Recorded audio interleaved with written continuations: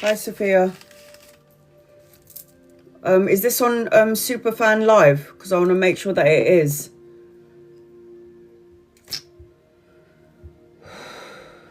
Oh. It is. Okay, good. Thanks, hon. Hey, Jess. I'm just writing everybody in order as they've come in so I know. Oh, I'm on my period, guys. It's just horrible. I feel like I'm dying. Menopause, hurry up. I've got the biggest pad on. It looks like a fucking spaceship. Lord of mercy. Ugh. It's so heavy. I'm so done with this shit. I don't care about getting older. Just get rid of it. I can't do it anymore. It's just worse. It's like worse than it's ever been. Hey, Angeline.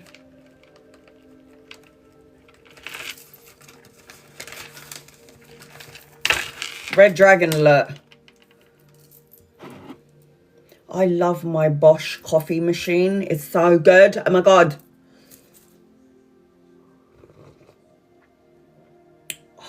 The perfect blend of latte and caramel and just the right amount of milk. And I didn't even have to froth it because it did it all on its own. It's so good. Hi, hey, Tammy.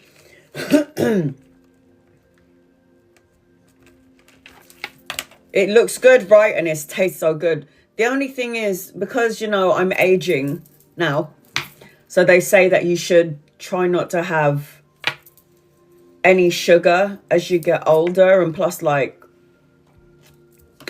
I remember my best friend when she had, like, when she was diagnosed with cancer and she did all of her research, she was saying to me how cancer loves sugar. So I've been having like 1 spoon of sugar in my coffee. And although it does taste like shit, my siblings who are older than me, my older brother and sister, kept saying to me, you'll get used to it. I'm still trying to get used to it, guys. Hey, Miss Lotus. Oh, I'm ready. I'm ready for the Red Dragon to go away. I just want it gone. I can't deal with it anymore. It's so painful. I don't know why all these years I thought that having, like, when there is, like, no, like, when you're on menopausal or premenopause, what will happen is I felt like it will lighten, it will get better, but it's just so the opposite. It's just so the opposite. It's not what you think it is. And apparently I got another 5 years of this shit. Another 5 years of this crap. I'm wearing a friggin' period pad the size of a spaceship. I had to wear one of my mum's granny pants. You know them big pants? That's like Bridget Jones pants. Because the pad doesn't fit into my regular pants. It's like this fucking huge. It's like a boat. And several people could sit in it. It's terrible.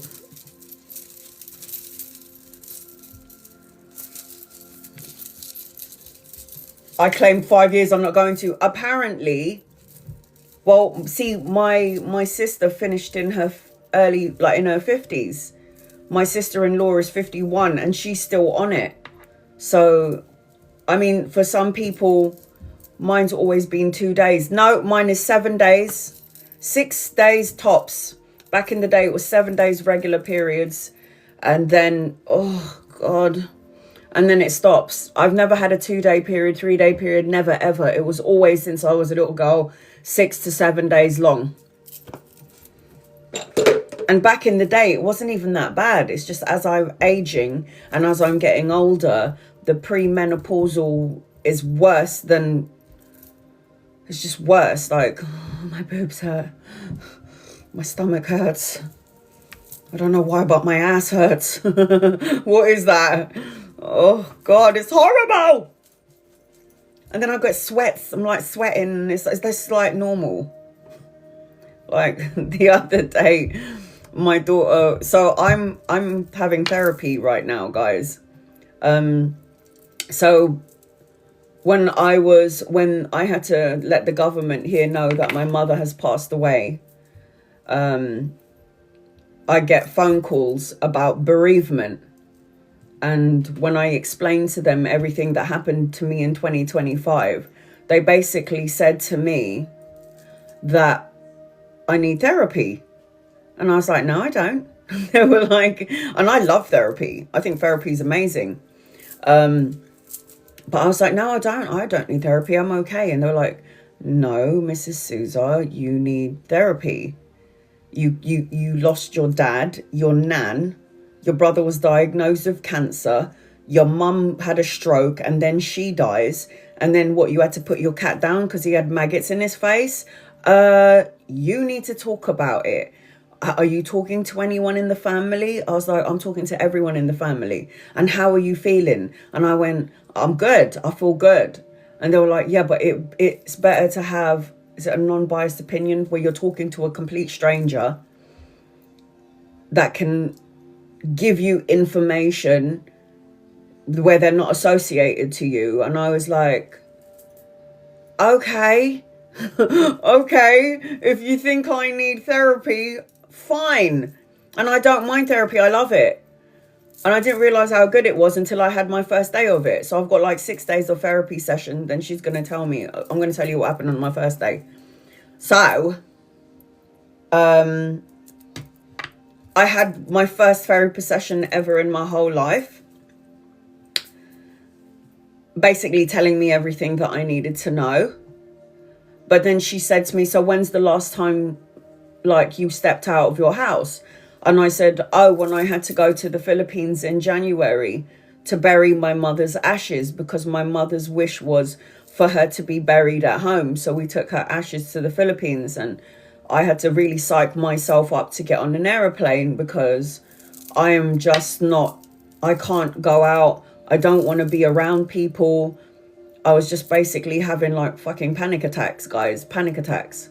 Like, this is as social as I can get, like, with you guys.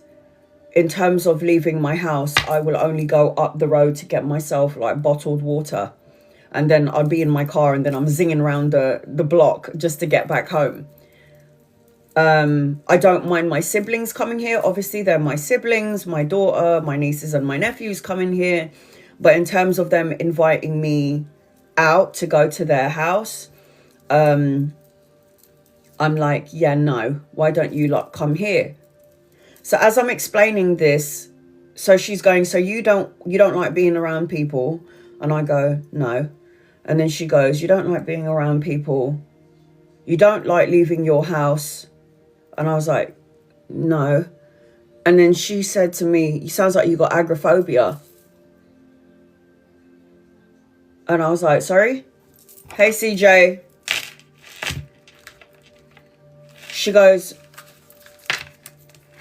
hey, Shantis. Hey, Keshni.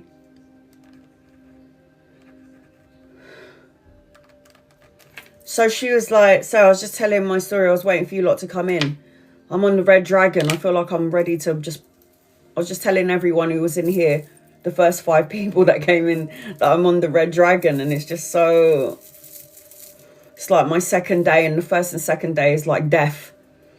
So, and I was telling them that I was telling everybody who was first in here that I'm on, I have therapy now. Apparently I needed it. So what I was saying earlier on was that when I announced that, when I was telling like everybody that my mum, because you know when like your family member dies, you got to call the credit card companies. I got to call the people. Hi, Weena. I got to call the people because I live in a council house, so it's not my house, it's a government house, but I'm a secured council tenant. So,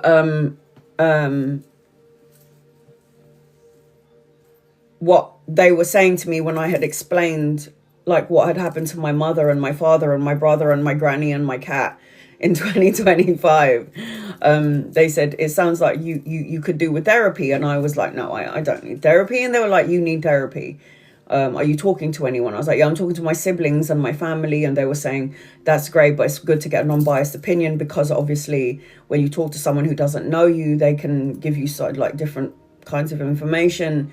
And I was like, okay, fine. So I had my first therapy last week and on the phone, and she was lovely. And I didn't know if it helped in some way. It was nice to talk to someone that didn't know me.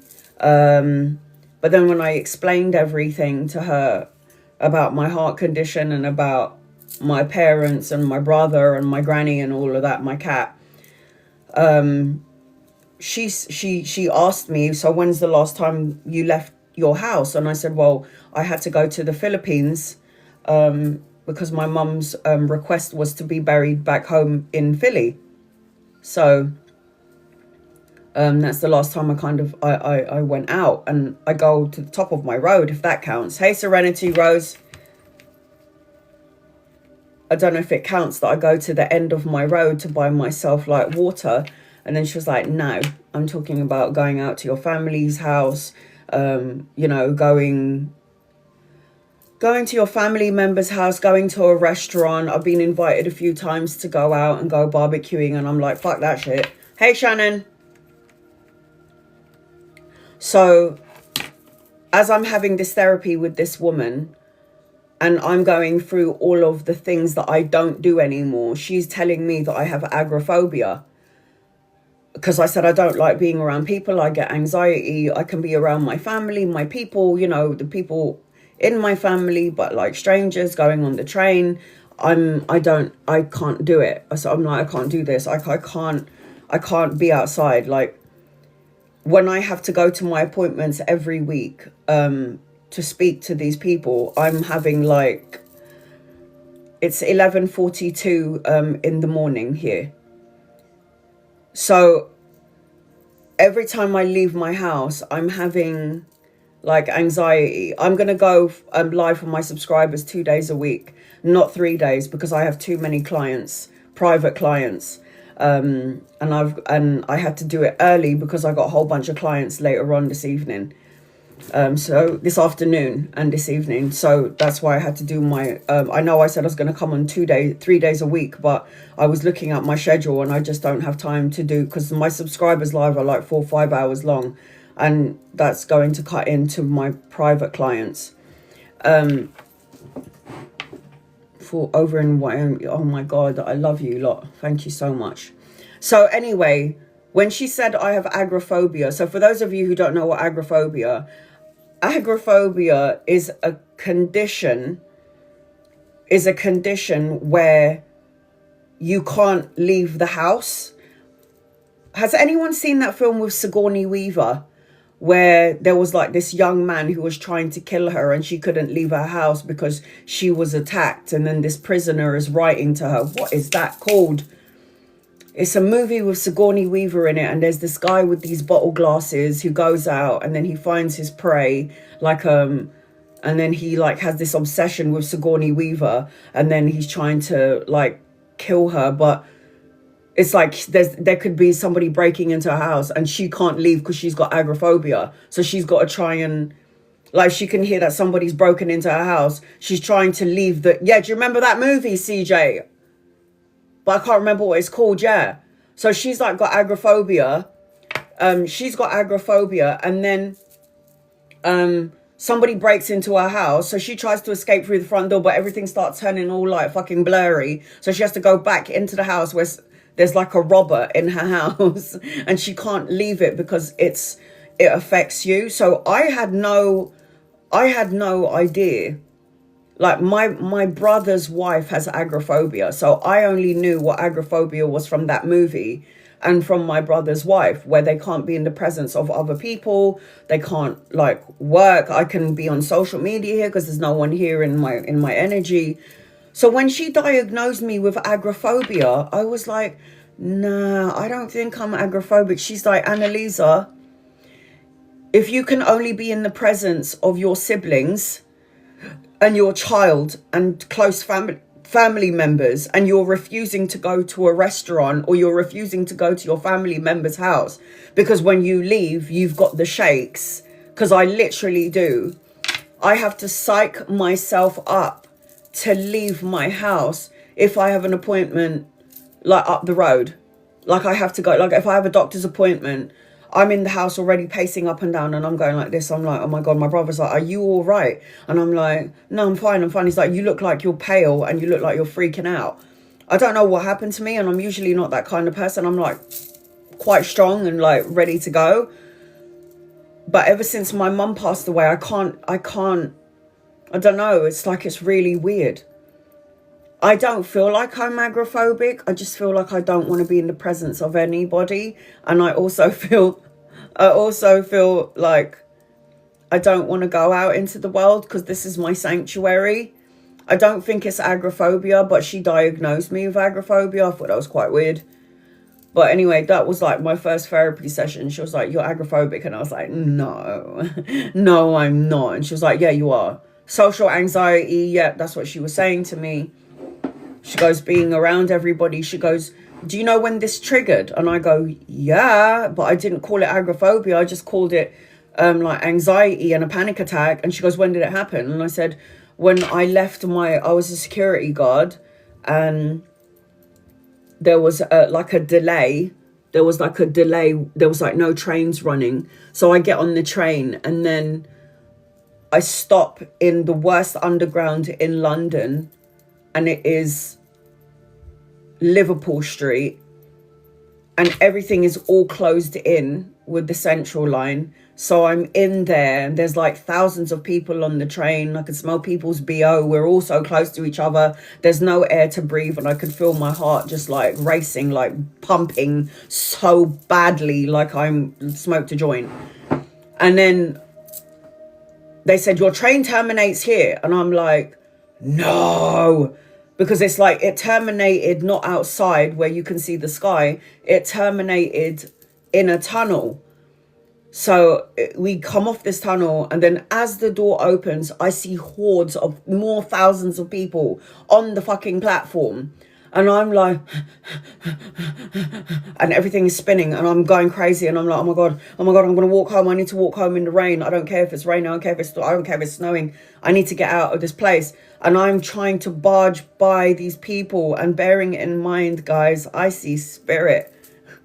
I can feel everybody. So can you imagine if there's like 1,000 people in the train, this crowded place, and I'm looking at all of these negative entities attached to certain people, and then I'm seeing loved ones and they're looking at me because they're able to see that I'm able to see them, so I can maybe give their loved one a message. And I'm like, no.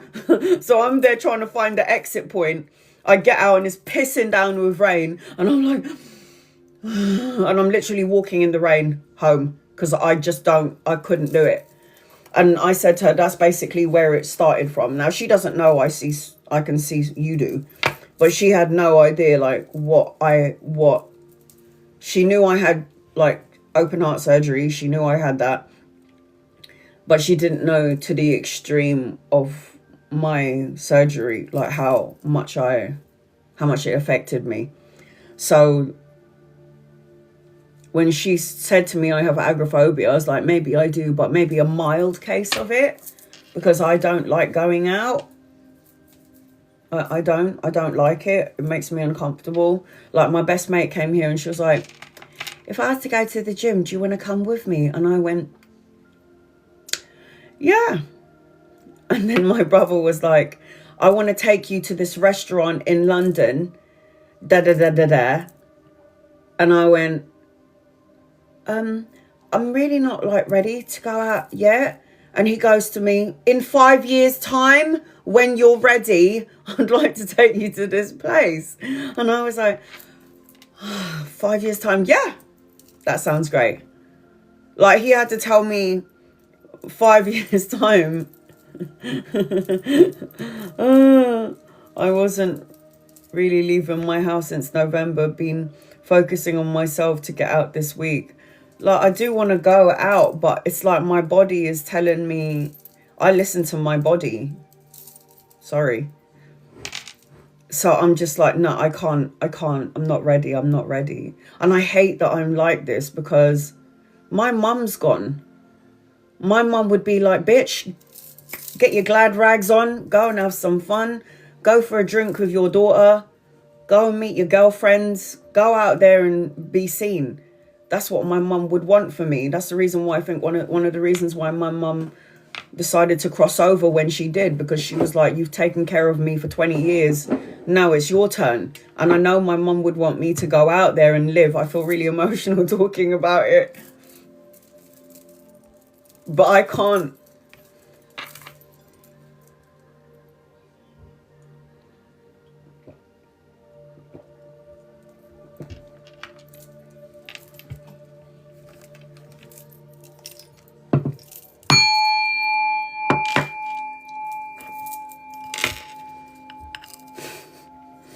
Look, I'm crazy.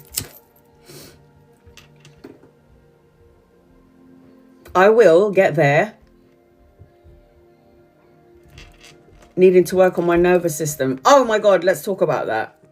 Sorry guys, just talking about it just made me have anxiety. See, look at that. So, do you remember when I told you guys, sorry God, just give me 1 second. I need to get my shit together. Sorry.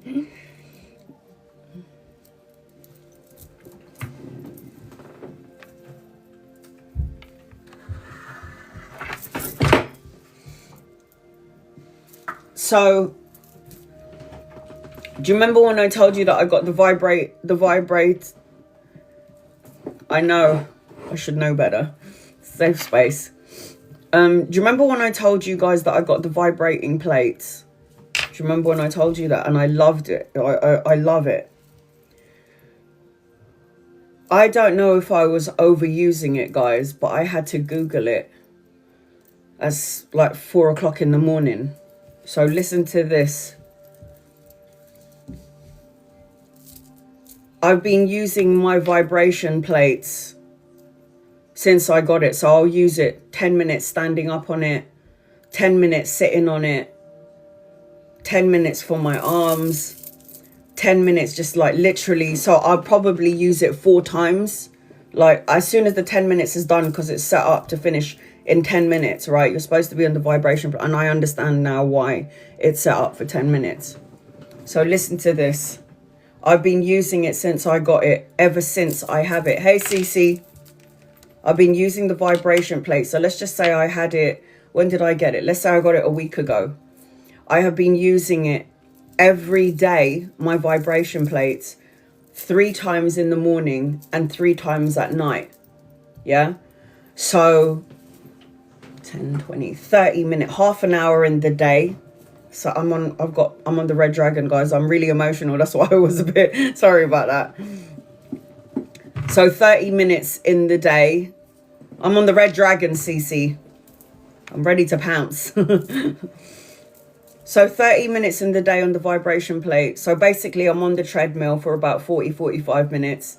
And then once I'm done on the treadmill, I go onto the vibration plate and I use it for half an hour. So, I was fine for the first couple of days. Fine. And then what happens? Oh my God. The last 3 nights, guys, I wake up around 3, 4 o'clock in the morning and I need to go to the toilet. And as I'm walking to the toilet, my whole body, I swear, is like this. I'm not standing on the vibration plate, but I'm walking to the toilet and my whole body is like this. And I'm like, what the fuck? And I'm standing still and I'm feeling my whole, and the whole, it's like the vibration plate is inside my body. And I'm like, what the fuck is going on? Maybe it's a one-off thing. Yes, maybe it's a one-off thing. So then I'm like, okay, fine. So I do the same routine for the next couple of days. So 3 times in the, I kid you, I've never had anything like this in my whole life. So 3 times in the morning, yeah, half an hour in the morning on the vibration plate doing 3 moves, and then in the evening. So I'm doing it again. Come the 4th night of doing it, I wake up in the morning, 3 o'clock, because I wake up like 5 times to go to the toilet. And as I'm standing up on my bed, my body's like this.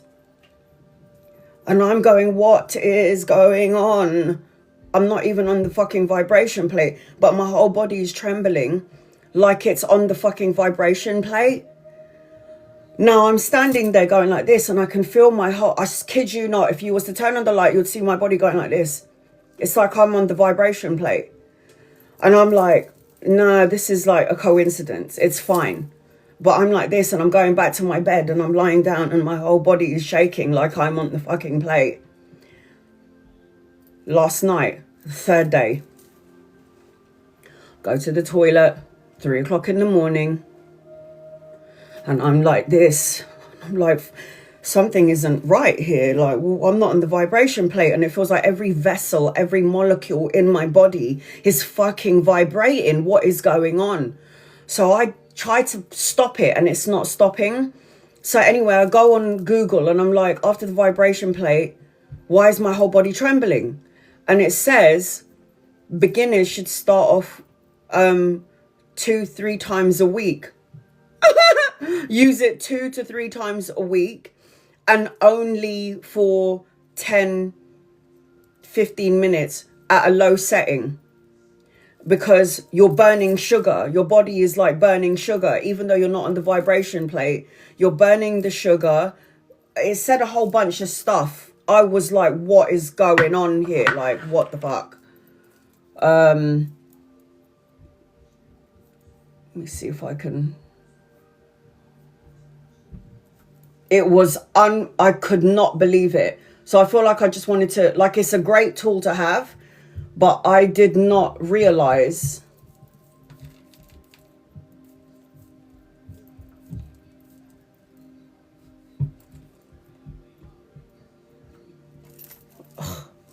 Yes. Has anyone else experienced it, or is it just me because I'm a weirdo? Yes, I'm supposed to start light. So it said,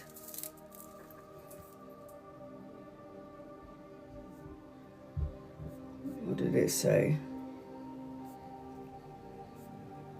It was so weird. It was I've never had any of this in my life. So one session, yeah, it stops when I wake up in the morning. It's like it finally settles down. So it says one session 2 to 3 times a week. I was using it like fucking 1, 2, 3, 6 times in a day. 10 minutes standing up, 10 minutes sitting on it, 10 minutes for my arms to jiggle all the fat out of my arms. So I'm using it 6 times in one day, and it says you have to use it 2 to 3 times in a week. And I was doing it 6 times since I got it, so for the past week. And that's why I was like, what is going on? It says one session 2 to 3 times a week. What does it say? Do 1 session per day. 1 session per day, 10 minutes, 15 minutes, because my muscles are engaged. And it also says that you shouldn't lock your legs. Like, you should slightly bend it. I didn't slightly fucking bend my legs. I really didn't do the research, did I? I just wanted to do the lymphatic draining. So I literally cannot do it now for about 3 days, 3 or 4 days, because I cannot have the shakes. I've had the shakes 3 days in a row, and it literally scared the shit out of me. I was like, what is going on? Only to find out with the vibration plate, you're supposed to do it maybe 2 or 3 times a week. So I can do it. I'm all right. But it's crazy when you have no control over your body. Like, I have absolute control of my body. This is my body. I'm in control of it. But when you're waking up in the morning and you're going to the toilet and your body is like this, and you're not even standing on the plate, and you're walking like this, and you're putting your hand to your whole body's vibrating, you're like, what is going on? And then when I saw that, I was like, I shouldn't use it for a whole week. Could you imagine using the vibration plate 7 days straight, 6 times a day? Hey, Sylvia. What the fuck? That is so scary, man. You live and learn, innit? You live and learn. It was so scary. I was like, no, this has never happened to me before, where I wake up in the morning and my whole body is like shaking 3 days in a row. And I knew it was the vibration plate, but I just didn't understand why it was doing that. And it was like my muscles are in a spasms to some degree. My body is fighting all the sugar in it. And it said all of these like details on it. I was like, what is going on?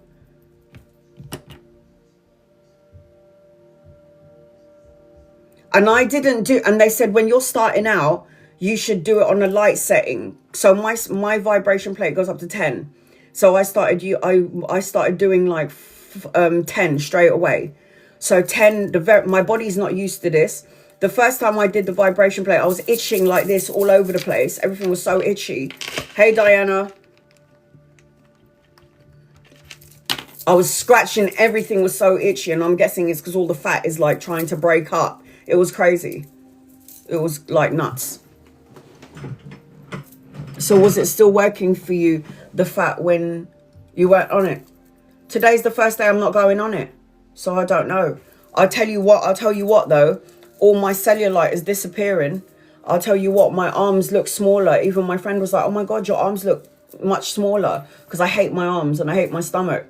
Like I said, I'm fitting in my dress, but I think this is due to like me going on the treadmill. But does it help the vibration plate? Yes. Will I stop using it? No way. But I will have to do it properly. So I'm just letting you guys know, if you're going to get the vibration plate, don't do what I did and go on it 6 times a day. You're only supposed to do it like bloody 2 times a week, 2 to 3 times a week. When you get stronger, then you can do 3 times a week. So for 7 straight days from the moment I ordered my vibration plate, what was I doing?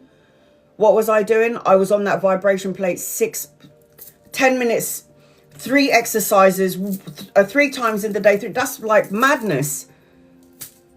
I love it. I love it, and I won't stop doing it. But it is crazy when it is quite scary when your body is trembling. Will I change it? No. Do I want to do lymphatic draining? Yes, I do. Yes, I do, because it's trapped energy in the body. So I'll never stop using it, but I need to be a bit more smart about it. Because I'm on the treadmill and then I go on the vibration plate. How much sugar am I burning? And that's why I'm craving for sugar. And it's crazy because I didn't even think about it. Just to turn off my heater. Hold on, guys.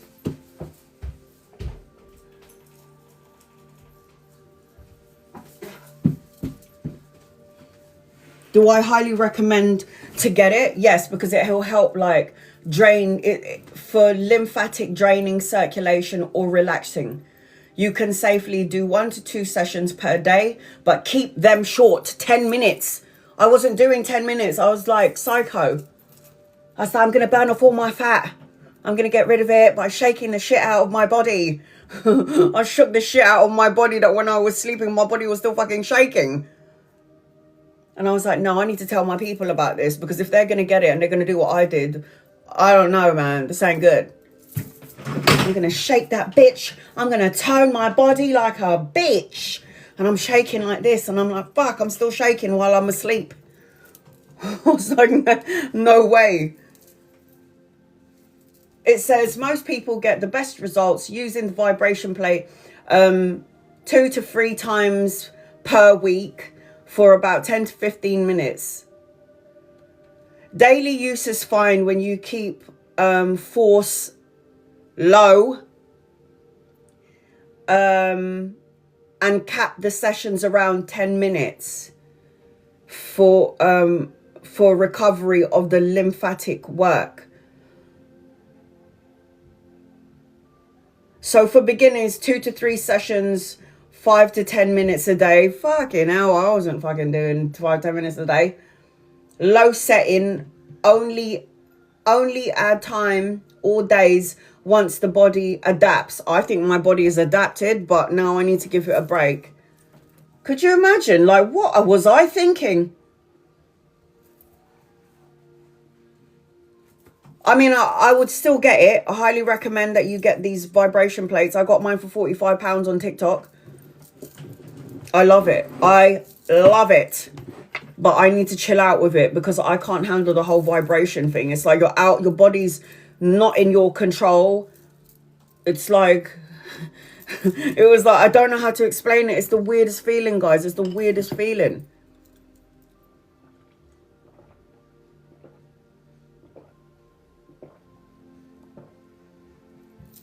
Oh my God, that's so good.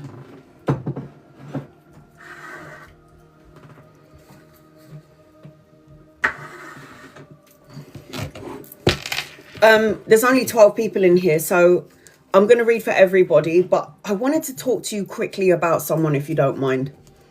Her name is Anita Morjani. Hey, JT.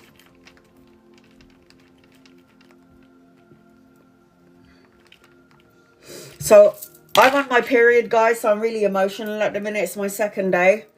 And, you know, it's just really horrible. Ready for menopause. So I wanted to talk to you about this woman called Anita Morjani.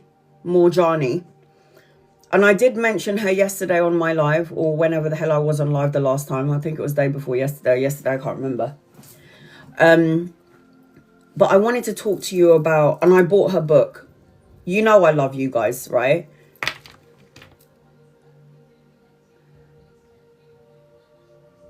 Adenomyosis endio here too.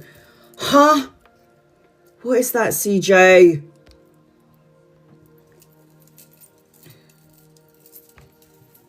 What is that? Well, what part of your body is it connected to? Is it the whole body?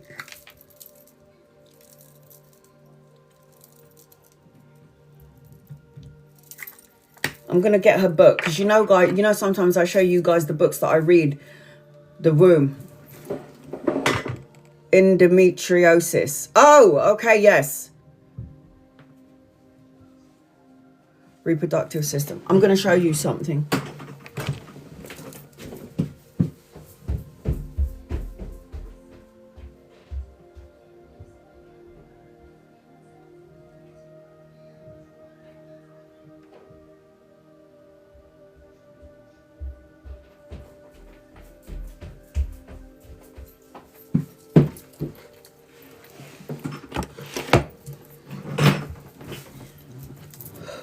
Right.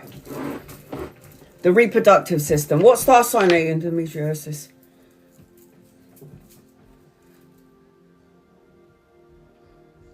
One and the other side. Pisces. Right. So anyone dealing with health issues.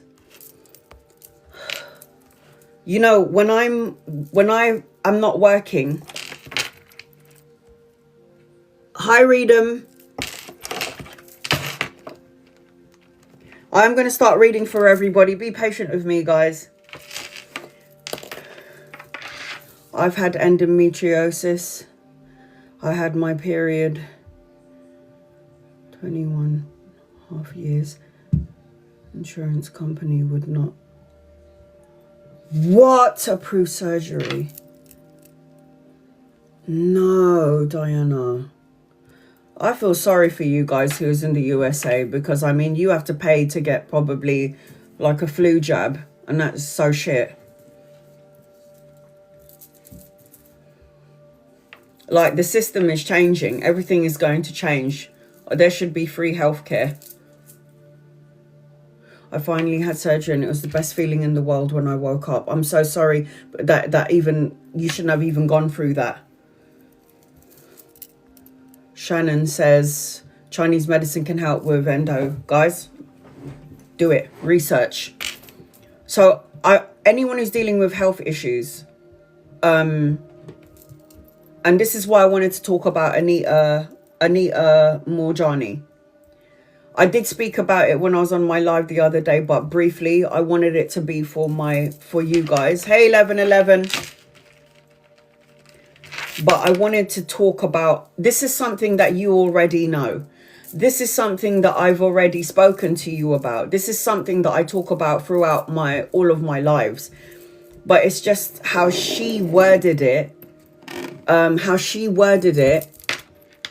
I wanted to relay it in somebody else's words, what I say from my experience. So Anita Morjani, and I'll show you her book in a second.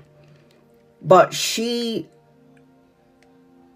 I'll give you a backstory about Anita, okay, just really quickly. She's an Indian. So she was born into this culture where you have an arranged marriage, where women are not that important. You know, when you give birth to a son in that culture, it's like high praises. You know, some cultures is like, oh, hopefully you'll have a boy because a boy is high praises and all of this shit. And like a girl is a bit of a disappointment when in that kind of culture, and that kind of culture where if you have a boy, again, it's more high praise than if you have a girl. So she was saying, from a young age, I already felt by my father more that he was not happy that I was like the firstborn or like a girl. He would have preferred sons. So at a young age, she's already, by the culture, made her feel insignificant in some way. So remember, she's an Indian she's an Indian lady, and that is her background. My father was disappointed because I was a girl, and in our culture, the highest of blessings is to have a boy. I mean, this is such bullshit. Not that boys are bad, but I mean, really.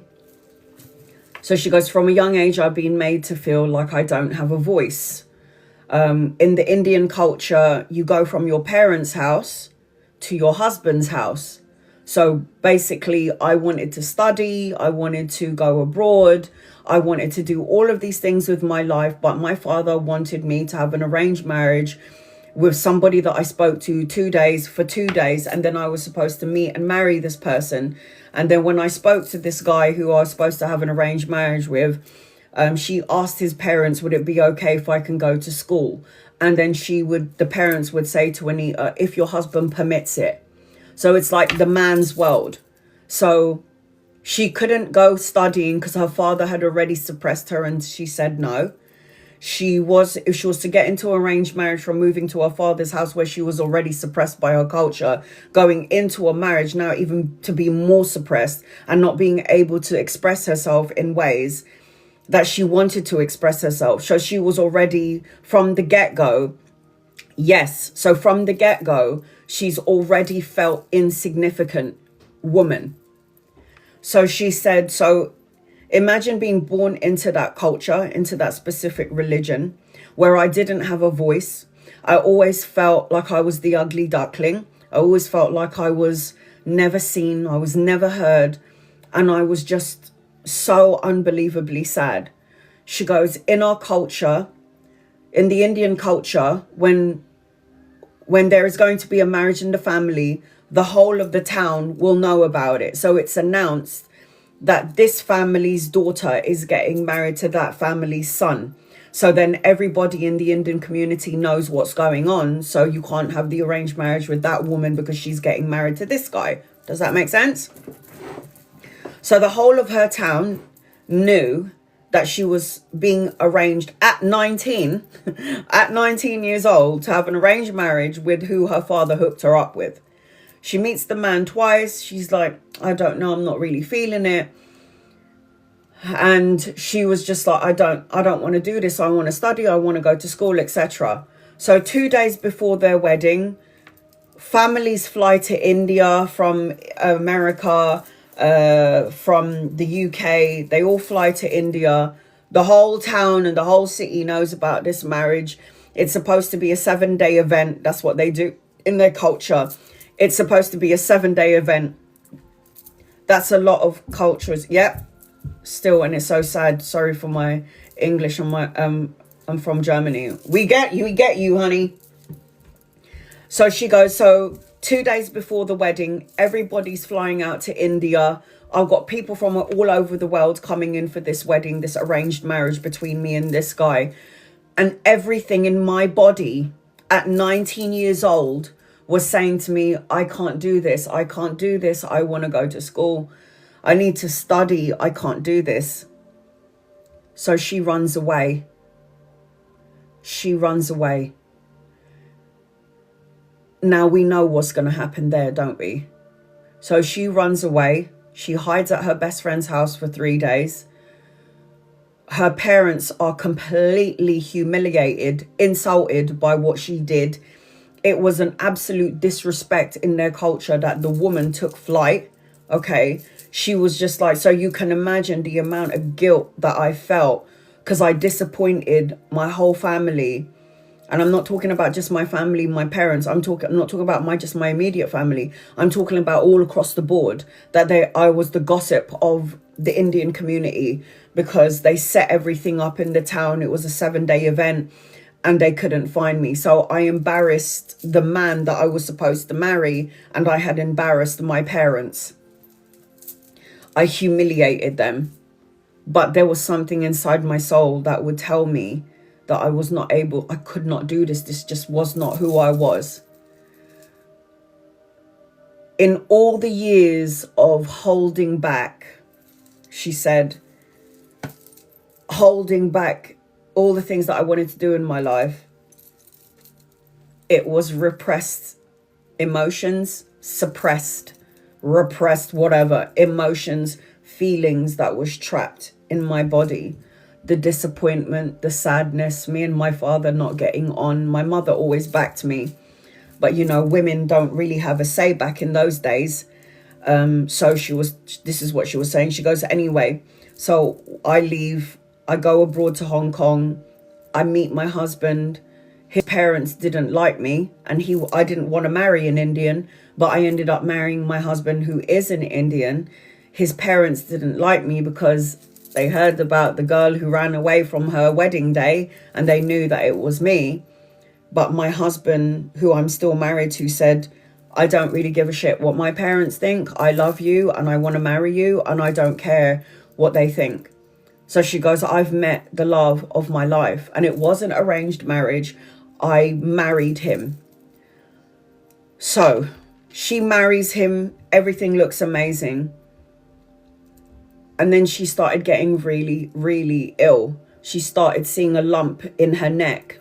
She said that she had lymphoma in the neck. So the lymph glands expanding. She said, I had lymphoma the size of golf balls on my neck.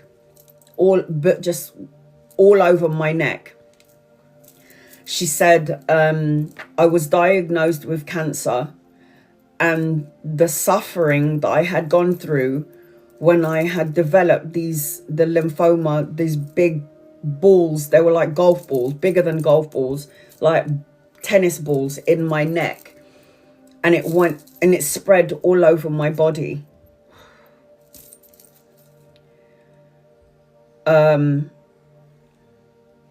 She said, when they put me lying down, I couldn't breathe because there was fluid in my lungs. So to lie down flat, I couldn't breathe. That's what she said. So they had to prop me up. And even then, I still couldn't breathe because I was drowning in my own fluids. When she said that, it just warped me back to my mum, because my mum was drowning in her fluids as well. Can't even imagine what that's like not being able to breathe. Like, that's just like really fucking scary. A scary thing to experience in the physical form, in the human body. That is awful. When you're out of the body, it's fabulous. But when you're in the body and you're experiencing, like, you can't breathe, could you imagine, like, breathing in water? That's, like, scary as hell. So she goes, so they could not fly me flat because I'll be drowning in my fluids. So they had to pump up my body. And then I had to have an oxygen tank up my nose because I wasn't able to breathe. When I ended up in the hospital, I was basically 80 pounds. She goes, I was a skeleton. I was grey. And what happens is, she said, I fell into a coma. She goes, I went into a coma. And when I went into a coma, I came out of my body. And the relief, it was beautiful. It was an amazing feeling that I felt when I popped out of my body. I was like, wow, this is an amazing feeling, because obviously she left behind the cancer and the fluids in her lungs. She's now out of the body. Whatever issue she had is left in the physical body, and she's popped out of her body. And then she was like, I could see 360 degrees. I could see through the walls. And she goes, I remember going to my husband in the reception and the doctor saying to my husband, you better call the family because she's probably got about 24 hours and then she's going to die. she heard the doctor say that to her husband as she's out of her body. She's having all of these experiences. Remember this as well, both her parents are dead by this time. So she goes, as I'm viewing everything from above my body and I'm out in the hall, but I'm here at the same time. I'm here and here all at the same time. And this is exactly how I felt when I left. And when my mum left, she told me her experience when she had a burst appendix. She was like, I all of a sudden kind of was in this space and I saw my father who I never got on with, my father who I felt was disappointed in me because from birth I was a girl.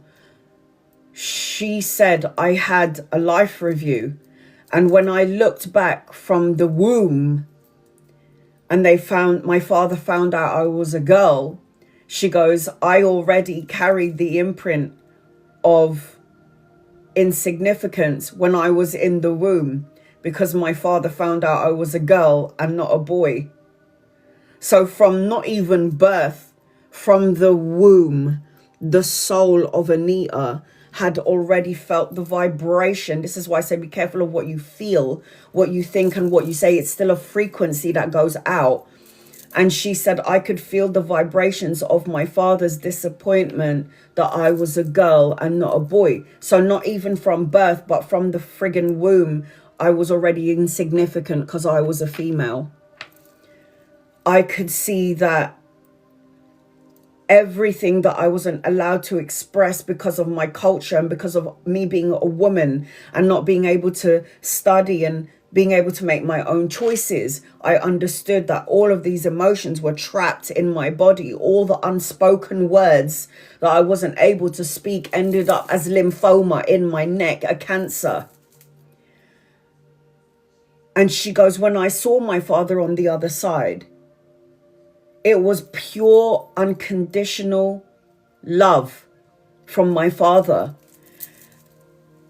And God said to her, you have to go back. And she was like, I'm not going back. I don't want to go back. And he goes, you have to go back. And then God kind of like put himself watching the overview and she said, look at this body. Look at that body. I can't go back into that body. Are you crazy? She's saying this to God and her father. I can't go back into that body. Look at it. It's completely destroyed. Look at all of those lumps and bumps. It's filled with cancer. Hey, Edna. That body's filled with cancer. I can't possibly go into that body. And God said, tell your story. And then my father said, now you know the truth. Go and spread the word. And it was so simple. Hi, Bella. And it was so simple. Be your authentic self. If you don't speak the things that you need to speak and you don't be your authentic self, you're blocking the energy in your body, creating cancer. And God said to her, when you go back into your body, you will be healed. No more cancer. And don't forget, golf balls, lymphoma in the lymphoma glands, golf balls all over her neck, spread throughout her body. That's why she was like, how can I go back into that body? That body's battered. I can't possibly go back into that body. God said, you will be healed. You will be healed. So she's like, fine. She goes back into her body. She's trying to tell the doctors and the nurses, she's 80 pounds, take out the pipes from my mouth. I want to eat food. I need nutrition in my body. I don't need to be filtered food anymore through the tubes. And she was trying to get this message, I am healed. She was trying to get this message across. So it's like when your mind, your heart, your body and your soul says, I am healed, and you just know. She said, it's a knowing. Because when the interviewer said to her, how did you know? She goes, were you sure that you were healed? She goes, I knew I was healed. It was just a knowing. It just is. It is. It just is. So she goes, as soon as I came back in my body, I could feel the lymph nodes shrinking. It was, I knew it. So she goes, I had to build up because I was very weak. She goes, I knew that my soul had healed my physical body, but now I needed to get my body, I need to get fat back into my body. I needed to get power back into my body by the food that I was eating. I needed to gather up my strength. So she said, I hadn't seen myself since I was in a coma. And I said to them, please take me to the bathroom. She goes, when I saw myself, and then she started to cry. She goes, when I saw myself in the mirror, she goes, my cheeks were indented in. I was grey. I had because I was literally dead when I was in a coma. I was completely grey. I was gaunt. I looked like a skeleton. I looked like a corpse when I looked in the mirror, and I cried. And I remember when I looked in the mirror and I cried and I said, thank you, God. Thank you, Dad. Thank you. Because now I'm going to do everything differently. And it was to simply be her authentic self. She said, I left. They scanned me. They didn't understand what was going on. I can take a screenshot of it. She goes, I didn't understand what was going on. The doctors had said to me, we don't understand what's going on. This is short of a miracle. This doesn't happen. You were literally going to die the next day. We don't know what's going on here. That's what she said. Hey, Nicole.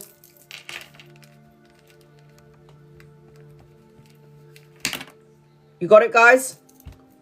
I'm going to flip the screen back. Dying to be me.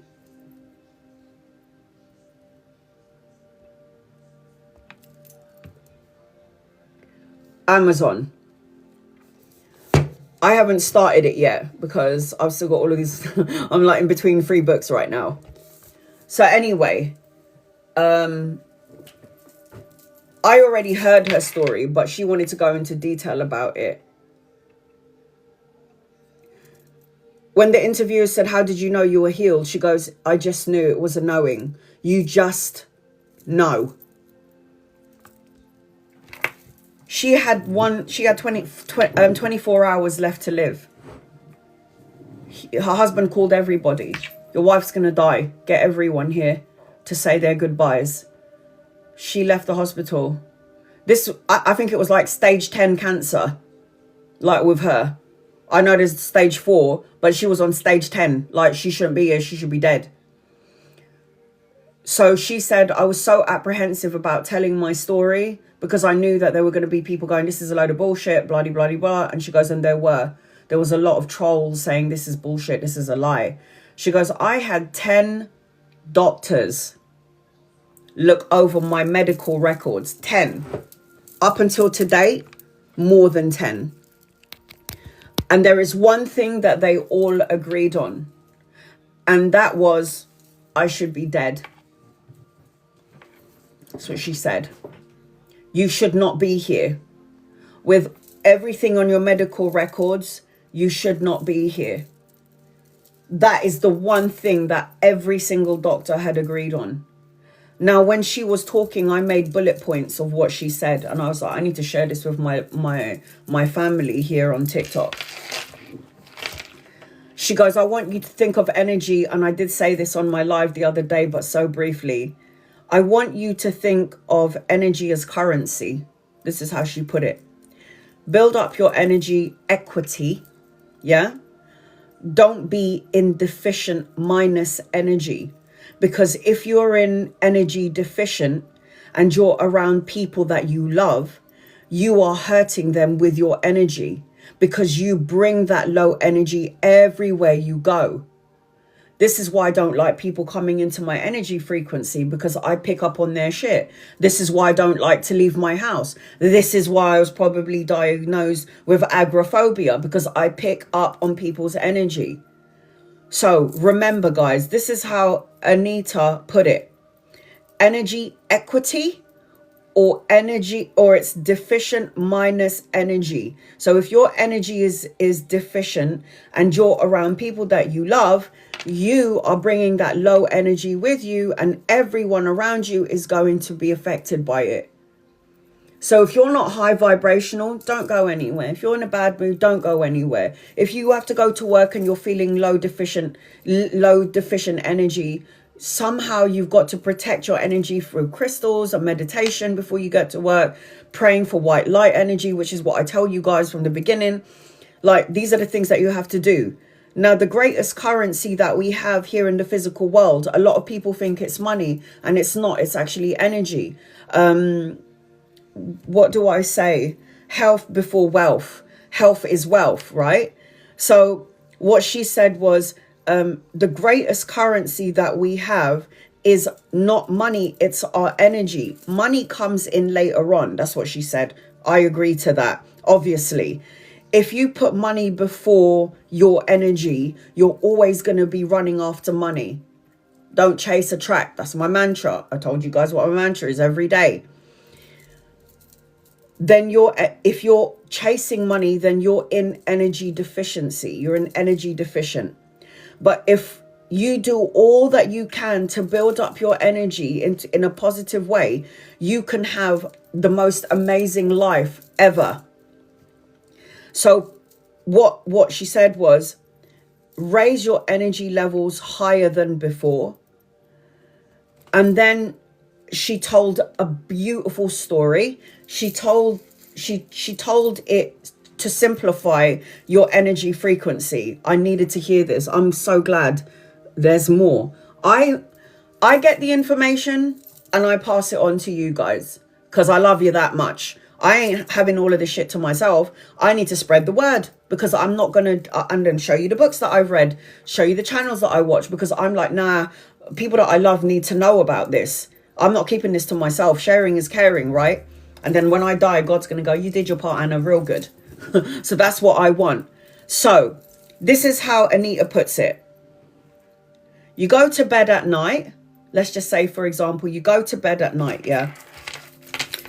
And you've had the most amazing sleep. So you've had the most amazing sleep. So what do? You wake up in the morning, you got 12 units. So we're going to look at energy as 12 units. Okay, units. So you wake up in the morning, everything's amazing. It's great. You're brushing your teeth. You feel high vibrational. And then a thought comes into your head. Oh, I got to go to work. And I don't like the workplace that I'm in. This is what you're thinking. And I got to deal with my boss who's a bit of an asshole. So just that thought alone. Hey, Rashawn. So that thought alone is going to take off 2 units, right? So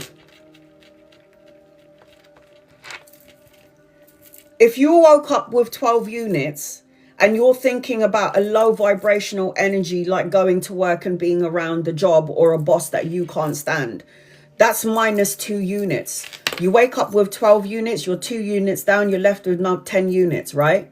So you're like, oh God, okay, so now you're having breakfast and you're running through your mind that you have to go and meet your boss who you think is an asshole, and you don't really like your job, but you have to go there because, you know, it pays the bills and it buys the meal and it gets food on the table for your kids.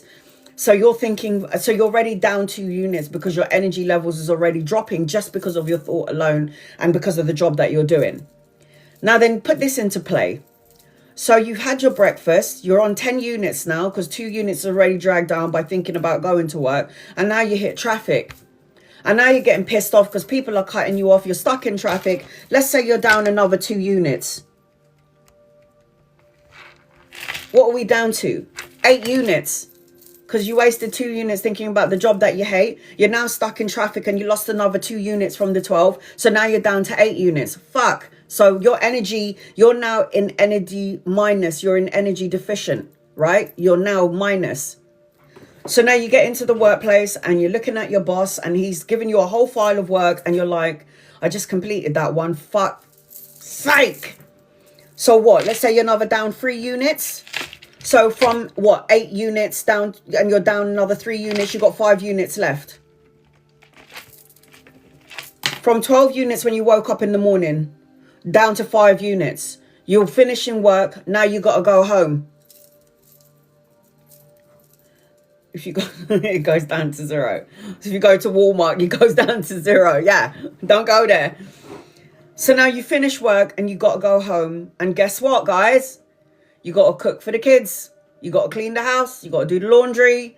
You got to do all of this shit. You got to do all of this stuff, right? So that's going to take off from me, personally, another 3 units. So now I'm running on 2 units only. I got 2 units. I'm energy deficient. I'm minus now. Energy deficient. I am not in my abundant energy where I have high units of energy. I'm now down to 2 units from 12. Let's make it even worse. You put the kids to bed. You've done all of this shit. You got 2 units left. Yeah, 2 units of energy left. You go to bed and let's just say you don't sleep. Let's just say for the whole night you had a shitty sleep. It's taken off 2 units that you had left. You're supposed to have 12 units when you wake up in the morning, but you wake up the next day and you didn't sleep, so you only wake up with 8 units of energy. So now you're running on 8 units when you had 12 the other day. You're running on 8 units of energy. And imagine everything that I had just already said. You got to do it again. The work, thinking about the work, stuck in traffic, going to work, dealing with your boss, coming home, cooking food. Them 8 units are fucked. So you are literally energy deficient minus. Right? You're energy deficient minus. Does that make sense, everybody? Everyone running on low energy, are ya?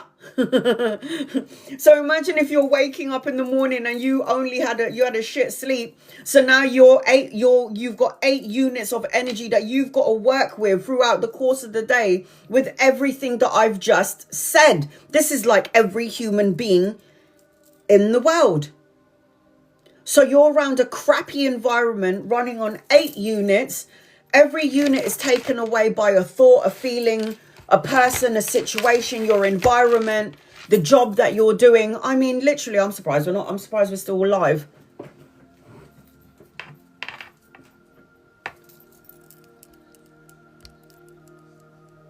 There you go. I wanted to put it to you the way that Anita put it to me. So, do you see how important it is, guys, to raise your energy, your units? You don't want to be in minus. You don't want to be in minus. You want to be energy equity. That's what she called it. You want to be in energy equity. Build up your energy equity, not deficiency. If you build up your energy equity, how do I build up my energy equity? I do the job that I love to do. 1. I surround myself with people. That's a good way of explaining. Thank you. You're so welcome. I talked about energy deficiency and how you wake up with 12 units and how you lose all of those 12 units by thoughts, your surroundings, your environment, and the people that you're working with. Now I'm going to tell you how to gain energy equity. Yeah, this is what I'm trying to do now after my mother has died. Because I was minus energy deficiency, gave her all my energy, all my love, all my time, running on empty. So how do I develop my equity? How do I build up my energy equity? I'll tell you. Meditate, my singing bowl, eating good food, exercising, doing the job that I love to do. It raises my vibration. It makes me feel good to do a reading for you guys. I love it. Resting, taking some time out, not people pleasing. Yeah, I ain't here to please you. I love you, but then we have to be equal partners in pleasing each other.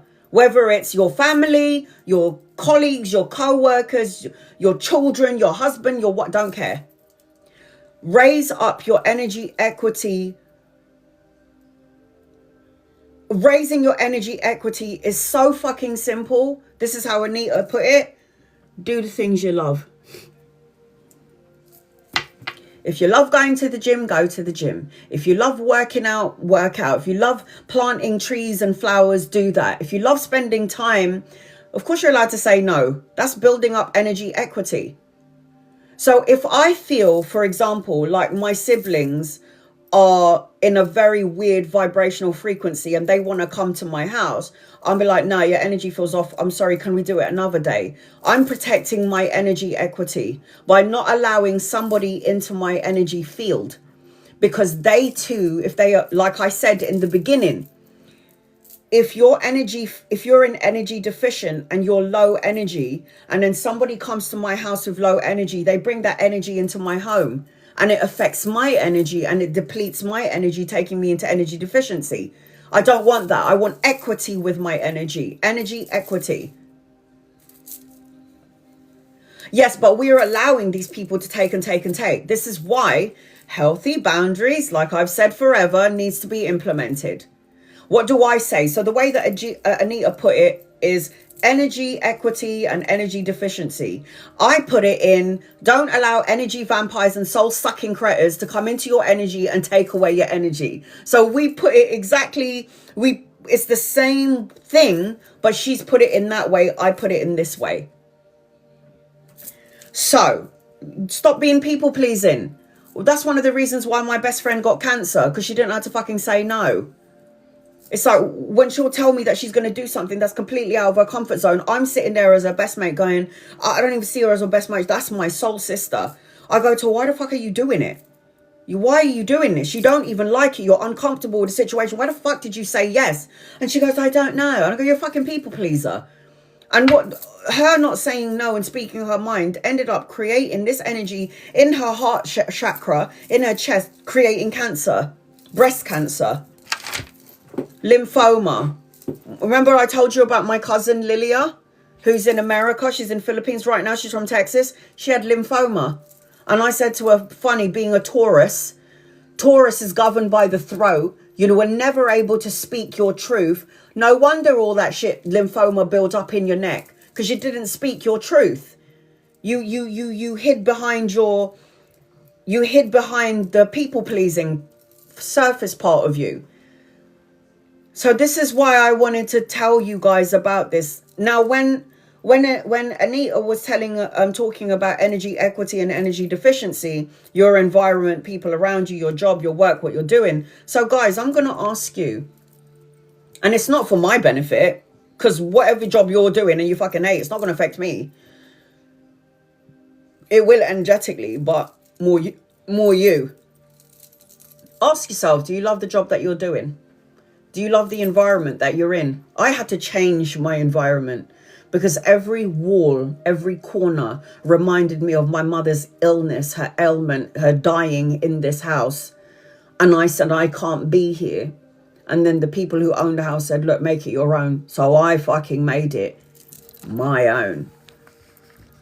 I made it my own. I made it like a fairy tale dreamland in my house. From my living room to the hallway, to the kitchen, to the bathroom, to my bedroom. I made this shit my own. I got rid of the energy that made me feel sick. That was sadness. I couldn't handle it. Energy draining. Yeah. So she talks about another story before I do the reading. A man, I think he was called Chris, and this is scientifically proven. I can't remember his name. If I remember his name, I will talk to you and tell you what his name is, but I think his first name was Chris something. It was scientifically proven. Chris was diagnosed with cancer. I think it was colon cancer. And he was basically stage 10. So my twin brother helped me and mentored so many people and forgave many that stole from him. Forgiveness is key to healing as well. That's the only thing that's the one great thing to heal trauma, the body, the mind, the soul, for you to move forward. There was a man called Chris. I'm going to see if I can find his surname, because it was scientifically proven got stomach cancer, and he never put himself first. You got to learn to say no, people, and stop being people pleasing, because otherwise you're going to make yourself sick. I'm not telling you to be a complete asshole and not help people that need your help. Yes, but you need to step away from people who drain your energy and restore your energy by having good sleep or a good rest. Hey, Vicky.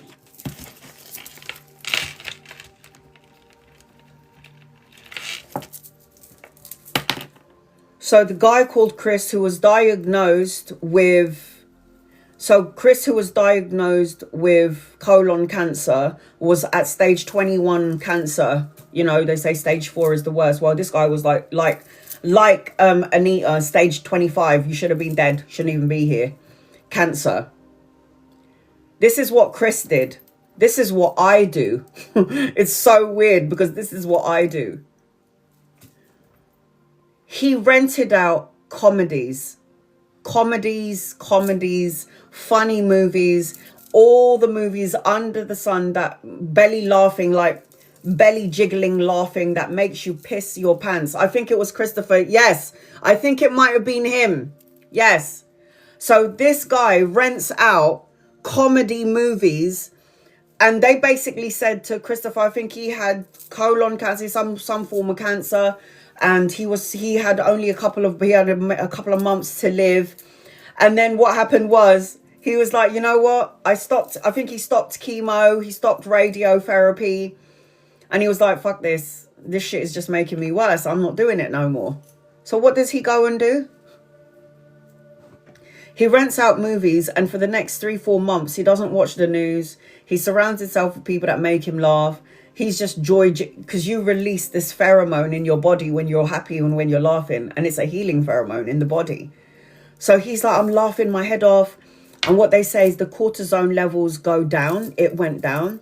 So when you feel happy and joy, and, you know, you get the body in to the optimum condition, your body leans towards healing.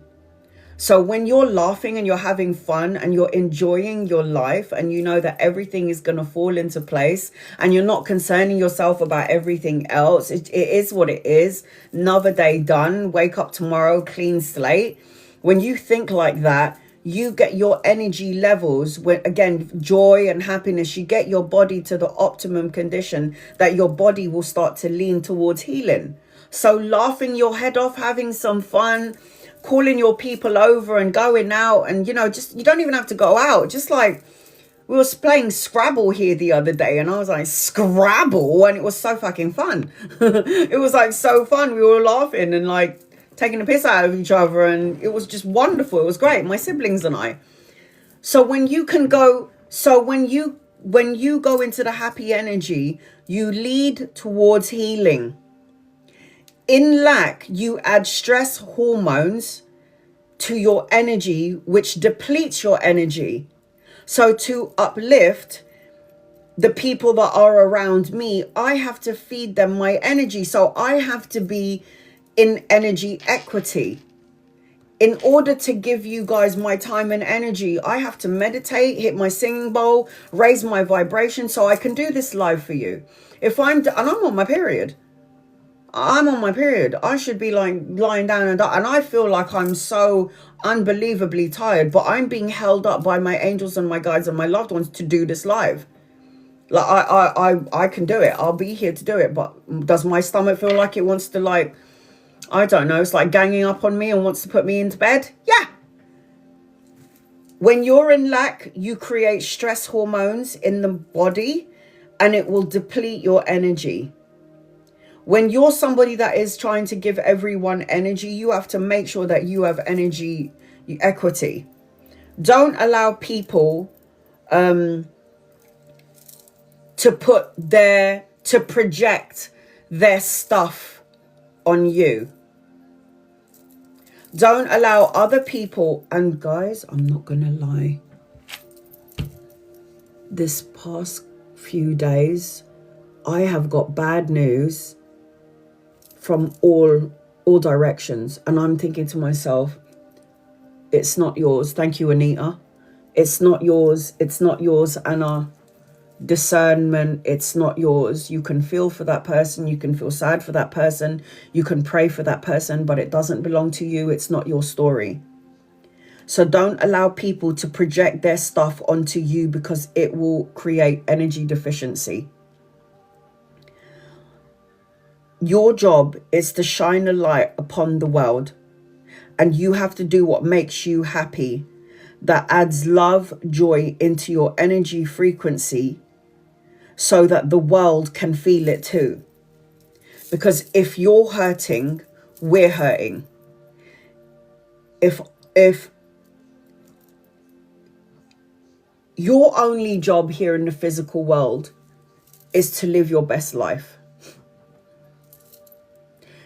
do you know that when you are living your best life and you are so happy and you're being your authentic self, you do know that you ripple out an energy frequency into Mother Nature, into Mother Earth.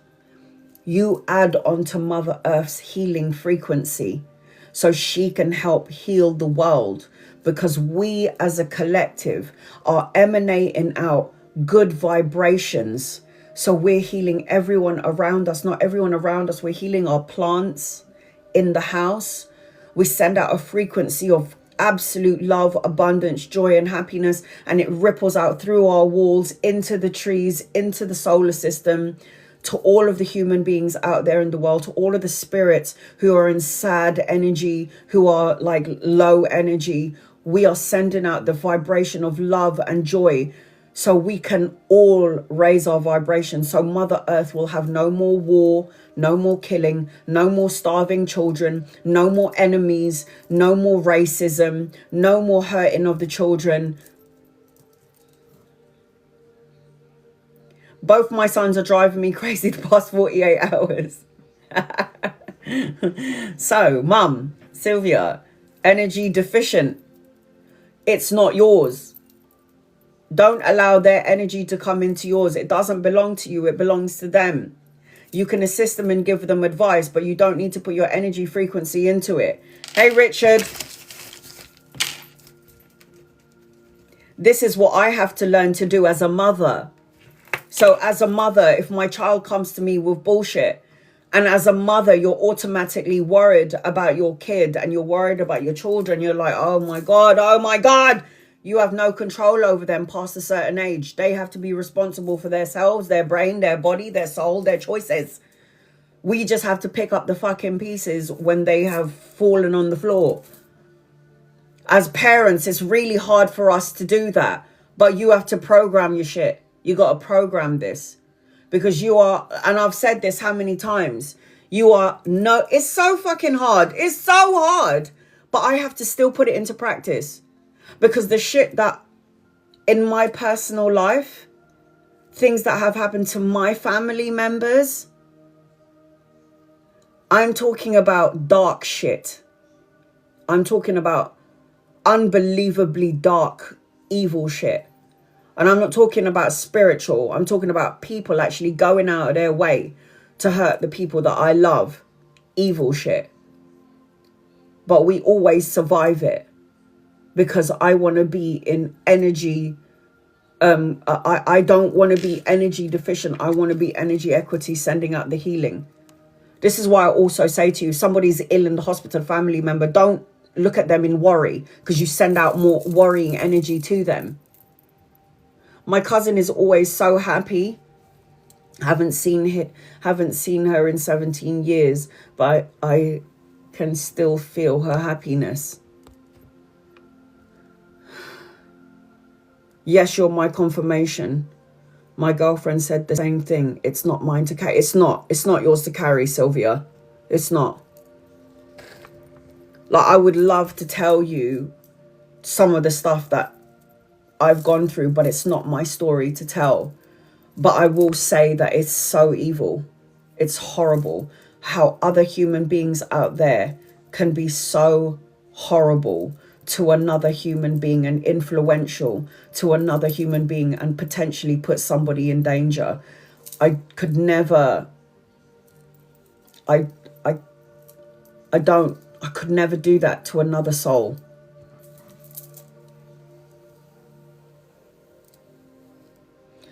And when it's your own children, it's the worst. It's the worst. Because you can only protect your children so far. Afterwards, you have to hand over the steering wheel to your children and hope that they steer the car in the right direction. But sometimes they're going to make mistakes along the way. But how many fucking mistakes are you going to fucking make? Didn't you fucking know better?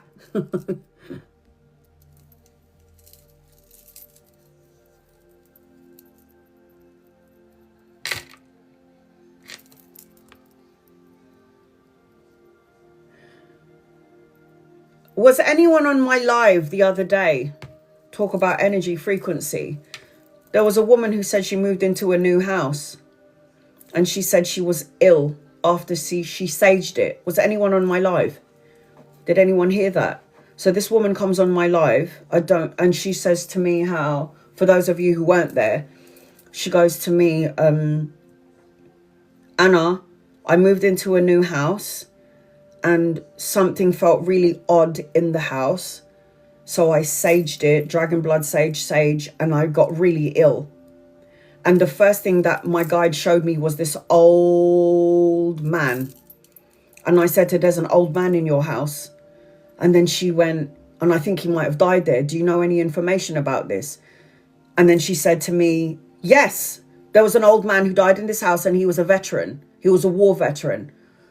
And I said, he doesn't like any of this, like a spiritual thing.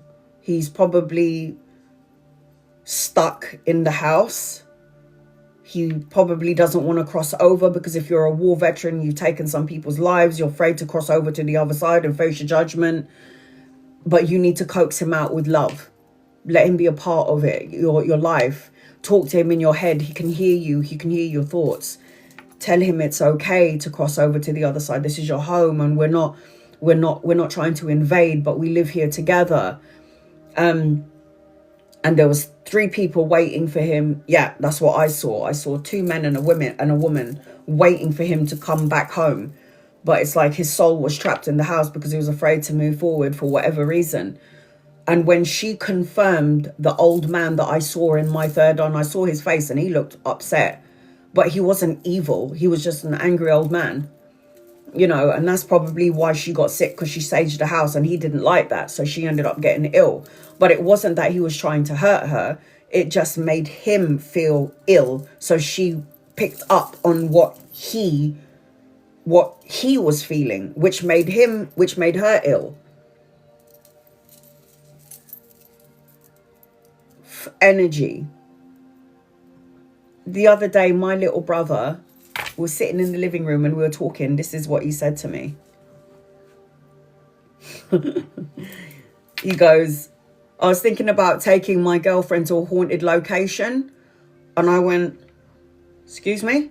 And he goes, I was thinking about taking my girlfriend to a haunted location. And I went, what, on purpose? And then he went, yeah, just for fun. I go, this is not fun.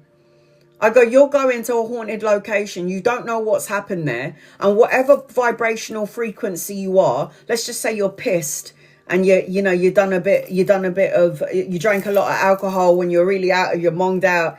And then you're going to this haunted location and you're pissed. You might end up attracting an entity or a soul that is drunk, and he might walk home with you and you're going to come back into my house with a drunk spirit. I was like, oh, hell to the no.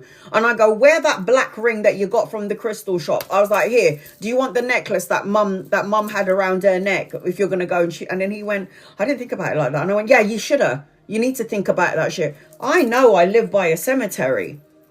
But a cemetery is very peaceful. But he's choosing to go to a haunted location where there could be like negative, evil entity, spirits, demonic energy. And then what? Bring it back into my yard? I was like, hell no. So I know that before my brother comes home, I'm going to have to sage the shit out of my house. Hit that singing bowl like nobody's business. And then I was like, you need to think about it before you decide to go anywhere, bruv. And he goes, I didn't think about it. I was like, can't you just go to a nice restaurant and like go to a fucking spa? Can't you do something normal for once instead of going axe throwing? Go rock climbing or something like that. The fucking going to a fucking haunted location. It's like, you crazy. Because my brother is an alchemist. He's a wizard. He made it rain. And sometimes I don't realise that I don't think my brother understands his superpowers. It's like, a lot of you don't realise how like magical you are. Like, he made it rain. Like me, do you remember, does anyone remember, you probably won't remember, you young ones, but does anyone remember Dungeons and Dragons in the 80s? So I'm a D&G person. I love Dungeons and Dragons. I love like playing that game, and it's so fun. He was telling me one day, because I can already see alchemy around my brother. I can see alchemy around my brother, so I already know in a past life he was a wizard. And he was like, Anna, I was playing Dungeons and Dragons. Ugh, that's the worst. Sorry, before I carry on my story, look what Ellie just said. My uncle was playing with a Ouija board and they had to call a priest to remove the entity. There was, I think it was Fab in here. She was one of my long-term followers. I said, stay away from a Ouija board. She was like, oh my God, I just got to get one. I had taught my daughter from a very young age to stay away from the Ouija board. You don't know what you're doing. Some people will say, oh, it's all right. As long as you know what you're doing, you're good to go. Don't fucking go there. You open up portals for spirits and entities to come in, and you have no idea what you're calling in. Are you out of your mind?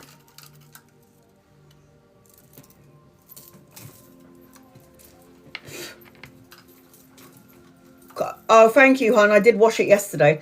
I washed it and straightened it the other day. I do not recommend anybody to get a Ouija board. And if you're thinking about trying it, I think you're out of your fucking mind. You're not going to call in like people who do the Ouija board. They don't really understand like the severity of what they're calling in. They think it's a joke. I've always said to my daughter, if one of your friends does the Ouija board, I need you to step out of that house and come home. Get out of the home, because an entity will step out of the board and the entity will disguise itself as a family member, but it isn't. It's actually a demon.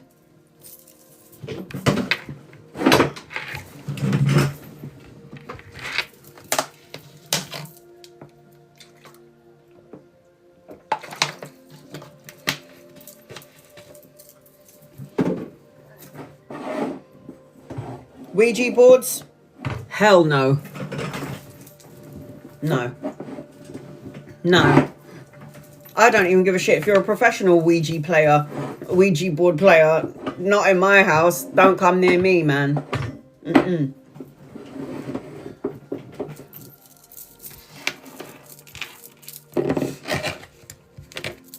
So, because I love you, that's what I wanted to tell you. I wanted to talk to you about Anita. Sorry guys, I need to put this light down a little bit. I needed to tell you about, now it's really dark in here. I needed to tell you about Anita because I thought that was a wonderful story to tell. She said the hospital industry, the medical industry needs, she goes, when they told me that I was going to die, they depleted my energy and I was so afraid.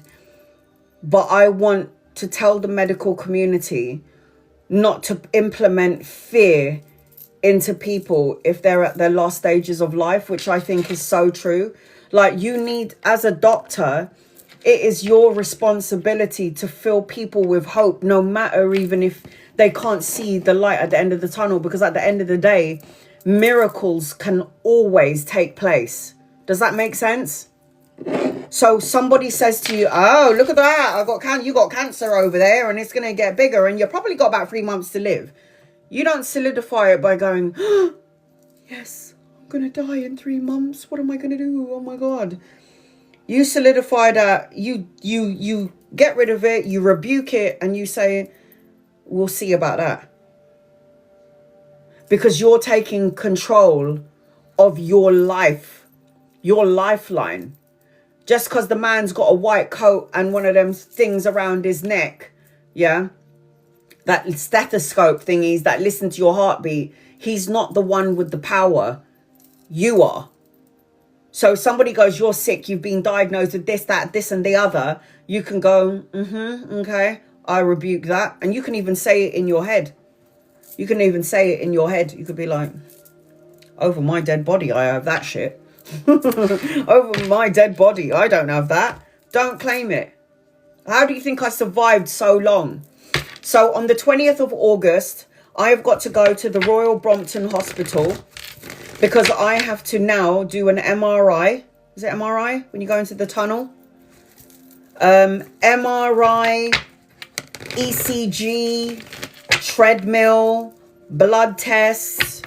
I've got to do all of this shit to see if I need to have another open heart surgery. I'm up for it. I'm ready to go, man. I'm on the treadmill, so I should be doing I should be doing well. ECG, EKG, all of these shit that you have to do. Yeah. I got to do all of it. My mum was in a car accident. Doctor said she was paralyzed. She walked 3 months later. See, you can't listen to what people say. You can't listen to what people say. That's what happened to Dr. Joe Dispenza. He broke his spine up to the bottom. They said he'll never walk again. That man walked out of there. And he goes, and the reason why I healed was because when I was in my hospital bed, he knew all the like L1 to C2 in the back. And he visualized like, you know, all those bones in his back, like repairing itself, rewiring and stitching itself together. He visualized all of that, stitching itself together, getting better and healed. And he did this every day. What he did not realize that he was doing was that he was actually healing himself with his energy, with his thought process, with his emotions, with the words that he spoke. He didn't realize that he was healing himself. So when he saw all of this stitching together, it was like it was done. So what? I fell down a flight of stairs and I was cleared. All clear.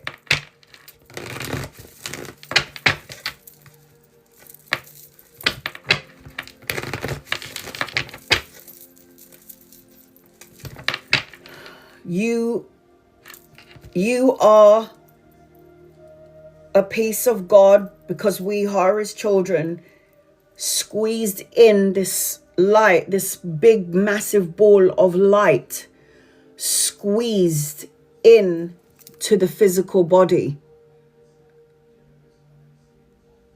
Yes, it's a SuperFan live. Hi, Gemma.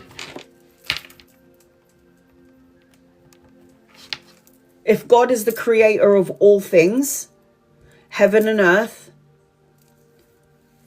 and anyone can do energy healing, but you have to make sure you restore your energy when you do that, because you are giving your energy to the person that needs healing. That means that they're taking your energy from you. Yes, you have to visualize it. I've always said in the past that visualization is so important. I need to get started because I've got a client. I don't know where I'm going with this. All right, here we go. I just needed everybody to hear this. So I've got my list of everybody in order as I've received you. Here you are. And I'm going to go down in order. Again, if you want to bypass everybody in the room, I will read for you straight away.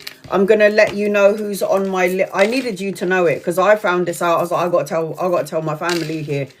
So I've got Sophia, Jess, Angeline, Tammy, Ms. Lotus, CJ, Shantis, Kashni, Weena, Serenity, Rose, Shannon, CC, Sylvia, Diana, Tiz, JT, Rita, 1111, Edna, Bella, Nicole, A, Rashawn, Ellie, Rose, Vicky, Richard, and Gemma. Those are all the people that I saw come in order as they've come in, okay? All right, so I'm going to get ready, and I got the first 4 people are Sophia, Jess, Angeline, and Tammy. People need to know this. People need to know thoughts, visualization, healing, surrendering can heal the very core of the physical body. The core of who you are is a soul which is unharmed, untouched, can never be touched, destroyed, uncreated. It is a forever thing. Your soul is this massive ball of white light. That's why a lot of near-death experiences how can I go back into that body? Like, so many people who has near-death experience, who's like drug abusers, who's high on crack and cocaine and heroin, how can I go back into that body? Is absolutely destroyed. How? And then God goes, we'll clear it up for you. Don't worry, get in there and we'll take care of the rest so you can fulfill your mission in life. Oh my God, surrendering is the best thing. Surrendering is absolutely so good. So good. I love learning about spirituality, because when you learn that holding in energy creates a block and a dis-ease, it's like, how do I get rid of it then? If I can think it into existence, I can think it into existence. If I can think an illness into existence, I can think healing into existence. It's amazing. It's too good. I love spirituality. Love it. Sophia, you're the first one on my list, honey. What would you like to know? Angels, guides, loved ones, this is for Sophia. What does Sophia need to know? Please, in love and light, use me as a vessel to give clear, concise, love and light messages. Please and thank you in love and light. So much I learned from spirituality, your career. I tell you, if I didn't have my near-death experience, I probably wouldn't be concerned about any of this. I don't really know where I would even be, to be honest. Hey, Yvette.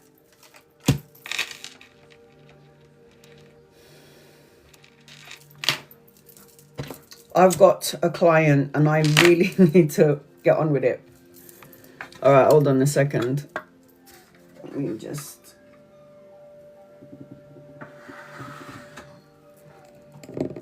Anything I learn, you're going to know about it. That's all I know. Like God said, tell your brothers and sisters.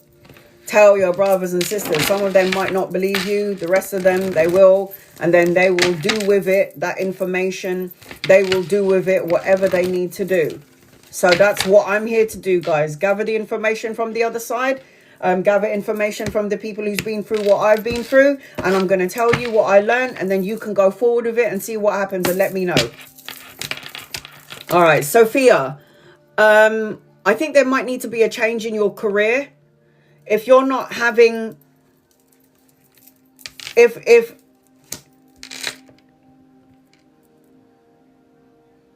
No, I don't have clients come to my house.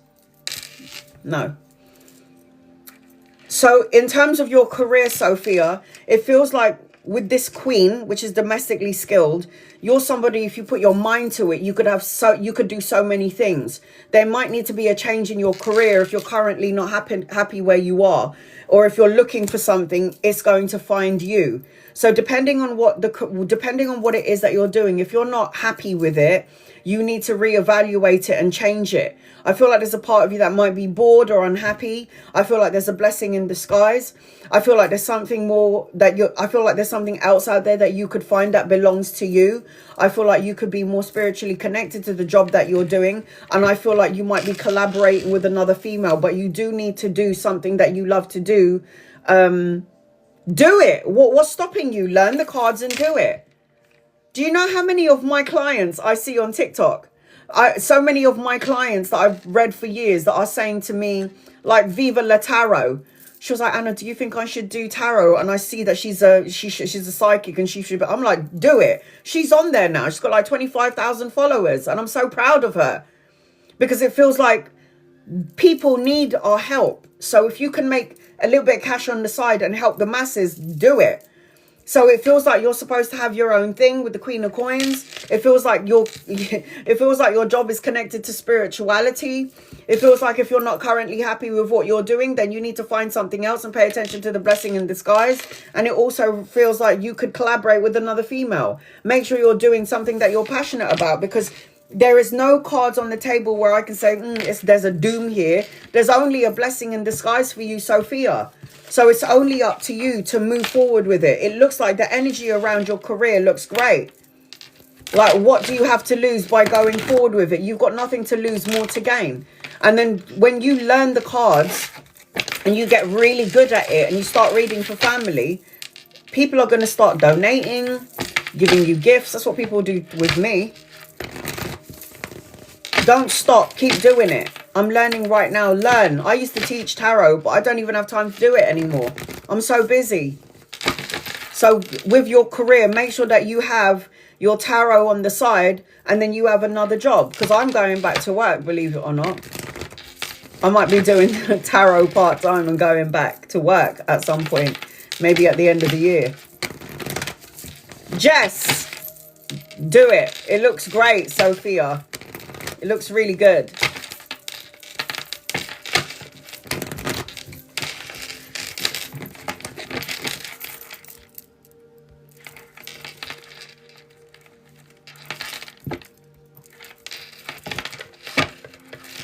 Messages from your spirit, and when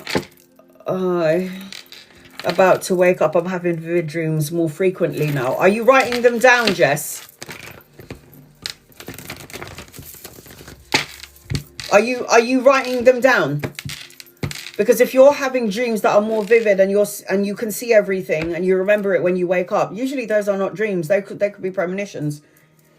There could be simple things like a building that you see, or a color, or a frequency, or a pattern that you see that's going to make sense to you later on. What does Jess need to know? Angels, guides, loved ones, what does Jess need to know? What does Jess need to know? Yeah, spirit is definitely communicating with you. This is the awakening card. This is about seeing things that you can't see. This is the final decision. This is about knowing what your life purpose is. And this thing that you're going to see, that's where you have to figure out what your life purpose is going to take you further out into the world. You're learning important life lessons, the ending of a cycle, travel and relocation, a move, and shitloads of cash waiting for you at the end of it. Hi, Ivy, and then a whole bunch of cash waiting for you at the end of it. Lots of money, security, stability, financial gain, prosperity. It's right there for you. It's for the taking. There's also a younger masculine around you, Jess. So if he's not here yet, he's coming in at some point. He could be somebody that you could help. He could be a lover or a friend. He's going to come in and bring some sort of clarity, mental clarity to you, education to you. I don't think he's here yet, but he might be coming in at some point. I've got 3 star signs around you. Scorpio, Capricorn, Libra, Gemini, and Aquarius. Or more than 3, shall I say. No, Weena, you haven't missed yours yet. I'm going to call you out in 4s. So I've got Angeline, Tammy, Miss, Lotus, and CJ next. Angeline. And guys, loved ones, Angeline. I just started on the list, so no one has been missed out. I've only just done Sophie and Jess, and that's it.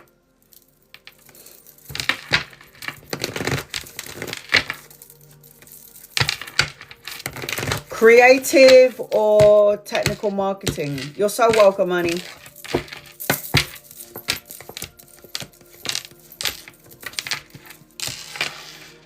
I was leaning to technical marketing. What was you leaning to? To be honest with you, Angeline, either. But I probably lean to more technical marketing. Which one were you thinking? You could do good on both. Yes, you are on the list, Yvette. I had to do another page. There you are, Yvette and Ivy. So you could do well on either, Angeline. But it feels like you can do both. It feels like you could do both. It feels like you could do creative and technical marketing. You could do both. And you'd be really good at it. Trust your intuition. I'll lead to technical marketing, but you can do both. And the Sun card is in your energy. And honey, Angeline, it's really up to you. Ace of Swords is mental clarity, new challenges, new opportunities, learning, education, new beginnings. You could do both, Angeline. Either. It did lean to technical marketing, but you might be doing both at some point.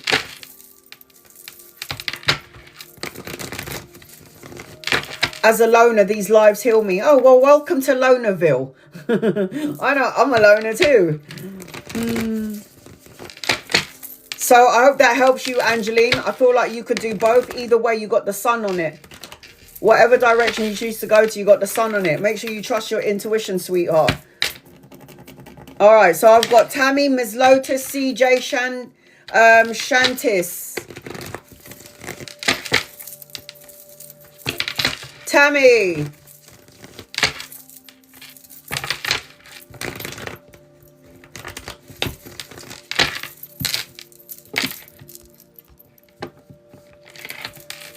What's going to end up of me and John's relationship? And when do you see a sum of money?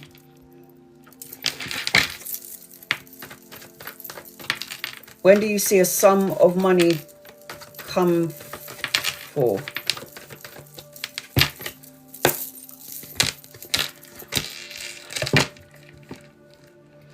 I feel like around the connection, there's something lacking. I don't know whether you're together, whether you're with somebody, or whether you're together or not, but there's something lacking in this connection. There's a disconnect in the connection. It feels like there's something there is hidden that you can't see. Are you in a relationship with John? Because it doesn't feel like there's supposed to be one. Are you currently together with John, Tammy, or are you separated? It just feels like somebody can't see something. It's like somebody can't see that this needs to be done and over. Somebody needs to cut out negative thoughts, words, situations, and people and jump into their new beginning. Somebody could be in denial. I don't know if this is you and or John. So are you currently in a relationship with John? Are you not with John? Because either way, there's going to be lack of emotions, and money should be coming in 5 days, weeks, months, or the 5th of a month, depending on your energy levels.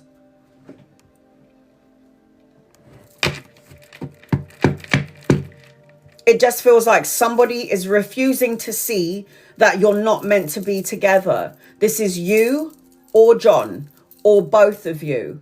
So whatever situation you're in right now, Tammy, so say, for example, you're not with John. There's a reason why you're not with John. If it's you and you want to be with John and you're waiting to be together, it's not going to happen because you're coming out as somebody who's self-sufficient. Money, 5 days, weeks, months, or the 5th of a month.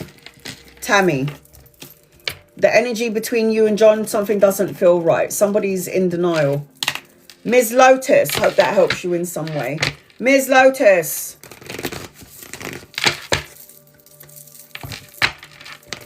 Ms. Lotus, CJ, Shanti, Keshni, Weena. My health. My mum coming in my dreams again and general. So your health in general is great, I guess. Are you telling me your mum's coming into your dreams? This is good. I had a dream about my mum the other day, but she was too busy. She was busy ignoring me because she had other shit to do. And she was with Scarlett Johansson and some guy. And then she had like this cover over her head. And I'm trying to look in the door and I'm like, Mum! Mum! And she had black hair. And then she's looking at me and she's like she's too busy to talk to me. And I was like, okay, well, okay then. Like, I fucking miss you, Mum. I miss you. And you're ignoring me. And it's like her saying to me, you don't need me. You're okay. I'm busy. Stop bothering me. That's how I received it. I wasn't angry or upset. I was just happy to see her with black hair and healthy and young. And I was going, Mum. And she was with Scarlett Johansson. And Scarlett Johansson was at the door and she's going, your mum's busy at the moment. And I love Scarlett Johansson. She's like, your mum's busy at the moment. And I was like, Mum. I was like trying to look in the door. I was going, Mum. And she looked at me and she went, yeah, I'm fine. Yeah. And I was like, what the fuck? Can I have a hug? Something? And the impression that she gave me was, you don't need me, you're fine, just leave me alone. Let me be. And I was like, what the fuck? That's my mum. I want to see her and I want to hug her. And she's telling me to piss off, basically. It's all right, Mum, I forgive you.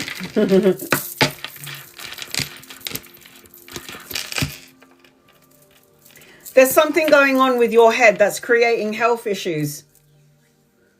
There's something going on with your head with the Five of Swords, conflict, challenges, obstacles, rivalries, absorbing everybody else's crap, that your emotions are all over the place, thus creating some sort of health issue.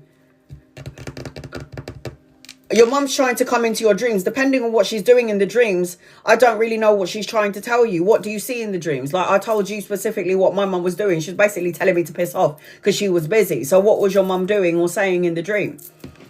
It just feels like, for me, you need to let go of something, Ms. Lotus, in order for healing to take place. At the minute, you've got blocked karma.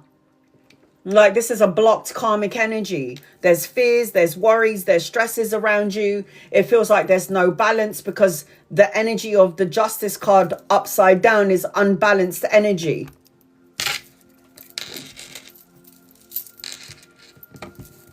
Right, so the headaches is associated to the thoughts that you have in your head or things that you're not letting go of or fears or worries. Shivers could always represent that our loved ones is hugging us. Have you ever felt a cold energy where you're like, ooh, and it's usually because our loved ones kind of wrapping their arms around us. It just feels like you've got to deal with some emotions that are not being dealt with, and that's creating health issues, headaches and shivers. But this is definitely a headache card because the Five of Swords is the mental, is the intellect, it's the mind. So unresolved energy issues. Diana 1111, hi honey. So unresolved issues. Yes, you are on the list, Bella, but you're going to have to be patient because you're on the other side. I will call your name, guys. I just started doing the list. I've only done 4 people. So Ms. Lotus, what is unresolved in your energy? What are you worrying about? Meditate, pray. Get rid of fears, get rid of worries, go for walks, go for a swim, stay away from people that drain your energy. Simple things that create healing. That is what you should do. Because when I'm in your energy, Ms. Lotus, that's great. But do you have faith in your prayers, or are you still in fear? Are you still worried?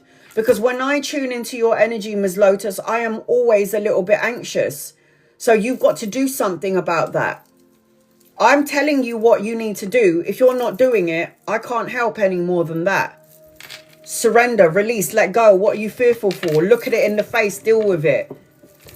I don't feel like I'm getting everyone's approval. I feel sad, I feel lonely, I feel disconnected. Get rid of these things. That creates an illness. Hey, Liliana.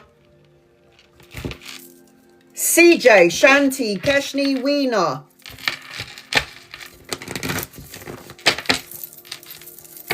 CJ, angels, guides, loved ones. There's no point in praying.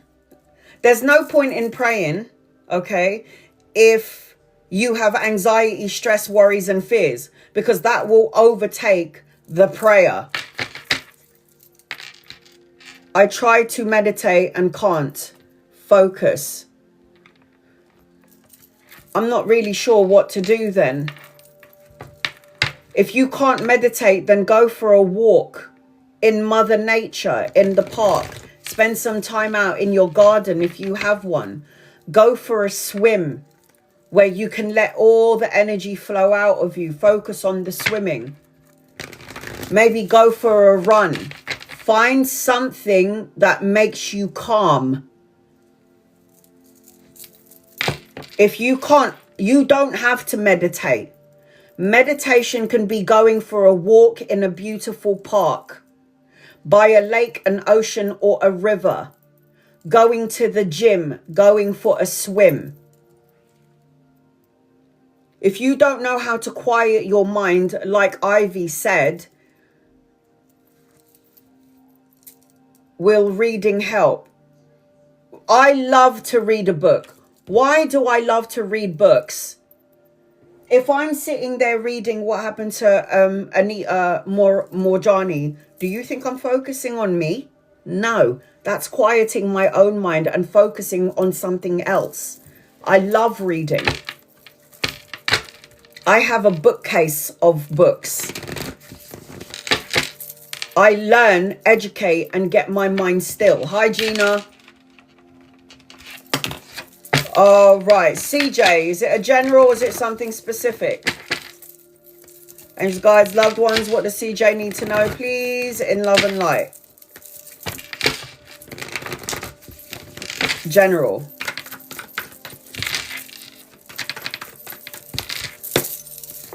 When I come live next time, I'm going to do some Vedic astrology to let you guys let you know what's going on.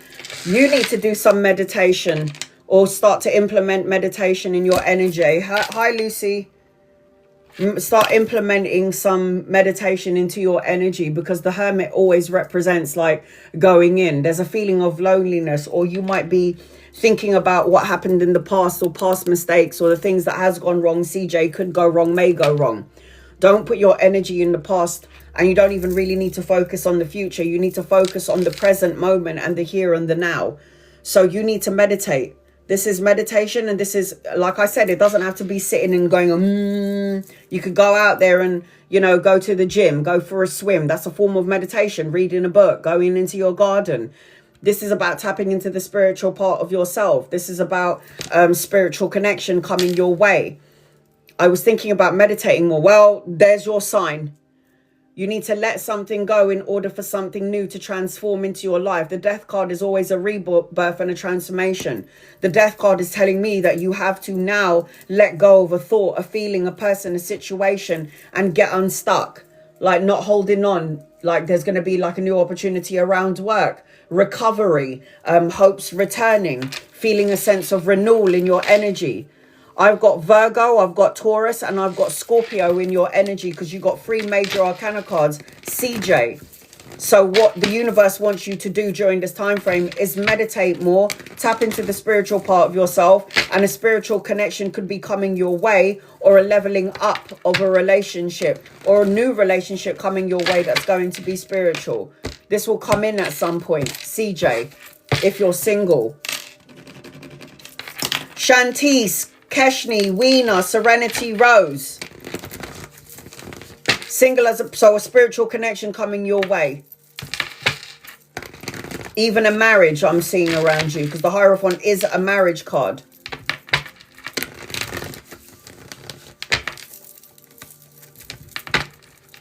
Shantice, Chantel. You're so welcome, honey. Angels, guides, loved ones, this is for Shantice.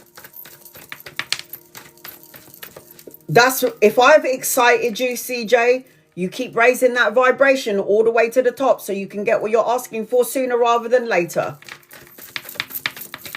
Shantice, are you here? Chantel. Angels, guides, loved ones, I hope you're here. I hope you're not going to miss it. I'm trying to do these in order as I've received it. What does Shantice need to know? Hi, honey. Cleanse, clear, and release.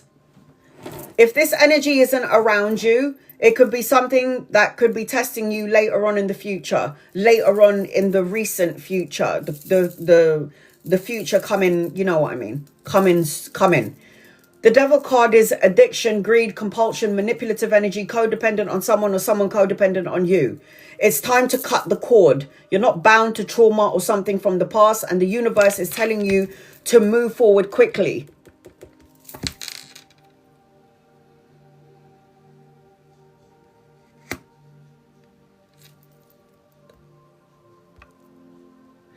When you call it in, it comes in. Near future.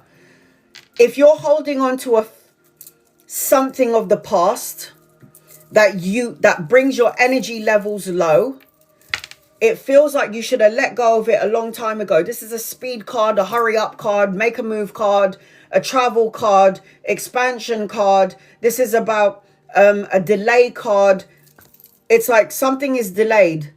And you need to let go of this delayed energy, and you need to hurry up and do it, because there is travel in your energy. There is the balance of the yin and the yang. There is travel. There is a new vehicle around you. There is big changes around you. The chariot is take action, the change, the new journey, a new vehicle.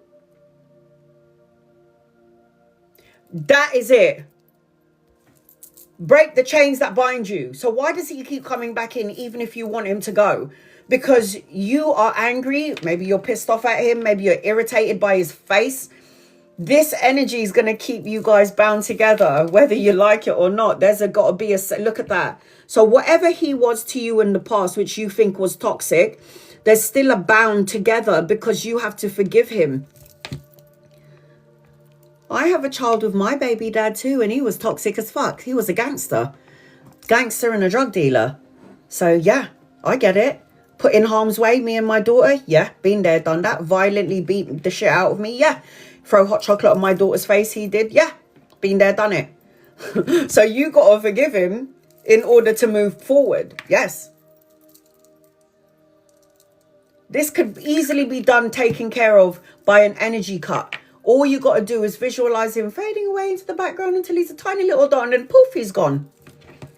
Once you do that, movement, expansion, travel, choices, opportunities. You got this, man. Yes, I understand exactly what you mean. Been there, done it. Gang life, drug life, beat the shit out of me, threw hot chocolate on my baby's face when she was 2 months old because he's a psycho, love and light to him. God bless him. No more anger towards him, no more hatred towards him. Don't see him in that way. I look at him and go, thank you for my baby, because if it wasn't for you, she wouldn't be here. I don't look at him in anger or hate anymore. I will just tell my story and what happened so anyone like who's in my situation can survive their situation. You got this, man. Don't worry about it. Forgiveness is key to cutting the cord. Keshni, Weena, Serenity, Rose, Shannon, Cece.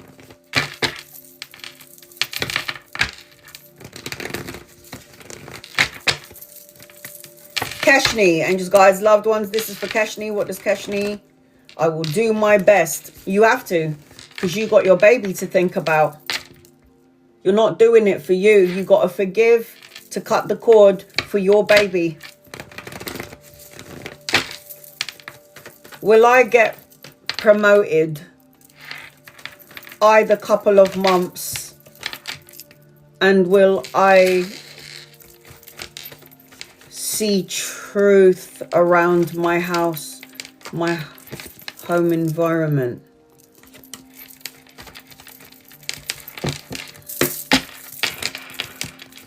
I see a promotion, yeah. Do I think you're going to like it? Probably not. There needs to be a lot of balance and restoration, reciprocity, like you're working hard, making sure that you get what you deserve, but to some degree feeling like you're not. Will I see the truth around my home environment? Will you see the truth around the home environment? Maybe later on you might see the truth. I feel like you saying those words, you should already, maybe you're already seeing the truth on some level, or maybe you're in denial. I don't know. The high priestess is like not trusting your intuition and just looking at the surface level of things, like hearing the truth. Will you like hearing the truth? Is that what you mean? Couple of months, and will I see the truth around my home? Hearing the truth. I don't think a lot of people likes hearing the truth. I think it makes them feel uncomfortable. But if truth needs to be told, it will. Will the truth come out? I feel like you already know the truth, but you might be in denial. I feel like you want to try and keep everything together, whether the truth is exposed or hidden. There's something about you knowing the truth, but you trying to keep the peace. Does that make sense? I don't know if you're trying to ignore the truth.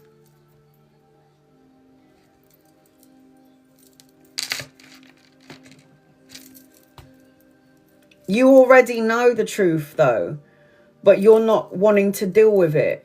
It looks to me like you just want to try and keep the peace. It looks like you're holding on by a thread on some level. It feels like even though you're trying to show calm in the house and in your home environment, that's not what you're feeling inside. This is going to create an illness.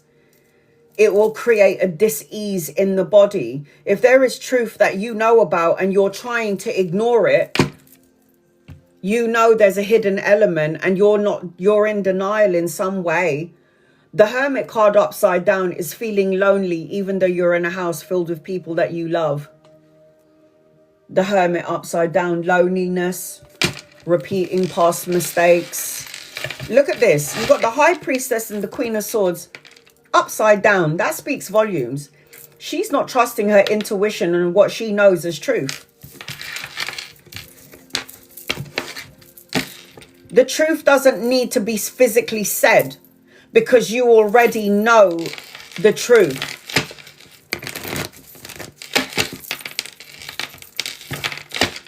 I need to try and get through the list. If I'm not too tired, Keshni, I have to get back to you, but I've got a client and I need to make sure I get to everybody. Weena, Serenity Rose, and Shannon Cece. Listen to your intuition, Keshni. You know what's going on. Stop trying to suppress your emotions. You're going to end up making yourself sick. Do you understand what I'm saying? Stop trying to hold on to something so tightly that you don't need to hold on to, because as much as you try, hey, digital, all you're doing is hurting yourself in the long run. Do you want to do that? Up to you. Weena. Let it go, man. Let it go. I'm good, thanks. Thank you for asking. What is Jay's feeling towards me after detaching silently on our connection? You look gorgeous, honey. Oh my God, I'm like on my second day of my period. And if you take off this filter, this is what I look like. I look like crap. All right, here we go.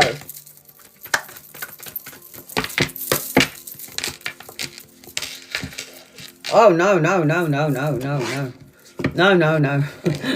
We know Jeff's feelings towards you. Let it go, man. Bye. Over and done with. I don't know how else. If there is any ending cards in the tarot deck out of the 78 ending cards, this is it. And it would have been a painful ending, hitting rock bottom, feeling stabbed in the back. The death card anchors your question. It's like, let it go. Time to move on. Like, what is Jay feeling about the detach? He's like, fuck it. Whatever, man. Bye. Moving on. And you might need to get into that energy as well.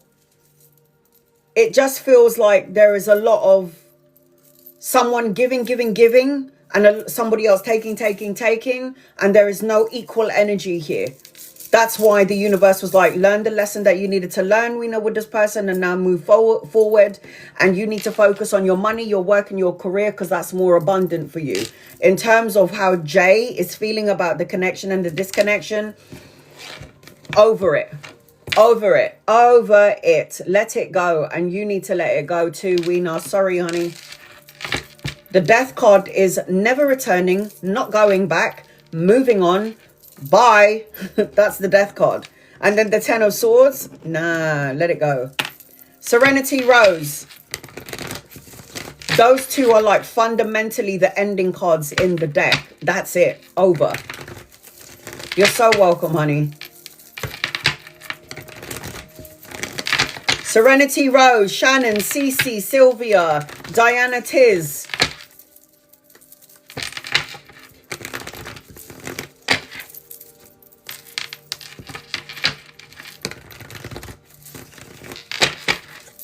Without a filter, I look old. It's the only place I see myself and say, ew. Me too. I don't need to put on a makeup for my life. I just use a really simple filter. Serenity Rose. Angels, guides, loved ones. What does Serenity Rose need to know?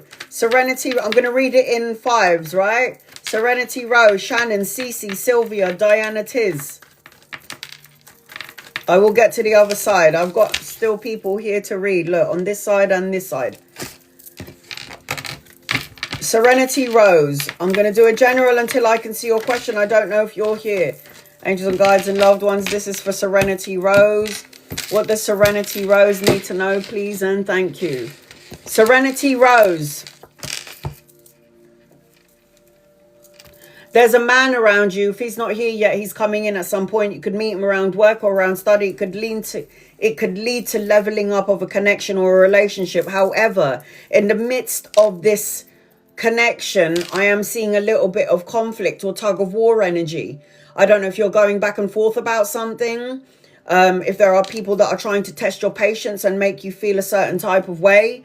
I feel like you need to express your emotions in some way and don't hold it back. I feel like there's an opportunity for a leveling up of a relationship at some point. If this hasn't happened yet, it's going to happen at some point. And anchoring your reading, Serenity Rose, you got some cash here. You're supposed to have your own business. So when you got the 8 of coins, the 8 of coins is about mastering your craft, doing something that you love to do, a body of work that you love to do after your full-time job. It's like put your time and energy into that thing. At some point, there is going to be some leveling up of a relationship, love, a connection. Cancer, Pisces, and Scorpio, Serenity Rose. I really hope you didn't miss it.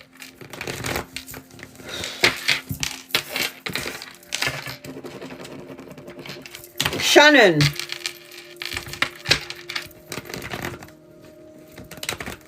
Shannon. Angels, guides, loved ones, this is for Shannon. What does Shannon need to know, please? In love and life. General, Shannon. Shannon. What does Shannon need to know? What does Shannon need to know? What does Shannon need to know? Shannon need to know, please and thank you for Shannon. What does Shannon need to know? You got to do a lot of healing this month, Shannon. You're going to be giving out energy to a lot of people, time, energy to people, possibly money and finances to people. My God. This is about healing, self-love, self-care, courage to persevere, move forward, learning how to say no, self-respect.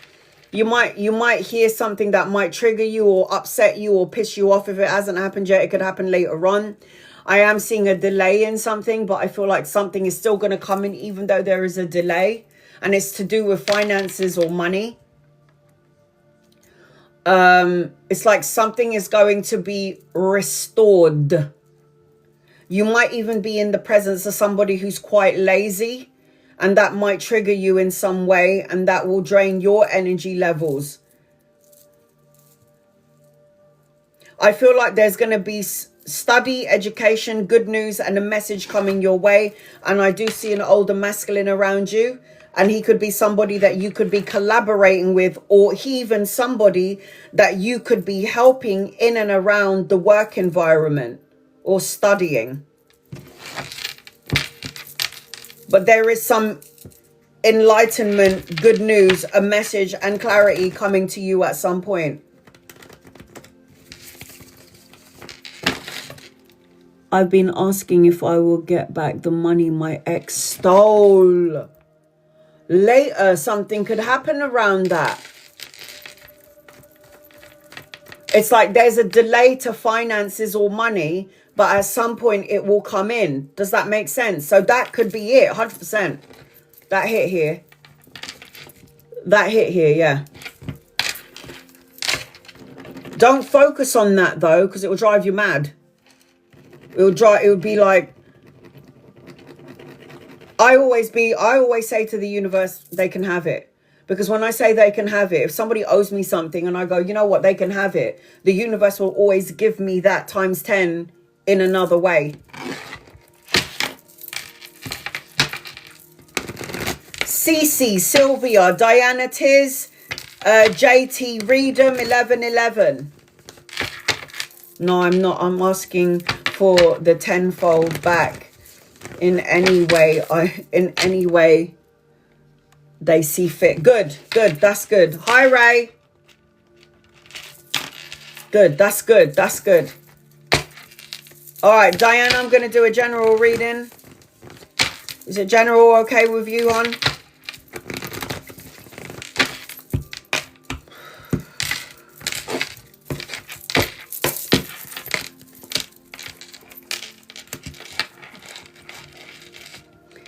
Diana.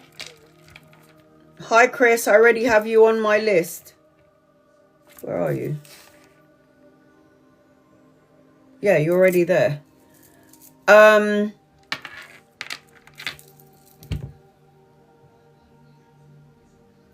Do you know what I saw? I'm doing Diana Tiz.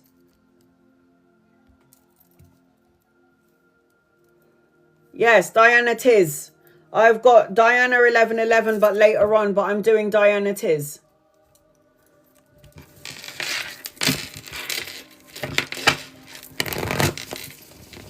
General. Do you know what I was seeing in your energy? Squirrels.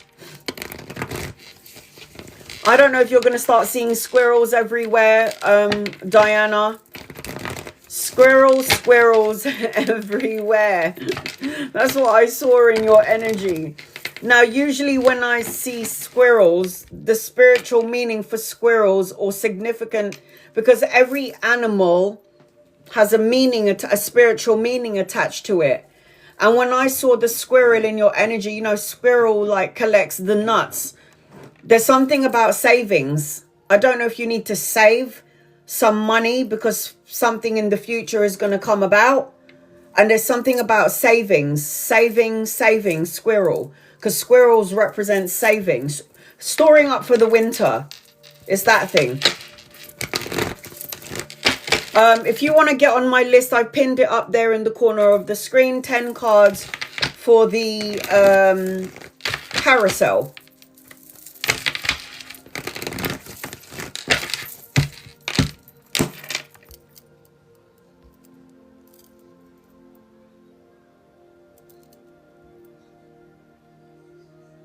I do know how to save. It goes against every fiber in my being for some reason. Yeah, me too.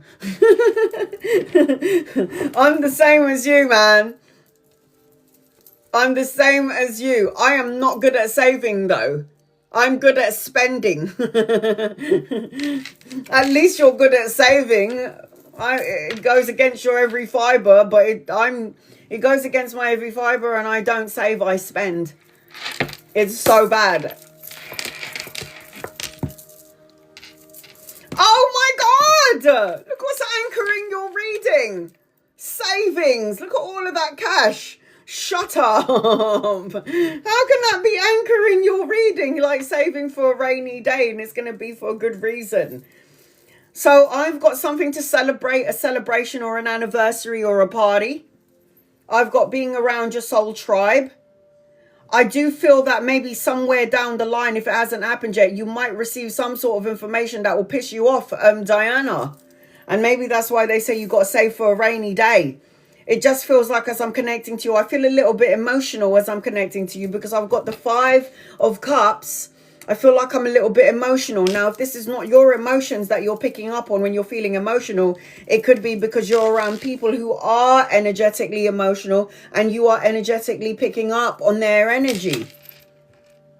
You also might pick up and sense something about someone that doesn't feel right. So be mindful about that, about who you're allowing into your presence, like I was talking about earlier on when I was talking about frequencies and vibrations and people. So when I'm connecting to your energy, just be on a lookout. It's me. I've been very emotional, so emotional. Yeah. So you're not only dealing with your own emotions, you might also be picking up on emotions of other people. Screw that, though. Look at that. Lottery ticket, scratch card, abundance, blessings, prosperity, savings. I'm there talking about savings. I'm seeing a squirrel and there's all that money there. It's so good. But there's no point in being rich if your emotions are all over the place. You got to get your shit together, Diana. You got to get your emotions upright so you don't drown in them.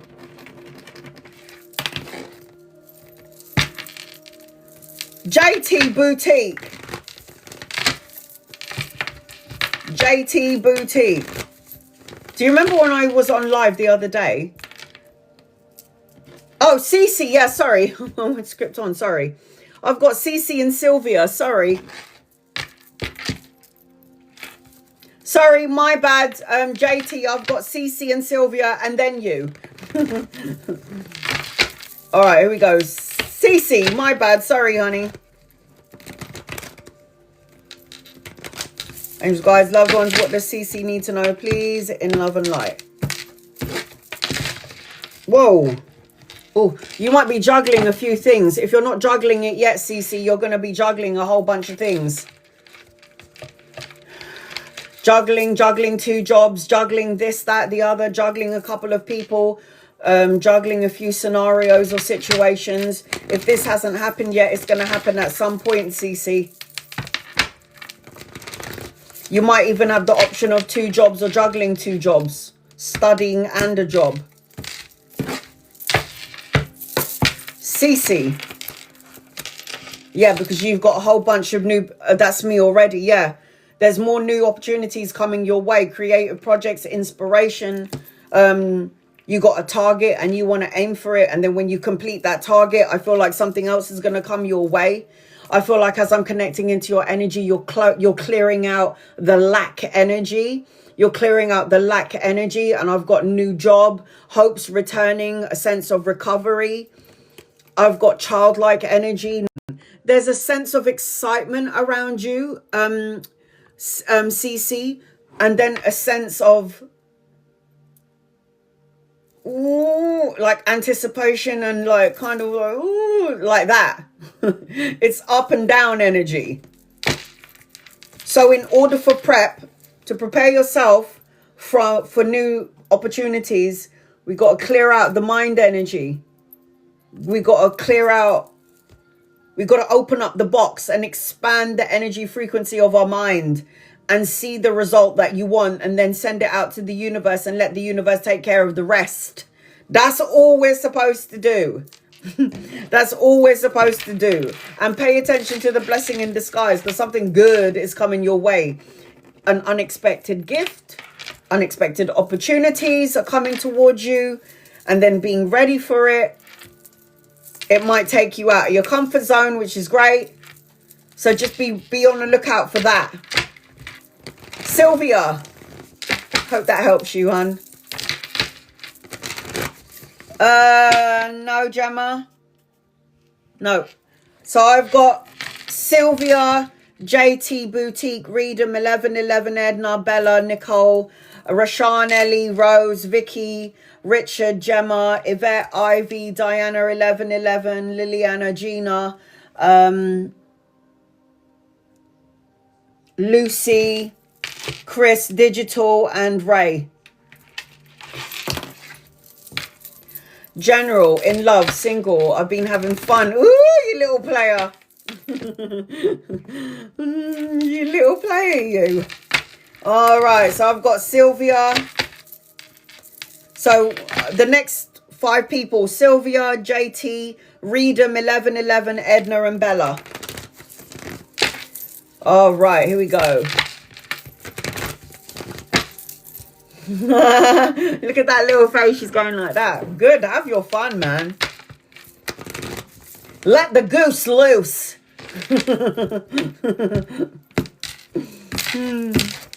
I'm going to need a weed whacker for my goose, because my goose is it's a bit cobwebby. My goose has got a little bit of cobwebs going on there. Here we go. Oh, hell yes! Look at all your fun. It's going to get you a bit of love and money. So you've got the Ace of Coins, which talks about opportunities around something tangible, stable, and long-lasting. Opportunities around money, the job, the pay rise, the promotion, investment, and then a young buck coming your way. Romantic gestures, proposal, Prince Charming sort of energy. And then look at you doing the healing while you're having your fun. This is what I'm saying. If you're not doing something that makes your soul glow, just heard Coming to America, Soul Glow. Do you remember that? Soul Glow, Coming to America. And then they just let your soul glow. Does anyone remember that? And then they got up from the seat and there's like grease on the chair. Ew. So if you're not doing something that's making your soul glow, then you need to reevaluate what the fuck you're doing. So there's healing around you, infinite potential. Honey, it looks really good. It looks good. Heal the energy of sadness and sorrow. Be open for new opportunities. Look at that. It's so good. Sylvia, keep having fun, man. It's doing some sort of healing here. Look at that. It's doing the healing, man. Only something to look forward to, hun. It's so good. Just make sure your knees are all right. Make sure you can bend over. Louise. Okay, so I've got Louise, Reedham, 1111, Edna and Bella. Will B help you financially regain? No, regarding my business, if I ask him please and thank you. Will B help? Will B help? I don't think so. I don't think B is going to help help you with your financial business. I think that B is giving an impression that this person can handle a lot of things and that they have the means, the stability and everything. Serenity Rose, you missed yours. It just feels like the person that you're talking about is giving an impression to you that they can help you in some way, Louise. If I can get to you at the end, I'll try, okay? If I'm not too tired. I do have a client, so I've got to try and get on with it. There is going to be some sort of... look, I'm going to say this to you, Louise. It's not going to be B helping you out with the finances. You got it coming in anyway. Lots of it. Lots and lots of cash. Lots and lots of money by abundant, divine counterpart, divine energy, a divine miracle, a divine intervention. That's what's coming your way. Because this isn't like some sort of small amount of help. This is like a substantial amount of abundance that's going to help you around your business. Do I think it's going to be B? No. Do I feel like you're going to get an awakening around B? Yes. Do I think there's going to be another option around help? Yes. So right now, Louise, you're focusing on B as helping you with your business financially, but it doesn't look to me like it is going to be B. It could be another masculine, though. It could be another masculine, but I don't know if it's going to be B. Sorry, honey. I would also get a scratch card and a lottery ticket with the 10 of coins in your reading, because you just never know. You could get like a $10, $5 ticket and then end up winning like 5 million, 4 million. You got to be in it to win it. Read them. 1111 Edna, Bella, Nicole, A. Maria, General, angels, guides, loved ones. What does Maria need to know, please, in love and light? Maria, you need to let something go, Maria. What are you holding on to? Are you holding on to a thought, a feeling? There's supposed to be some karmic energy around you where there's got to be a big significant change. It's like time for a rebirth and moving on. This dress is hurting my ass. Just lift that up. It's just so uncomfortable. There's something that you need to let go of, Maria. Something significant. There's a big karmic change in your energy, but it's like the universe is saying to me, Anna, could you tell her to hurry up and let it go? Let go of a pain, a feeling, a thought, a person, the situation, the fears around something. I'm working on it, she says, universe. All right. Let it go, because there's a transformation and a significant change, and it's karmic in nature.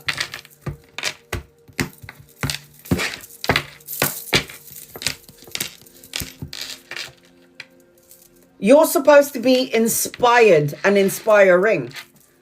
You're supposed to have some sort of inspiration coming your way, being inspired. You're working on it. You are. You're working on that. So it means you signed the contract to go through some... So like, for example, I would sign up for... Like, I would be somebody, when I left my job, that would be a karmic energy. I am choosing to leave something very big that helps me pay my debts and my bills. I don't have a job and I walk away from my job. That's a karmic cycle. I'm choosing to end a relationship that I've been in for a long time. That's ending a karmic energy. I'm in a new karmic energy. Or it's so significant that I'm moving into a new house. That's a karmic energy at a destiny point. So it's in karmic in nature that you need to let go of something because the universe is trying to move you into something else, to inspire and be inspired, to be creative, free-spirited, to be a leader, self-assured. But yes, you are working on it because the Five of Swords is always the conflicting card and anchoring your reading, opportunities and choices. Trying to make a decision, going back and forth about something, trying to make a compromise.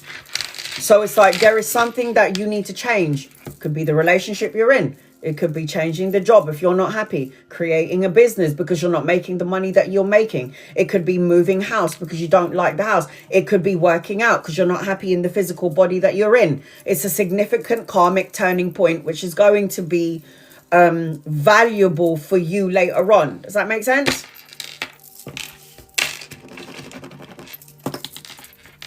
(1111) Edna, Nicole A, Rashawn.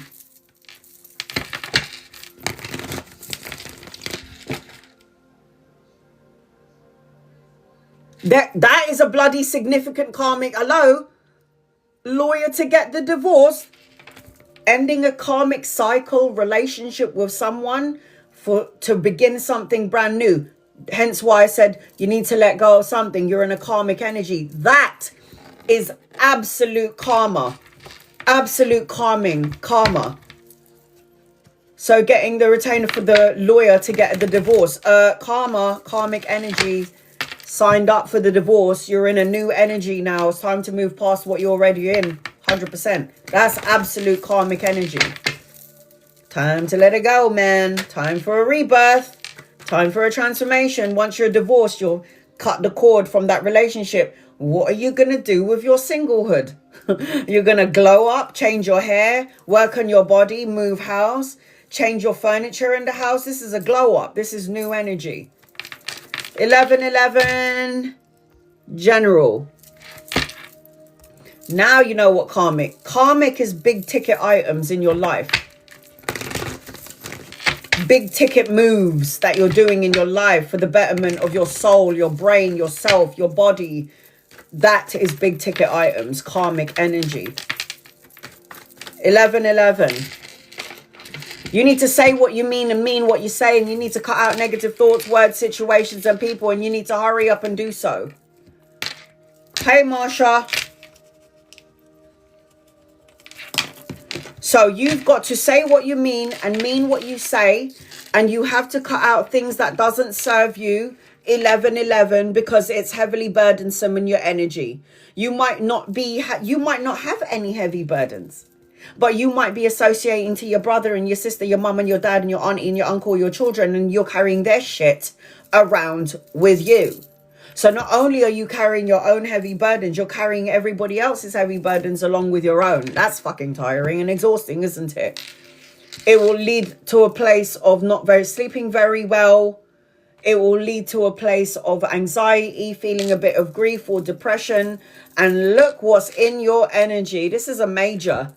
These two are minors. Major will beat this card all day long. Major arcana card is fate, it's destiny. Minor arcana card, you have free will to change it. Like destiny can't mess with free will, right? But there are destiny points in your soul contract, in your pre-birth plan, which you can't change. So you have a miracle around you, wish fulfillment, blessings, having faith, restoring your faith and anchoring your reading, and all that said and done. When your faith is restored and there is healing and you believe in miracles, you open the door for new beginnings, relationships, creative projects, inspiration. I've got this idea that I want to give birth to, so screw it. I'm going to give birth to these ideas that are in my mind. That's what's waiting for you, a miracle. 1111.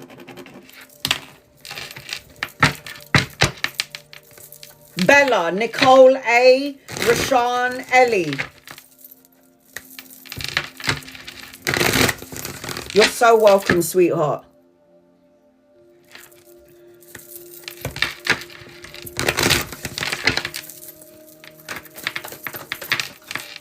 General, angels, guides, loved ones, what does Edna need to know, please, in love and light?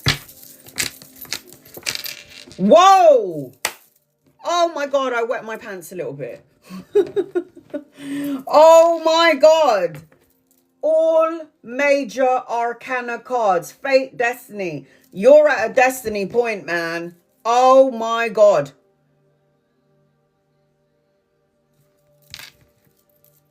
Major arcana card, chariot.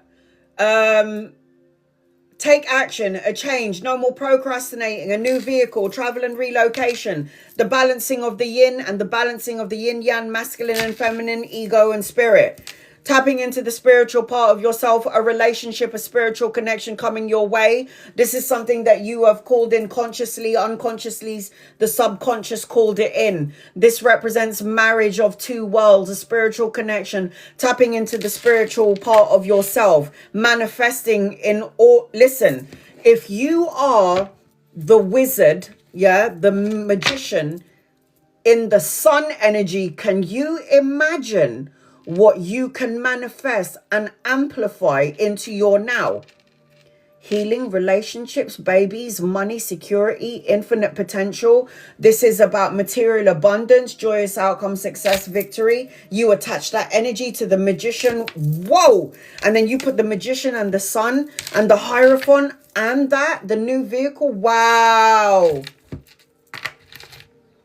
Wow. Is that it?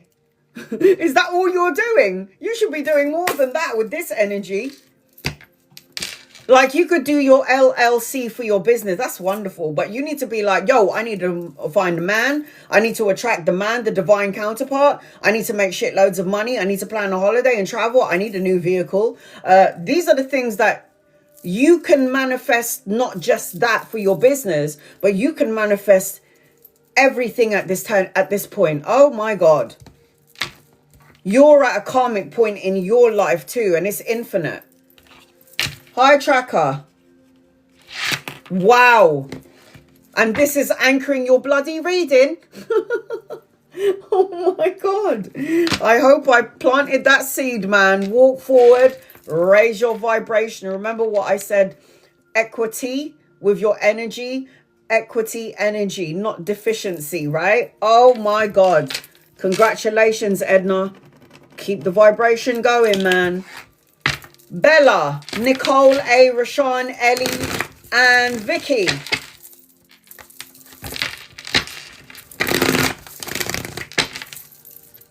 Yes, you have it. Yes, you have. It's on and popping now. Oh my God. If you don't let somebody come into your energy field to disrupt that flow of energy that you are consciously or unconsciously sending out. Oh my God, it's too good.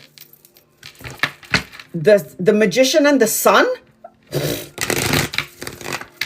It's over, man. It's good. It's too good. Bella, Nicole, Rashawn, Ellie, and Vicky. Bella, angels, guides, loved ones, what does Bella need to know, please, in love and light? What does Bella need to know, please, in love and light for Bella? Bella, you're in your Magi energy too. Did you know that, Bella? Hey, Lala.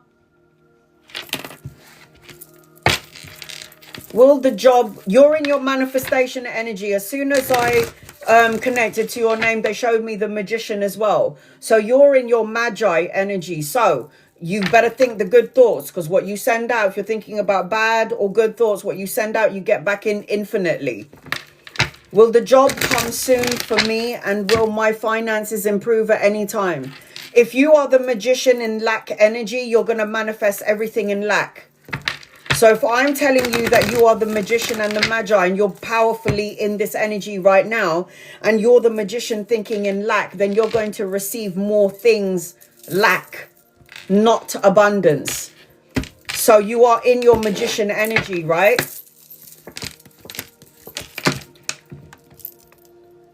Will the job come soon for me? And will my finances improve?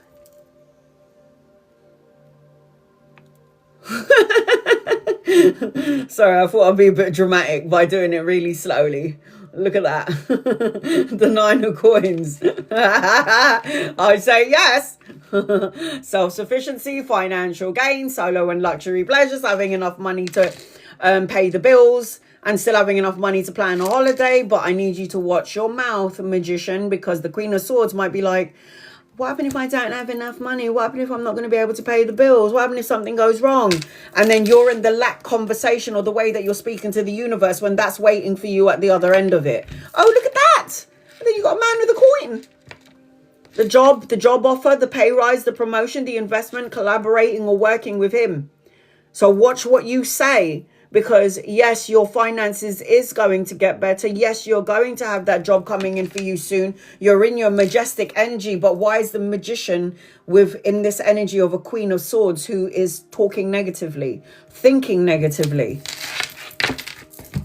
Yes and yes, Bella. Yes. Yes. You're going to pull it in energetically. Yes. Yes, yes, yes. You are added onto the list, Lala.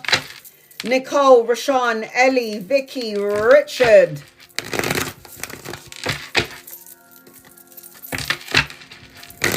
Nicole A. Did you want a general reading, sweetheart? Nicole. Angels, guys, loved ones, this is for Nicole. What does Nicole need to know, please? In love and light, what does Nicole need to know? There's some money coming your way, pay rise, promotion, or an investment, Nicole. Study, education, children, working with children, or the birth of a child later on. If not in your energy, depending on your age, children or grandchildren. There's some sort of a delay. I don't know if you're helping someone out, like financially. And I feel like every time you put something out into the universe and you're doing a good deed and you're helping somebody, it's like the universe's way of repaying you back. Nicole A, where are you, honey? Are you here? Hi, Anna M. I've got to pay attention to the time because I've got my client. Okay. Nicole A. Angels, guys, loved ones. Nicole A. General. All right, honey, I got you. Nicole.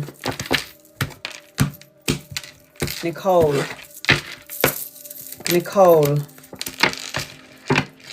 Make sure your mind is at rest. Make sure your mind is not getting the better of you. Hi, Irene. Make sure that your mind is not getting the better of you. 4 of Swords always represents rest, recover, solitude, recovery. It represents peace of mind. When you get into that sort of energy of leveling everything out in terms of your thoughts, you'll start to attract. So what you put out, you get back in, the equal balance of give and take, generosity. There's also an opportunity for traveling later on. Traveling, relocating, going on a holiday, moving out of rough waters into smoother waters. Necessary changes needs to be implemented, and make sure you're being your authentic self in all that's said and done, Nicole.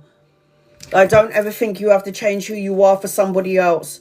Don't ever feel like you can't fight for what you believe in, fight for what you want in this life because somebody else is making you feel a certain type of way. I also feel, as I'm connecting to you, Nicole, 6 is the number that you're going to see everywhere you go. 6 days, 6 weeks, 6 months, or the 6th of a month where things will start to shift and change in your favor. So money and travel and moving in your energy at some point. Moving out into something smoother. Rashawn, Ellie, Vicky, Richard, Gemma. I will keep reading the names. 5 at a time. Rashawn, angels, guides, loved ones, this is for Rashawn. You're so welcome, honey. Rashawn. What does Rashawn need to know? What does Rashawn need to know? What does Rashawn need to know? Rashawn, you're supposed to be taking a trip. Trip, travel, relocation, or holiday. I don't know if there's going to be a delay to it at the minute. I don't know if there's a delay to something, a delay to planning to travel, to relocation, to holiday, to a move. But you need to take a leap of faith and believe in the impossible. You need to jump into your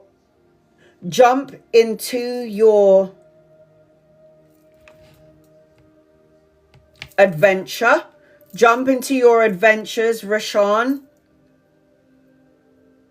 Instead of waiting for the perfect time.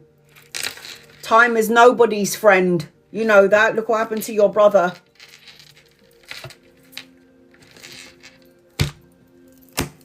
There's something about travel, a trip, relocation.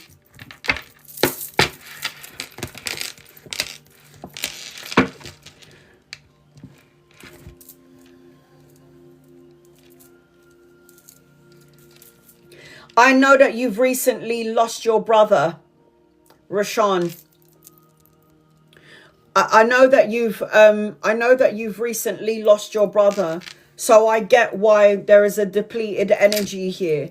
And you are supposed to feel the loss, the sadness, the disconnect in the physical way. Hi, Tiffany. I understand that. I do understand that. But your tower moment is over.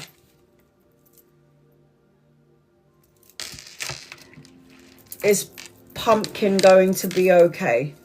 Your tower moment is going to be over. You have opportunities and choices coming your way. You need to meditate and go within. When you are healed, everyone around you will be healed. When you're anxious, sad, fearful, everyone around you, especially your animals, will feel the vibrational frequency of you. And what they do is absorb your sadness, making them sick or ill. Hence why my B-boy passed away. Because when my mum had a stroke, my cat could not be in the house. He took hits from my mum. That's why she lasted as long as she did. I feel like Pumpkin will be okay for now. How old is Pumpkin though? I feel like he'll be all right for now. I do see the attack, yeah.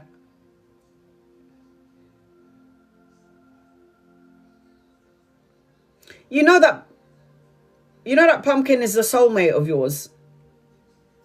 You've got soulmate energy attached to each other.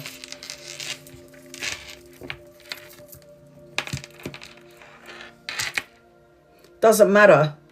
There's a soul connection between you and the cat.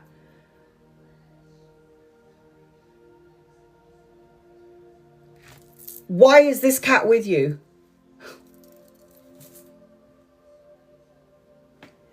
Do you know pets come in to heal? Do you know that? If you took this cat in, it seems like this cat was meant to be in your energy because you needed to heal. Can I show you something? And pay attention.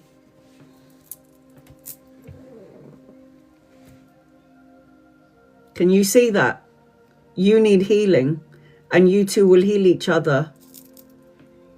Did you see that when I showed her to you the first time?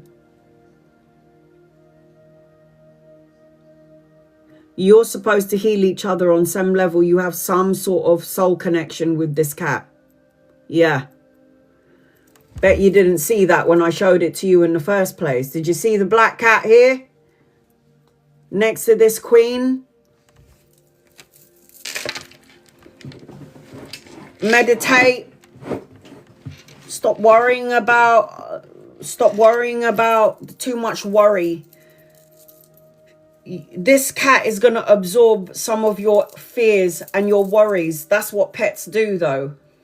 Pets will absorb our stresses, our worries. Like if there's negative energies in the house, it's the animals that will take the hit. It's like they are your protector. So they will take the energy from whatever negativity is in the house. They will absorb it so you don't have to. But it seems to me like you've got opportunities, you've got choices. It seems to me like you've got to do some meditation and go within. It seems to me like all your shit is done. You can prepare now for good times, but you have to get yourself energetically aligned.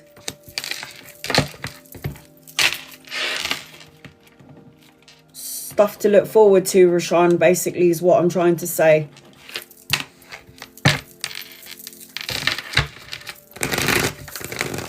And you're a twin. Do you not? If you were a twin and you were across the other side, you're on the other side of the veil, wouldn't you do everything to help your twin brother? So imagine all the shit that you would do for your brother if you were across the veil. Imagine all the shit that your brother's going to want to do for you while he's across the veil and you're still here in the physical world. You're still plugged into the matrix. You're still plugged into the system.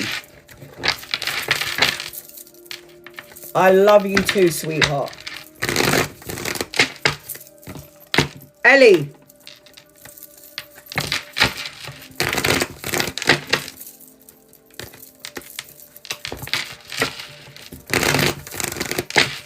General money.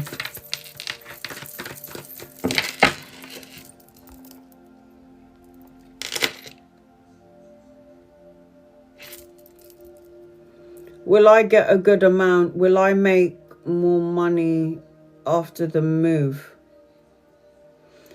Did lawyer find anything hidden?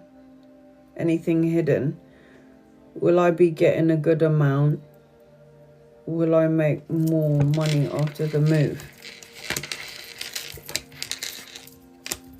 No, lawyer didn't find anything hidden. Will you make a good amount?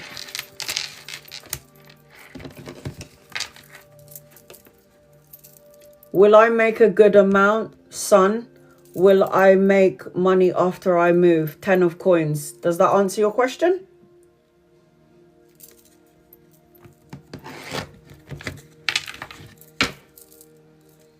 Archangel Gabriel, the awakening, the clarity, the final decision, the wake-up call, the blessing, the blessing, the blessing upon blessing.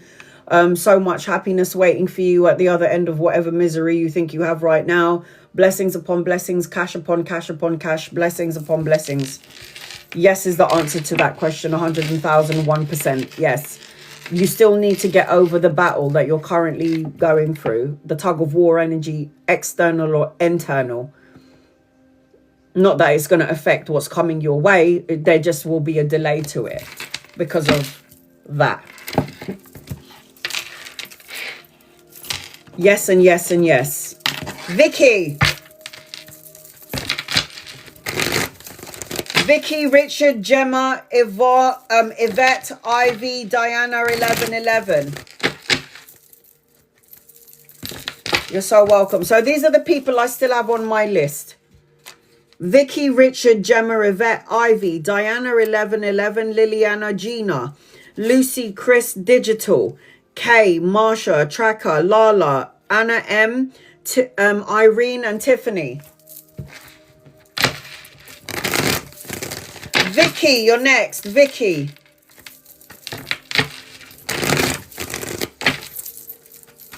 I had to write this in order as everybody come into the room. Vicky, are you here, honey? Angels, guys, loved ones. What does Vicky need to know? Oh, thank you, Nicole.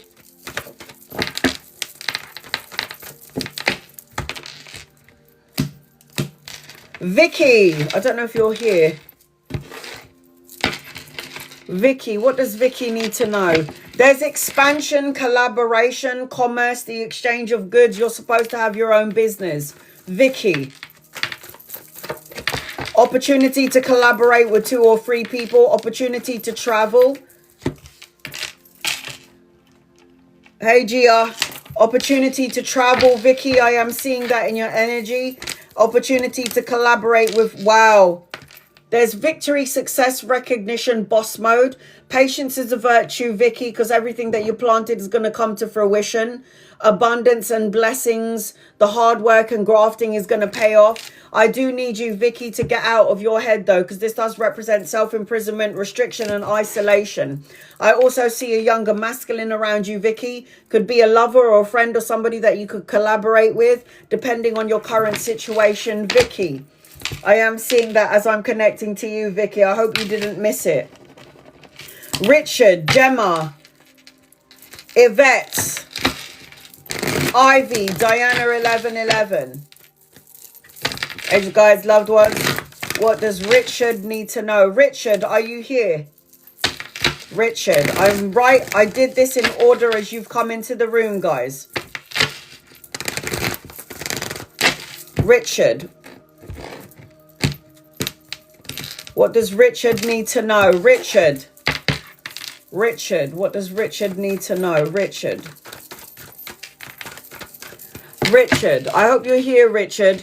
Heal what has been broken. Pave over the cracks of the broken heart. Get rid of any fears that you're worrying about. Hi, Blue Eyes. Get rid of any fears that you're worrying about, Richard. 3 is what I'm seeing, Richard. Richard, I'm seeing 3 days, 3 weeks, 3 months, the 3rd of a month as I'm connecting into your energy, Richard. I'm seeing shitloads of money. You got to get your emotions upright. 10 of coins represents legacy, inheritance, financial gain, and prosperity. This is my rich card. And then the 3 of coins is collaboration and partnering up with somebody, brushing up on your skills. I am seeing, Richard, that your emotions needs to be healed. Heal your emotions. This is why I said heal what has been broken. You're stronger than you think you are. You've got to move past whatever the energy is because you've got a lot of material abundance awaiting for you. Financial stability and abundance. Richard. Gemma, General.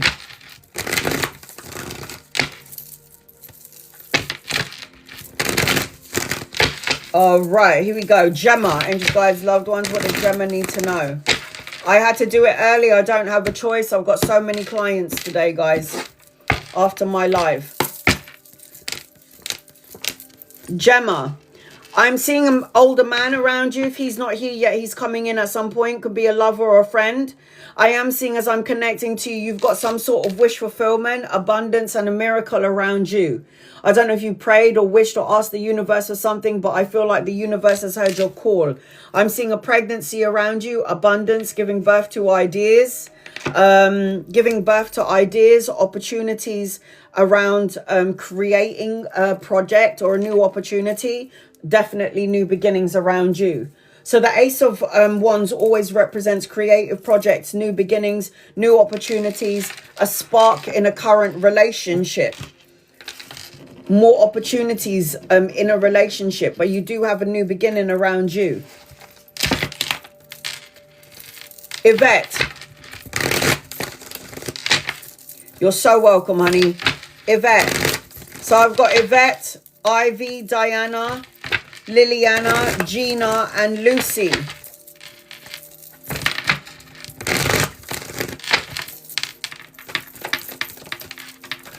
All right, here we go. Here we go. Yvette. Yvette, what does Yvette need to know, please, in love and light? General. Yvette, I feel like as I'm connecting to you, you've got to, I don't know if you've been over-analyzing something lately, overthinking something lately, overthinking something for someone else lately, but this will create a restriction to what you're trying to manifest into your energy. This is why I did the whole speech early this morning about Anita Morjani and how do not allow other people to project their energy onto you, because it changes your energy frequency and then you go into energy deficiency instead of the raising of the energy. Energy equity is what she called it. This will fade away at some point with the 9 of Swords, you know, overthinking, not sleeping very well. Serenity Rose. You're on my list. So this will be an opportunity. Look, there's so many opportunities coming your way, Yvette. Don't let other people's energy make you detach from what you're keeping your eyes on. Like, keep your eyes on the prize. Keep your eyes on the target. because there is collaboration and a partnering up with 2 or 3 people, the brushing up of your skill set, learning something brand new, God giving you money, the stability, the structure, the financial gain, the prosperity to move forward to where you need to get to. And having the money and the means helps you to get where you need to get to, and to help you to help other people get to where they need to get to. So your energy is something that is, you're needed everywhere. Your energy is needed everywhere. The world card, it says this. The world card is about learning important lessons, the ending of a cycle, the beginning of something brand new, travel and relocation, and the move. So look at your cards. These are all good cards. The only card is getting in your head about it, or creating an energy or fear around it. Whatever this is. There is stability and movement around you, Yvette. Stability and movement around you. All right, I've just got to do Serenity Rose, and then I will get back to the list. So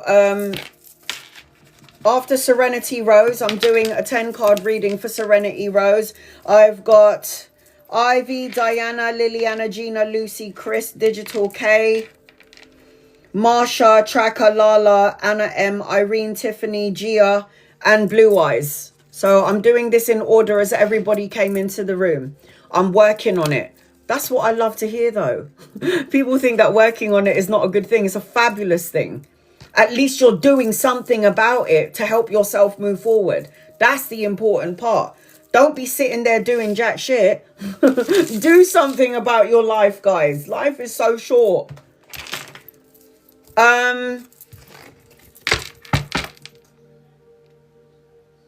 Serenity Rose.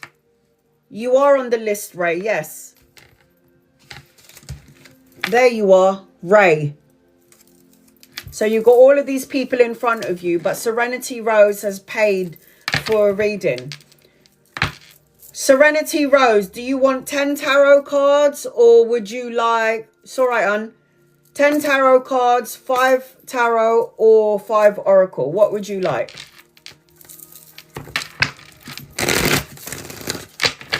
Serenity Rose. 10 tarot cards, 5 oracle cards, or 5 tarot cards. It's one or the other. Oracle cards is always going to give you some advice. Tarot cards is going to show you what's coming in. Thanks, Yvette. What would you like? Do I want to use these? I don't.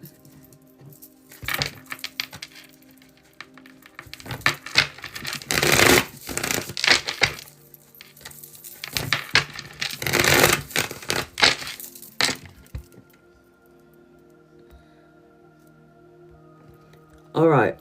I know before I used to do, back in the day, I used to do lives at 11 o'clock every time.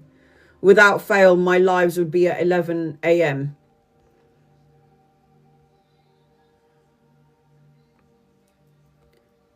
All right. I'm just waiting for Serenity Rose. I'm doing an in-depth reading for Serenity Rose.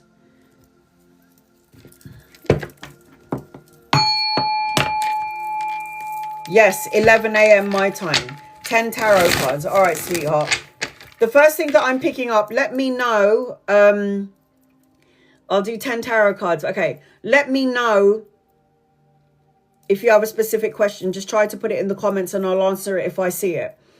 So the first thing that I'm feeling as I'm connecting to you. Okay, I'll be on the lookout in the morning. I'll let everybody know when I'm going live. So... there's light at the end of the tunnel. I see you taking classes. I see that you're going to be more sensitive during this time frame. So you have to be careful of harsh relationships, environments, and situations and chemicals that you're putting into your body, because you're going to be even more sensitive than you already are. There is something about a key unlocking something. It's like there is going to be love energy around you, opening up your heart. I see Libra around you, a rebalance. I see 333 everywhere I go, the energy of inspiration. I also feel like you need to do some self-reflection, and I also feel like I have to say to you, you have to act accordingly, because I feel like there is a big significant change coming your way. It has to do with karma and signing of a contract. I am seeing that, and there's energy for inspiration around you as well. Serenity Rose? What does Serenity Rose need to know, please and thank you?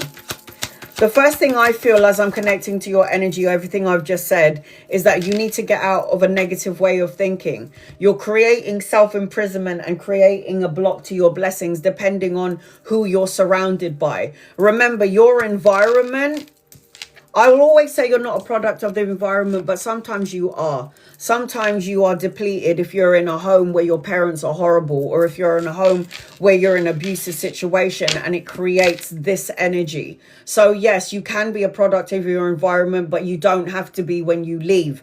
The Eight of Swords represents imprisonment, restriction, isolation. When you're creating a block to your thoughts, to your emotions, what will happen is it's going to create more conflict, more anguish, tug of war energy, going back and forth, rivalries, obstacle, challenges, sports play. So you kind of, this is why I said to you, you're going to be sensitive, more highly sensitive. So you have to be careful to avoid harsh relationships, the environment and the chemicals that you put into your body. I am seeing a younger masculine around you. So if he's not here yet, he's coming in, could be a lover or a friend. You'll know when this person gets here. There's also a need for you to speak what you want to speak, say what you need to say when you need to say it, and mean what you say and say what you mean. I am seeing, as I'm connecting, there's an opportunity around love. There's emotional contentment around you, and the Ace of Cups always represents new beginnings. So the birthing of a child, babies, proposal, a marriage, a higher form of commitment. I keep seeing a lock and key. It's like you're the one who has the power to unlock something. You've got to get out of the lack mindset. I'm not enough, I don't have enough, worrying about money, finances and stability, worrying about structure and the solid foundation. If you're in the lack mindset, everything that you're sensitive about is going to feel so harsh on your energy. There's like, you can't avoid what's going to come. Hi, Ava. You can't avoid what's going to come. You can't. There is abundance waiting for you. Pregnancy, the birthing of a child, giving birth to ideas. You have abundance waiting for you, but look what's above it. I mean, the Empress card is a major arcana card. So this could not in any way block this, but it can create a delay with the Eight of Swords to that, the blessing.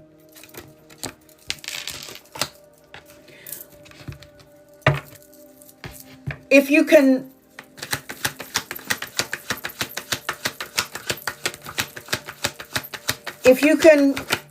see the light at the end of the tunnel, heal what has been broken and pave over the cracks of the broken heart, what you do is you create fluidity in your energy.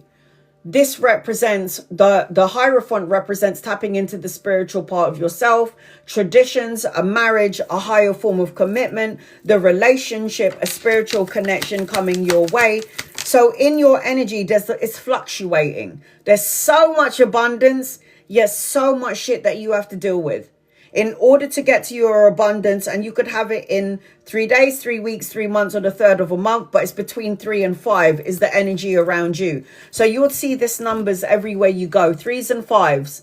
3 is about partnership and collaboration, work mode, collaborating with 2 or 3 people. 5 represents a shift and a change in your energy.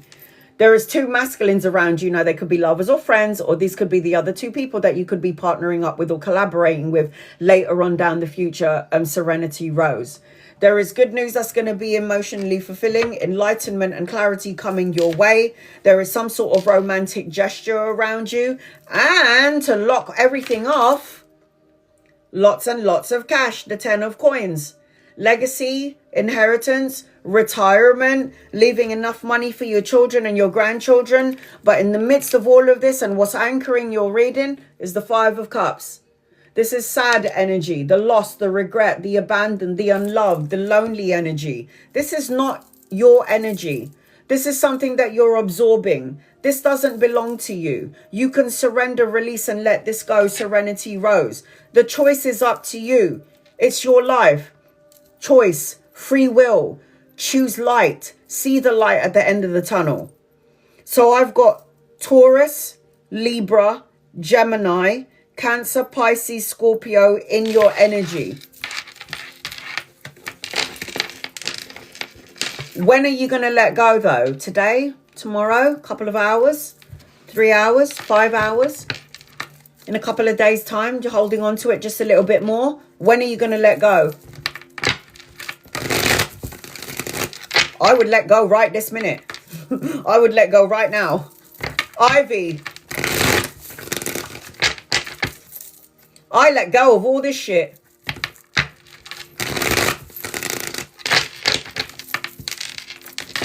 I let go of it now. I surrender it now. Look what Anita said. She said, when I realized that I was the co-creator of my cancer and my lymphoma in my neck because I was holding back. Oh my God. Blue eyes. Oh, you're the last one, sweetheart. You're the second to last. I've got Ava and Blue eyes there. You entered in the room quite late. All right, here we go. Ivy. I got you though. Love, finances. Will I buy my childhood house back? Oh my God, that'd be so cool. I hope you do.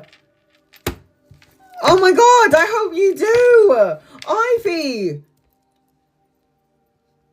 If I could buy my house that I grew up in, oh my God, that would be like such a blessing. I had so much fun there. I think you've got another choice. I don't know if it's going to be your childhood home. Have you gone there?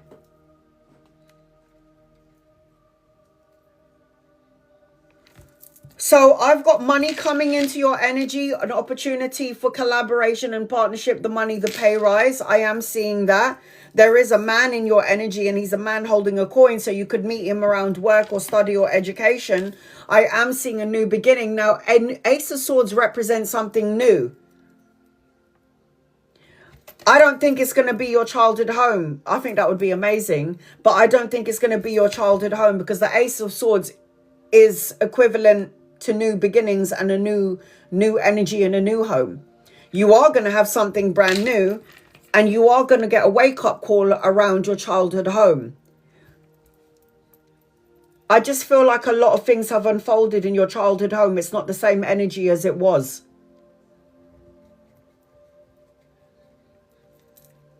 Spiritually. This is the wake-up call, the judgment card. It represents paying attention to your dreams and your visions.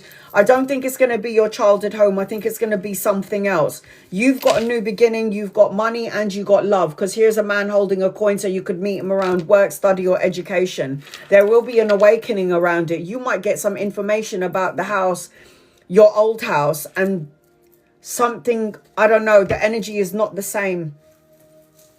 I love the whole idea of buying a childhood home. That would be so amazing, but it's not, there's something different about it.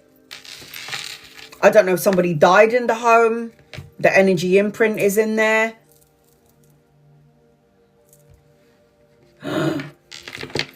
You guys are not meant to have it. It's supposed to be something new.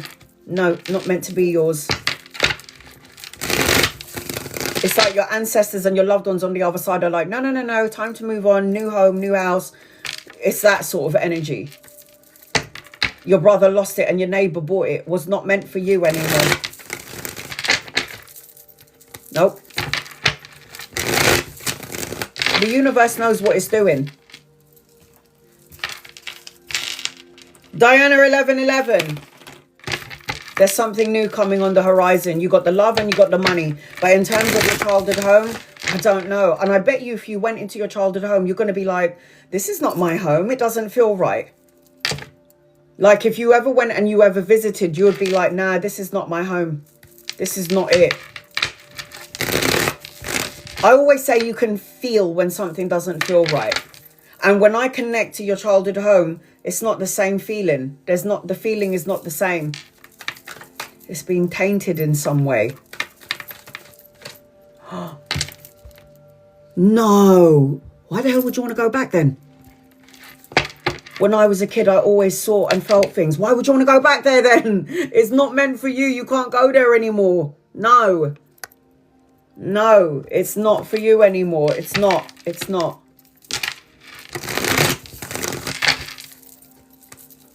Somebody else can deal with that. Diana 1111, General. Angels, guides, loved ones. What does Diana need to know, please, in love and light? What does that? And you saw things as well. No. Diana, there's a change for you. You're in a karmic cycle as well. You got to let go of some stuff, honey. And you're going to be hyper sensitive as well, because you've got mediumistic abilities already. So I wouldn't be surprised if you start seeing the things that I see, like shadows at the end of my bed. Not going to lie. You're hypersensitive already. Remember, you're a Scorpio, right? Scorpios are so powerful that they can guard the gates of hell. They'll be like, no one's coming through and no one's coming out. Sorry, that's Scorpio energy. You're a Scorpio, right? It just feels like you need to emotionally detach from something, Diana. Corner of my eyes, I do. You're going to see 6 everywhere you go. 6 days, weeks, months, or the 6th of a month where things are going to shift and change in your favor. Because you're so hypersensitive and you're so medium, you are going to have to do some meditation. I am a Scorpio, yeah. You're going to have to meditate or go for a swim. You need to be around your element. Swimming, lake, river, ocean, body of water. Isn't that a body of water behind that hermit there? A body of water. You've got to be in your element. You've got to do some meditation. You got to drink water. Do you drink water? I went swimming yesterday. Keep going, honey. Hey, Brent. It feels... So, Brent, I've put you on the list. You're on the bottom. You might... There's money coming in eventually, like more money, self-sufficient energy. There's some unexpected gifts and pleasantries coming in later on. I feel like you got to get your mojo back. I am drinking more water because it feels like you need to drink like 6 cups of water every day. 6 glasses of water every day. It just feels like as I'm connecting to you, find fun things that you like to do. Hey, Fred. Find the fun things that you like to do is what I'm hearing as I'm connecting to you. Hypersensitive, man. Liliana, Gina, Lucy. These are the people. I'm going in order as I've received them. So I've got Liliana, Gina, Lucy, Chris, Digital.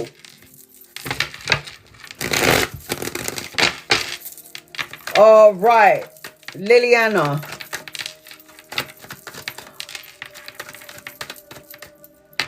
Oh my God, I love that.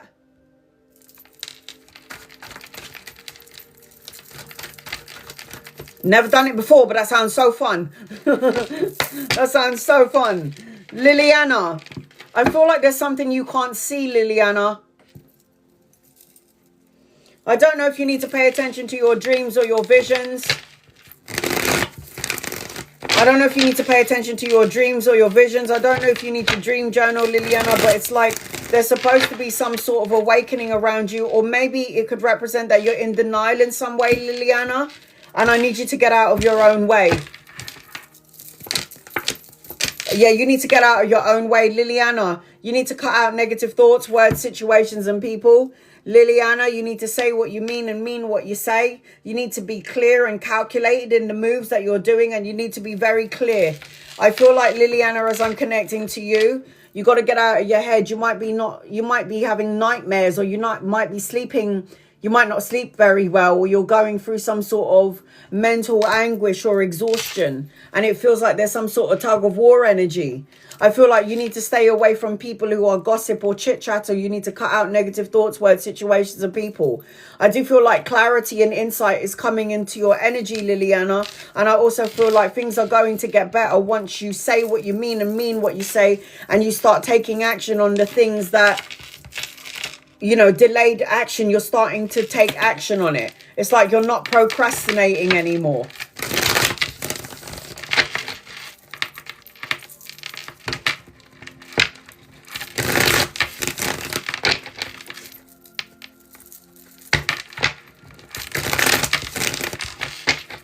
No way. Gina, Lucy, Chris, Digital, Ray, Gina. Thank you for your patience, guys. Hey, Fred, I do have you. You're the last one on my list. I'm doing these in order as I've received them. General, Gina, angels, guides, loved ones. What does Gina need to know, please, in love and light? Gina, I feel like as I'm connecting to you, you're slowly but surely clearing out negative thoughts, emotions, words, feelings. It's like you're setting yourself free from the chains that bind you. It's like a reset, a restart, a recovering, energy healing. It's relief in the mind, Gina. And it feels like if this hasn't been done, it's going to happen at some point.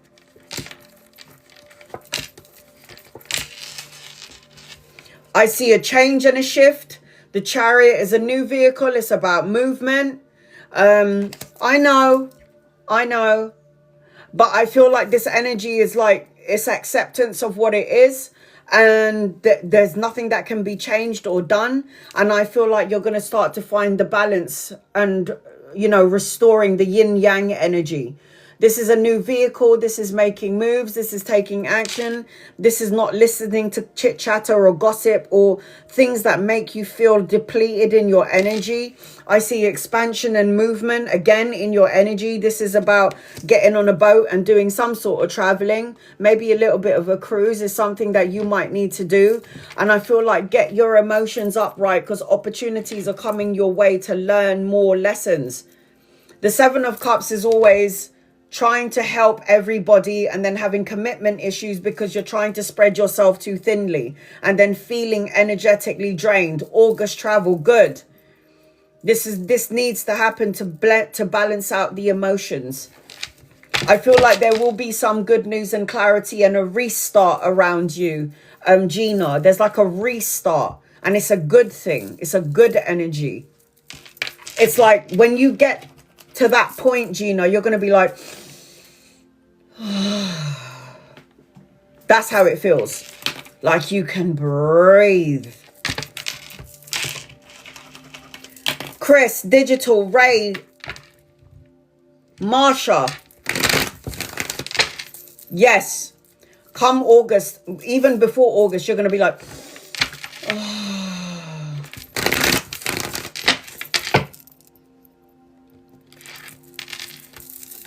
don't spread yourself too thinly, Gina. Don't do that. Sometimes you feel like you can't help it, well, you're going to have to. Because at the end of the day, you're only hurting yourself. Chris, angels, guides, loved ones. This is for Chris. What does Chris need to know? I feel like there's love energy around you, but then feel defeated or deflated when it comes to love. Deflated when it comes to love, detached, but there is love in your energy.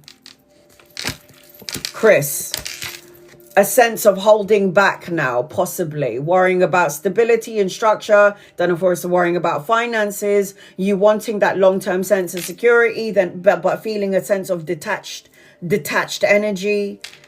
It's like, don't let your mind wander when it comes to the love in energy or the finances energy. Don't let your mind wander, because the Five of Swords is always a conflicting energy. It always co-creates something to be conflicted. You're creating conflict in love, conflict in finances, then it will come to you because it's the energy that you're in. Send it out, get it back in. You need to be in a place of peace when it comes to love, money and finances and stability. You need to do the healing. The Temperance card is upside down. When the Temperance card is upside down, it's like chaotic energy, absorbing everybody else's energy, the need to find balance and equilibrium in the energy, the need to fill up your own cup so you can see the light at the end of the rainbow energy. Chris, balance and harmony, letting things go. Forgiveness is key. That's what's important.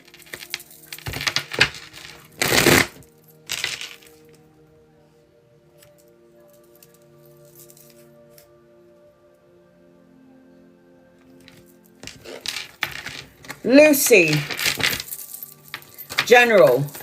So I've got Lucy and then Digital, Ray,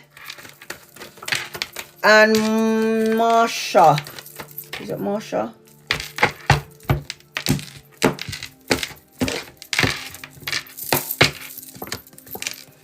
Lucy, the first thing that I'm feeling as I'm connecting to you is you're moving out of rough waters into smoother waters. It's like if things have been rough for a while, it's now moving into smoother waters. I do feel like before you go into smoother waters, you need to balance your energy. So it's like, get your emotions upright. Don't spread yourself too thinly. Queen of Cups is feeling smothered or insecurity in some way. You have got a new beginning in your energy, Lucy, but then there's a need for expansion, or you needing to broaden your horizons or looking beyond the situation. With the Three of Wands upside down, it's like, look beyond the current situation. There is expansion, business, commerce, collaboration, and partnership. And then the Ace of Wands is love, leveling up of love, more intimacy, more passion. It could also represent that there's new opportunities around work, creative projects. This is the energy around you. And then the need to find balance and equilibrium, opportunities of two things, trying to juggle more than one thing, balance and harmony and moderation, and trying to find balance and equilibrium in your own energy, opportunities for two jobs, studying and a job, Lucy. Digital. Hope that helps you in some way. Digital, Ray, Marsha, Tracker, Lala.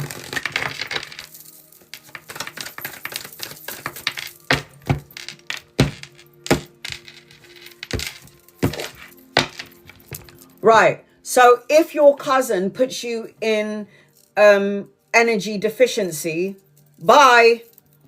Love and light her ass and send her on her way. Yeah, she's toxic as hell. Okay, this could create a toxicity, and you need to learn to let go of her. The Death card is like moving past her energy. She's coming out as somebody who's really immature. She's got to grow up, is what I'm seeing as I'm connecting into her energy. I am seeing number 10 and 4 around lucky numbers. 10 and 4, 44, 10s and 4s in your energy. Your cousin will drain the living daylights out of you and make you second guess who you are and take away your energy, and you need not her to do that. She's going through something that you may or may not know about, and that's got nothing to do with you. You're coming out as a queen, and she's coming out as a child, immature, gossip and chit-chattery, and she also chats crap. So she's coming out as that energy. So we need to love and light her ass and send her on her way. That's what she's doing. She's coming out as toxic. You have no time for this. Energy deficient. That's what will happen to you. She's accusing you of doing something with her husband. Really? Really? Really? Stay back, man. Walk away, man. Walk away. That's messy. Walk away.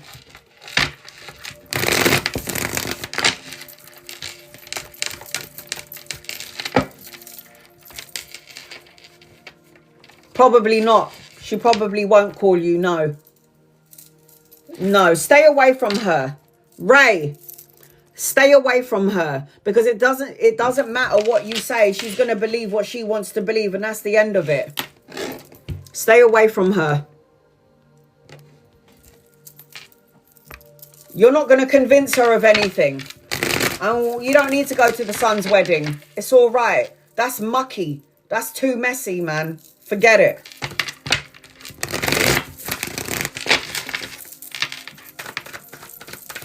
If you go, she might think that you're going to do something with her husband behind the bush. Forget it. Don't go. That's where her mind is going to be if you go to the wedding on the wedding day. If you disappear and he disappears, she's going to think that you're behind the bush. Don't go. Don't go to the wedding. Forget it. Ray, the first thing that I'm feeling as I'm connecting to you, Ray, is I'm living in my ego. I don't know if I'm stressing out or worrying about it or self-imprisonment or restricting or isolating myself in some way, shape or form. I don't know if you live in your head. And I don't see any reason to live in your head, sweetheart, because I have, Ray, You're stronger than you think you are. Self-love and healing is what you need to do. I've also got the Ace of Coins, which represents money, new beginnings, stability, promotion, and new income, an investment that's going to pay off. And I'm also seeing love, opportunity of love, a soulmate, a divine counterpart. Ten of Swords is upside down here. What does the Ten of Swords upside down represent? Taking a break, lightening up, freeing your energy, saying no, letting go of people who doesn't serve you, Ray. All this good shit lining up for you looks really good. Ray, it looks good. Marsha, Tracker, Lala, Anna, M, Irene, Tiffany. Nearly there, guys. Nearly there. Check for the time. Okay. Last night was interesting. What did M want to say? He's annoyed I ignored him.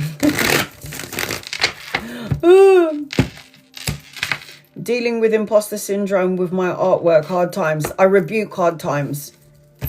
It's not hard times, it's lesson times. What are you learning, Ray? What are you learning through this? What are you learning? It's not hard times, it's what are you learning through this experience? Nothing is supposed to be hard, even though it feels like it because we live in our ego, but it's not hard. It's what are you learning through these hard times? All right, last night, learning a lot. That's the most important part. That's what our souls are here to do, learn. Last night was interesting. What did M want to say to me? I feel like M... Was he annoyed I was ignoring him? Yes, he was annoyed that you were ignoring him. Underneath all of this, what he wanted or what he visualized was expansion in your energy. The expansion of your energy, but then it didn't happen in some way, shape or form.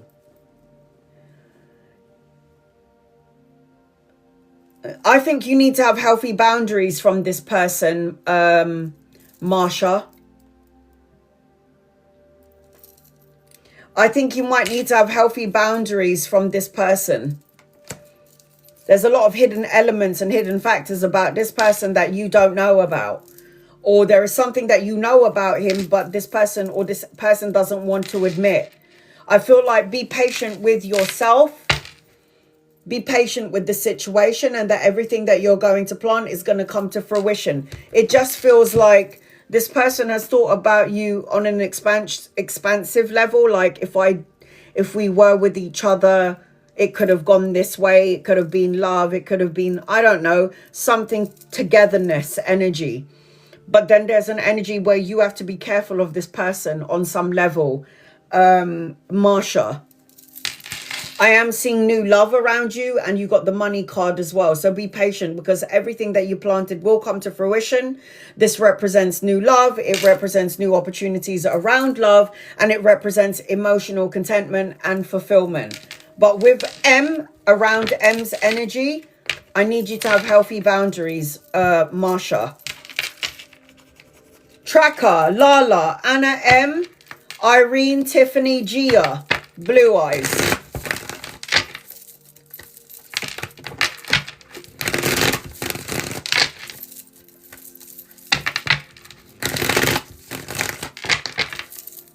Tracker. Thank you so much. That makes so much sense. Yeah, just have healthy boundaries.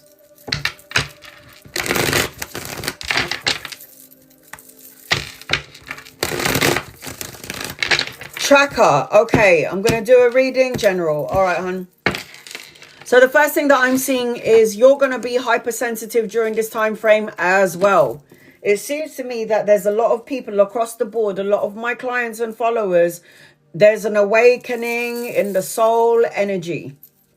So you're going to feel everything at a high octave. Pick up everybody's energy frequency. Pick up everybody's feelings and emotions. Colleagues, co-workers, children, husbands, wives, family members. Healthy boundaries has to be implemented here. Perseverance, keep moving forward. I am seeing as I'm connecting to you, might need to walk away from something, someone, self-defeating beliefs about yourself, a situation, a subject, that doesn't serve you.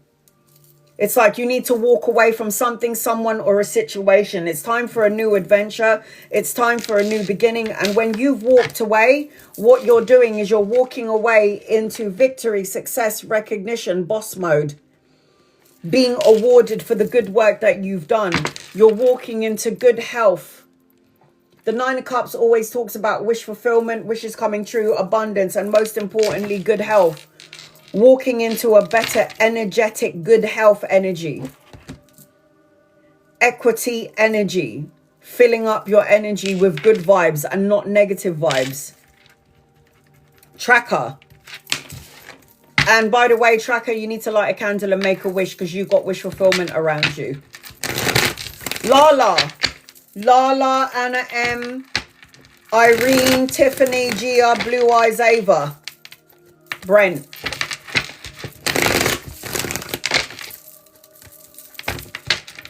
Lala. Lala. What does Lala need to know? I bought a candle. Light a candle, make a wish, man. Make sure your heart, mind, body, and soul is in sync with the thing that you're sending out so you can get it sooner rather than later. Lala. Angels, guides, loved ones. This is for Lala. What does Lala need to know, please? In love and light. So, Lala. The first thing that I'm feeling as I'm connecting to you is I've got an older masculine around you.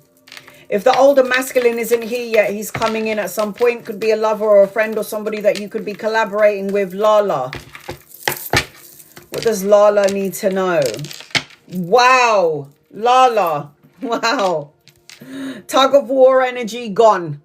Tug of war energies out of the window. You don't have any rivalries. You don't have any competition. You don't have any obstacles. Now, if you can implement this feeling, thought, emotion, words, you're going to end up attracting Lala, harmony, success, problem solving, resolution, the balancing, no tug of war energy. And look what you're going to end up attracting, Lala.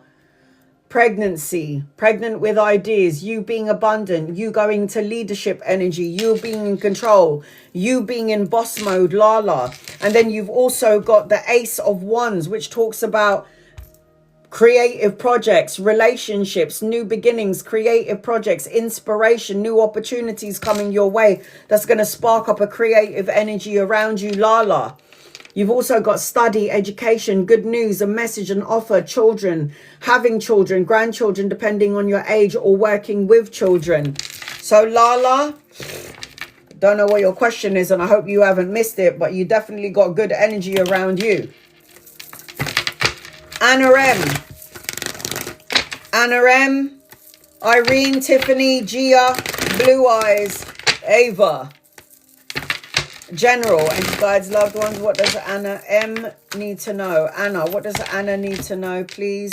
What does Anna need to know, please? Anna, what does Anna need to know? There is healing being done underneath the surface of things. You need to look at life as half, with the glass half full, not half empty. You need to find balance, patience, equilibrium, everything that, if you're patient, all good things come to those who wait. Archangel Raphael is in your energy. Self-control and moderation and equilibrium is really important for you during this time frame.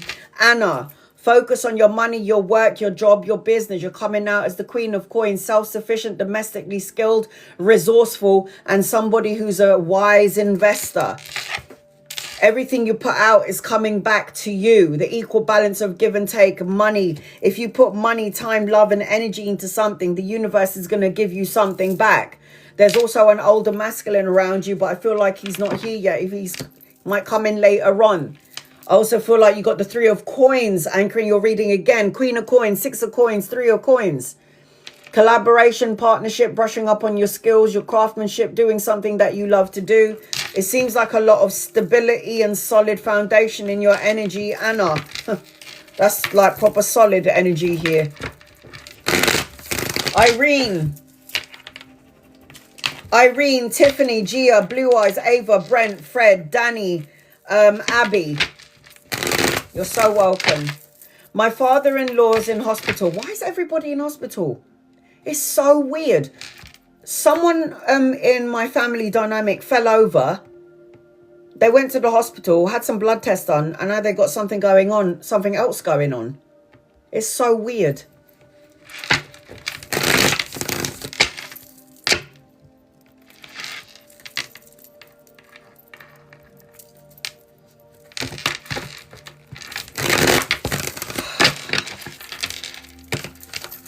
Don't like doing these kind of questions. It makes me uncomfortable. Let's see. The energy around your father-in-law.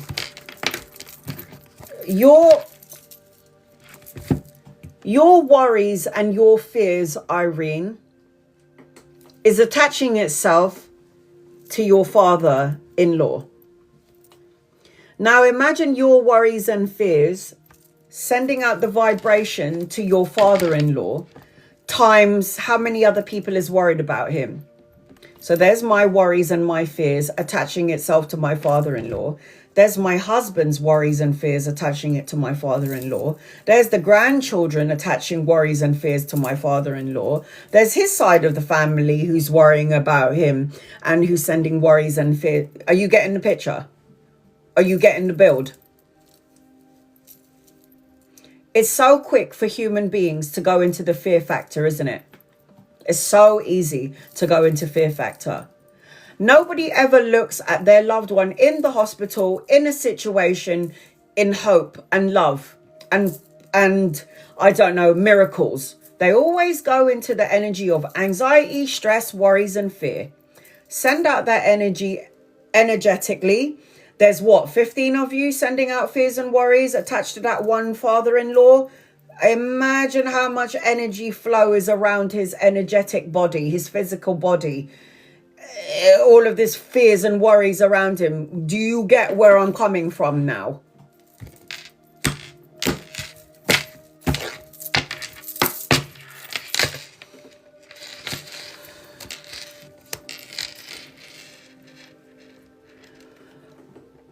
I feel like there is, because everyone is so worried about him, instead of physical harmony, there is more spiritual harmony. It feels like everyone in the physical world is doing more harm than good. I know you're saying prayers and praying that he's going to be okay, but energy-wise, it doesn't feel right. It's so much fears and worries around him.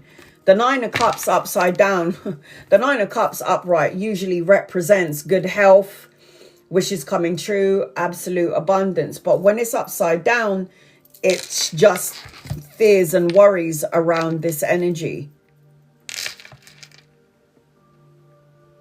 Do I feel like he's going to be okay? I feel like he's tired. How old is he?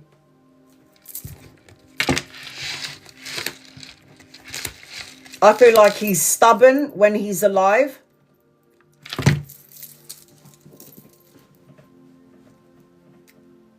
$80? That's how old my mum was. I mean, this man, when he was alive, whether you guys know it or not, lived. He's like, he lived. I mean, there's a lot of things that he's done in his life that probably not everybody knows about. But it feels to me like this man has lived. And I feel like he's, I'm not afraid to cross over, but I feel like this man is okay with going. Like if he was to leave, he would be like, bye.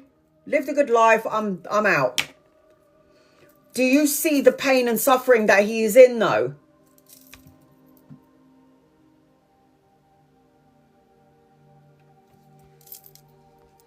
He's ready to go.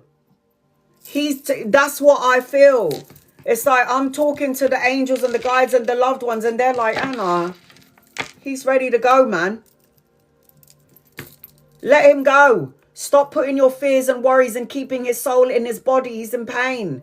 And he won't let anyone know about it because when he was a young buck, he fucking lived life, man, to the fullest. Like, he's going to go home. He's going home. He's leaving the constraints of this ill body with colon cancer. No. No, you guys need to let him go. And look, he even said he's ready, man. Leave him alone. When my mum died when she was 80. My mum died and came back. And she came back in that moment when she took her last breath and she went, I saw my daughter and she was going, no, no. And what did my mum do? My mum went, she came back. And I looked at my daughter and I said, don't you dare hold her soul to this body. Don't you dare. I was like, let her go. And then that's when my mum went, and she left. And I said to my mum, go do your rounds. That's what I said to my mum. Go do your rounds. Go say bye to everyone. He lived a full life, no regrets. That's what he said. Let him go. Bye. Bye, Dad. See you on the other side. Thank you for being here with us. He was like living life, man. No regrets, man. No regrets. Leave him alone. I'm gonna say this to you. The only reason why he's going to be okay is because he's going. He's leaving the body. It's like, I'm done with this body. This body's got nothing can do for me anymore. I'm out. So the only reason why I'm going to say to you, your father-in-law is going to be good is because he's going. He wants to go. Don't hold him. Don't tether him to this world. You're tethering him to a body that's already failing on him. Bye. I set you free. Tiffany. Is he going to be okay? Of course he is. He's going home. If I was in a body that was failing me and I'm in pain and I can't breathe and I'm drowning in my own fucking fluids, I would say to my people, stop fucking praying for me. Let me fucking go. That's what my mum said when she was in the hospice. She told her two best friends off. They were like, oh, Leonie, we're going to pray for you to have a longer life. And my mum went, don't you fucking dare. That's what my mum said to her best mates. She's like, don't you dare pray for me to stay. I want to go. She's like, don't stop praying for me to stay in this body. I'm ready to go.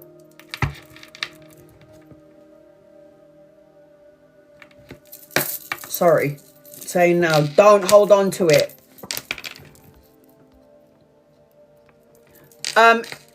Tiffany, there might be a bit of a delay to something, and it could be because of toxic people around you. You're so welcome, honey. I feel like as I'm connecting into your energy, the devil card talks about people who are assholes, immature.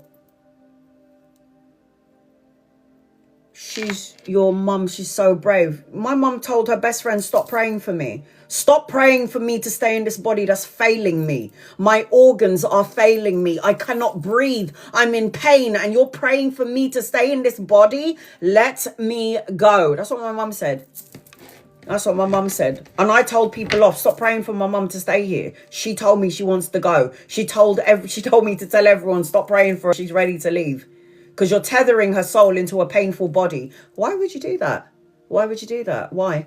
Why would you do that? That's a horrible thing to do. It's like punishment. So, Tiffany, there could be a lot of immature people that you could be dealing with next week. And you're going to have to observe and not absorb, right? You're going to need to fight for what you believe in. Be your authentic self. Be confident, self-assured in the energy. Because it does feel like you could be triggered or tested next week. Now, I rebuke all of this energy for you next week, Tiffany. But at the same time, you might have signed the contract to experience certain things. Certain information that you need to hear. Cutting out negative thoughts, words, situations, and people. Maybe enlightenment needs to come your way about certain people that are in your life. And at some point, there's love energy around you as well. Because the Two of Cups is about a soulmate and a divine counterpart. Other than that, I am seeing that the Queen of Fire can deal with any sort of negative energy. Queen of Fire dealing with negative energy? I think so. When my time comes, I hope I will be as brave as your mum, Anna. When I died and I was what, 37? No, I was 31. I was like, I don't want to come back into the body. I was fine over there. I was happy over there. Gia. I've got Gia, Blue Eyes, Brent, Ava, Brent, Fred, Danny, Abby, and Fab. Energy for June. Angels, guys, loved ones, energy for June.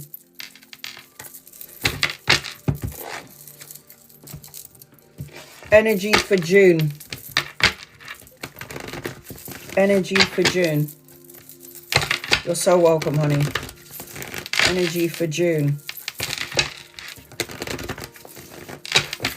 My daughter, she weren't having it. She was like, no, I don't want my Lola to go. No, no, no. And she's hugging my mum. And my mum's taking her last breath. And then my mum took her last breath. And then my daughter's going, no, no, Lola, come back. And then my mum comes back. And then I said, why are you doing that to her? Why are you doing that to her soul? Don't do that. Let her go. Let her go. And I was telling my daughter off. And then when she finally gave in and she said, okay, Lola, you can go. That's when my mum took her last breath for the second time. Oh my God. Giovanna. Power, strength, healing, a miracle, a renewed sense of hope, clarity, shitloads of money, coins. Oh my gosh. Oh my God. And the only way you're going to get this sooner rather than later is to implement healthy boundaries. So you're going to get the strength in the month of June if you can like get rid of people who don't need to be in your energy. You do the healing work, the self-love, having the courage to persevere and move forward. You light a candle and make a wish because this is a miracle around you. This is about a renewed sense of clarity, the miracle, the wish fulfillment, praying for money, abundance and love and healing. Yeah. I think so. Then the 10 of coins represents the money, the legacy, the inheritance, the financial gain. And all of this to come in means that you need to do that. That is about keeping and maintaining boundaries, perseverance, guarding your energy and protecting your energy from energy vampires and soul-sucking critters. Going into energy, you're gaining energy, not into energy deficiency, right? Blue Eyes, love and finances. Wow, June looks great for you. Keep the energy going, you're good to go.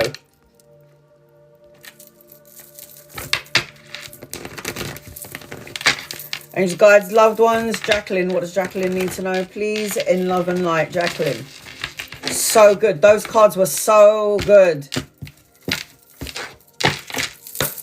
Jacqueline, you've got wish fulfillment around you as well. A miracle around finances or around love and or the other. I am seeing as I'm connecting to you. So it feels like you've got a miracle around you, a renewed sense of hope, clarity. You've got to trust in divine. You've got to surrender to the divine. You got to let the universe take over. If you can get rid of your fears and your sorrows, there's going to be some sort of a celebration around you. This is a wedding. This is Archangel Gabriel. The awakening. Pay attention to your dreams and your visions, the clarity coming through. And this is the Queen of Coins. So if you're looking to have love and money come in, you need to awake from something that you can't see clearly. You need to have a little bit of fun. This is the card that's upside down.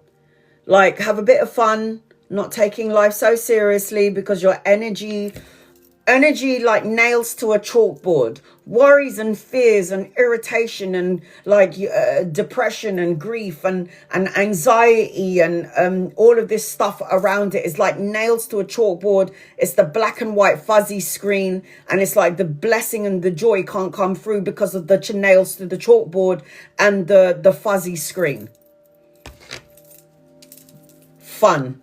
lightening up your energy, unexpected gifts and pleasantries in order to get your love, which is a soulmate card, and money.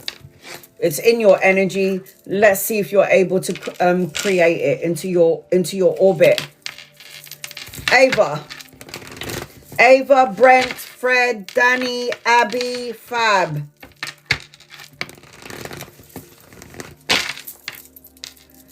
So welcome. Ava, angel guides, loved ones, what does Ava need to know?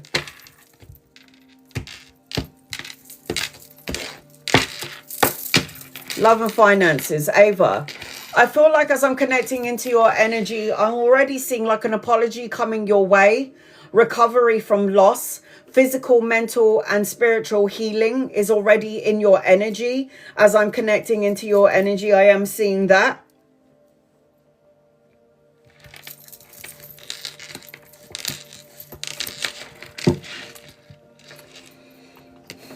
Ava, you are going to be able to manifest best of both worlds, depending on your energy and what your thoughts and where your thoughts and emotions lay. So if you are the Magi and the Magician, hi Phyllis. If you're the Magician, the Magi, and you have infinite potential and all the tools on the table to manifest and co-create love and finances, you infinitely can say it above, send it above to heaven, then it will manifest here down here on earth. The Magician, the Magi, is the one who can think it, feel it, say it, manifest and co-create all of the above, all of the things that you've just said. You have more soulmate energy and unexpected gifts and pleasantries coming your way. As long as you can get rid of the tug of war energy, the conflict going back and forth, the obstacles, things will start to move for you quickly. This is speed, changes, good news, travel and relocation, and the holiday. You have number 8 in your energy. So 8 is infinity. Infinite potential, infinite possibilities, infinite blessings, or infinite problems. Which road are you walking on? Infinite potential and possibilities and joy, or infinite problems and infinite, I don't know, insecurities? You choose your life. You are the magician and the co-creator of your life.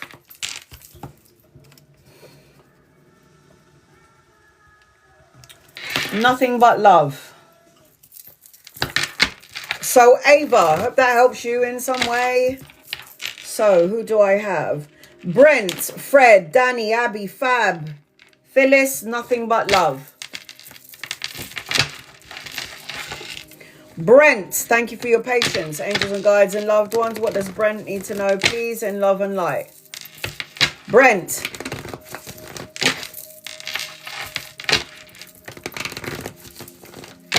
Brent.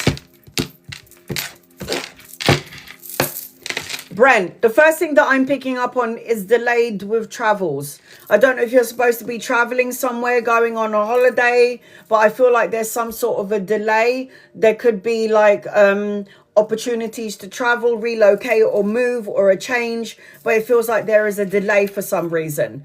But I do feel like there will be good news coming your way. There is going to be opportunities coming your way, Brent. Your cards are really good, Brent. If you're patient, all good things come to those who wait. Everything that you've planted, everything that you've grafted and worked hard on, Brent, is going to come to fruition.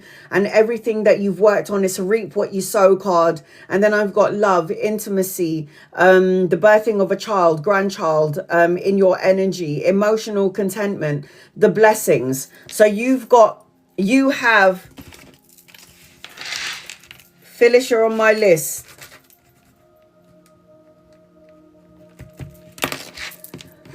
So I am seeing, as I'm connecting to you, Brent, healthy boundaries needs to be implemented. And I feel like if you are having anxiety or you weren't sleeping right, you're feeling a little bit uneasy on some level, I feel like this energy is going to shift and change. So when the Nine of Swords is upside down, it's rest, recovery, healing from extremes. This is in your energy, Brent. So healing from extremes, right? Healing from the extremes is what I'm seeing as I'm connecting to you, Brent. It's like if you weren't sleeping very well, things are about to change for you and you're going to start to sleep like a baby. All right, Phyllis. So before I get to, so these are who I have in my list. Then I've got Fred, Danny, Abby, Fab, and Nothing But Love. All right, Phyllis, what is your reading about? Before I get to Fred, I've got a read for Phyllis. Phyllis has just paid for a reading. Please be patient, guys. I need to close this off. Give me 1 second. I need to close it off because I got a client. And okay.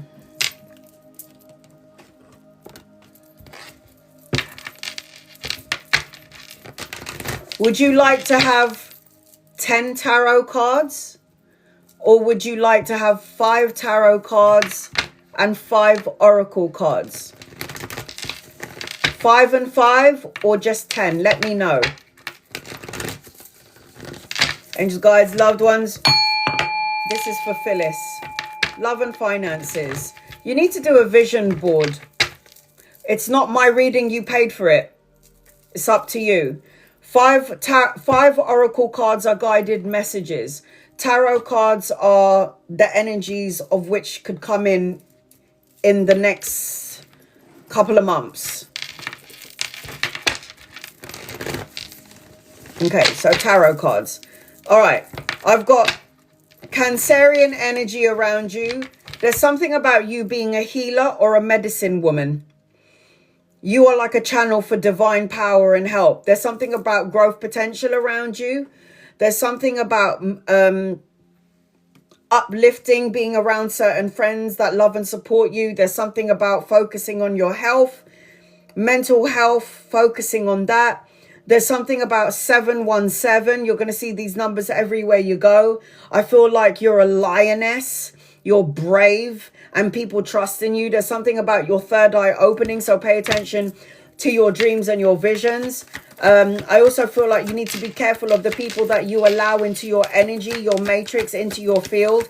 There could be antisocial energy or behaviors or people around you that could take. So absorbing other people's energy. Hypersensitive acceptance in your energy. The medicine woman is the healer. Yeah, that sounds about right then. So that sounds about right then. Yes. All right, so let's see. So those are the first things that I'm picking up on as I'm connecting into your energy.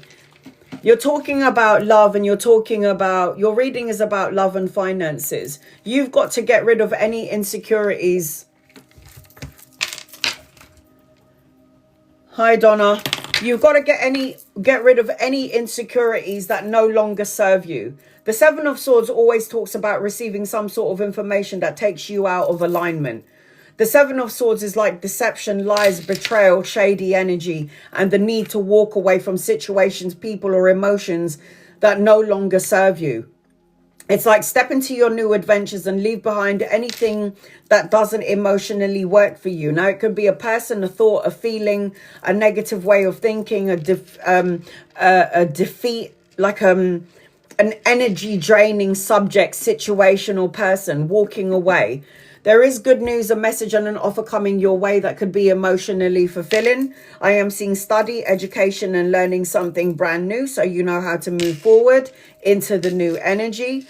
I am seeing travel and relocation, speed and necessary changes coming your way, opportunities to travel. If things have been going slow for you, Phyllis, it's about to speed up. Now, you want to know, look, if you're trying to get into a relationship, you have to get rid of old insecurities in order to move forward into a new connection. Once you get rid of the old insecurities, you're going to have an opportunity for love. I am seeing, as I'm connecting into your energy, I've got the Queen of Coins. So you want to know about money and finances. First of all, you should either be the boss of the company that you're working for or be in some sort of manager position. There will be money, pay rise, or a promotion, but it also seems like you could have a side hustle. Something that will bring in the money because you're coming out as the self-sufficient queen, domestically skilled, the jack of all trade queen. Now, you're in your manifestation energy, so you are manifesting everything that's literally happening in your life. You have infinite potential, infinite possibilities in your energy. And it feels like if you keep focusing on what you do want, instead of focusing on the things that you don't want, you're going to end up manifesting everything that you do want. I am seeing that you're very psychic, intuitive, so pay attention to your dreams and your visions. I did say something about the third eye. Pay attention to your dreams and your visions. Pay attention to what you feel, not what you see and not what you hear. I am seeing opportunities to collaborate and having a partnership. There's the Three of Coins again. Mastering your craft, creating a body of work. I am seeing a soulmate energy around you. So the soulmate energy is about nostalgia, having fun, innocence, reunion, unexpected gifts and pleasantries coming your way. If it isn't here yet, it's coming in at some point. And oh my God, you asked about love and money. What are the chances of that? A divine counterpart that matches your energy, and you're both holding money and coins. So you could be collaborating, working with each other. You could get together and then you might have something together to create money and a business and something tangible, stable and long lasting. So you've got everything rolled into one. You can now get to a place of peace, rest, recovery, recuperation. The Four of Swords is peace of mind, resting your mind, not over analyzing and overthinking things, and then things will start to fall into place for you. Capricorn, Virgo and Taurus, Aries, Leo, Sag, Gemini, Pisces energy around you. You wanted love and finances, you have the man holding the coin, and then you had you holding the coin. So you have all of the above. Keep working on yourself. It's only about to get real good. Fred.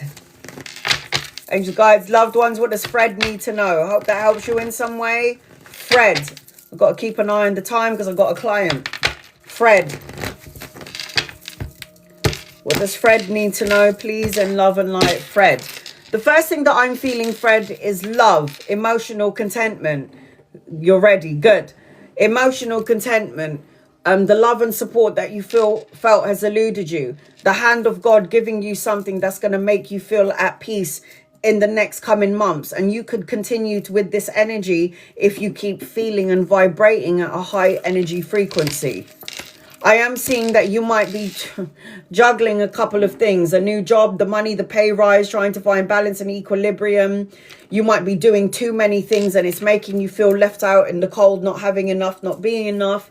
You might be in the lack mindset, and I don't see why you would be in the lack mindset. I don't see why you would be in the lack mindset when you have opportunities around money, a job and stability. Maybe you need to have a break from work in order for you to go and see your new potential and your new beginning and the pay rise and the promotion and the new opportunities and the new investment in your energy. Make sure you're listening to your gut, your intuition.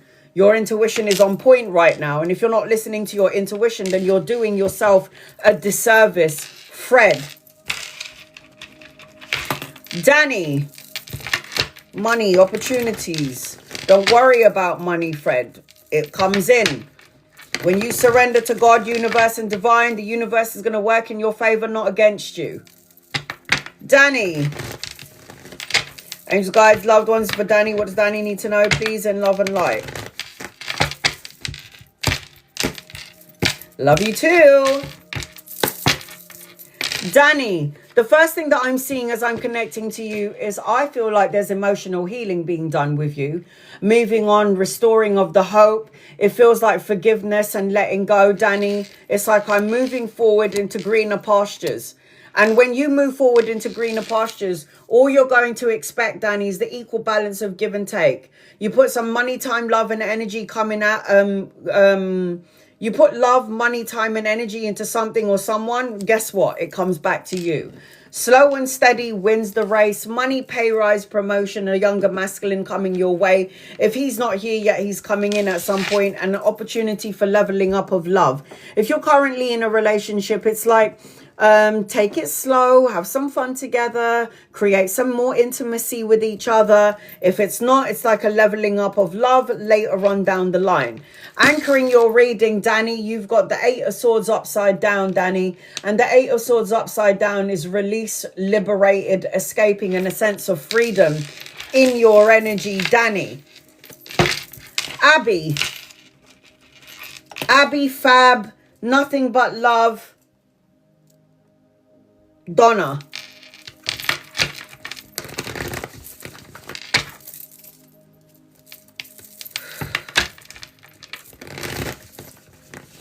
Month of June, Abby, angels, guides, loved ones, month of June.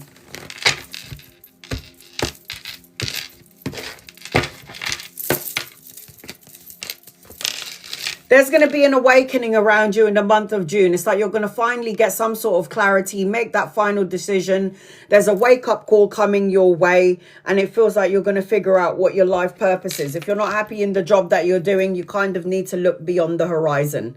If you're not happy in the place that you live in, look beyond the horizon. If you're not happy in the relationship that you're in, look beyond the horizon. This represents expansion, teamwork, commerce, your own business. At some point, you're going to be signing the contract. There's good karma around you, cause and effect, win-win situation, the balancing of the karmic scales, the signing of the contract. But it feels like this could come in a little bit later on. I also feel like there's an older man around you. If he's not here yet, he's coming in at some point. He could be a lover or a friend, or he could be somebody that you could be collaborating with down the line. I feel like you've got mediumistic ability, so you're able to pick up and sense things that other people can't sense, see, feel, or hear, and you have the ability to do so, Abby. I feel like as I'm connecting to you, you've got mediumistic ability, so you kind of need to dream journal, pay attention to, again, your dreams and your visions. He's already here. Alrighty. I hear you, Abby. Have some fun. Fab.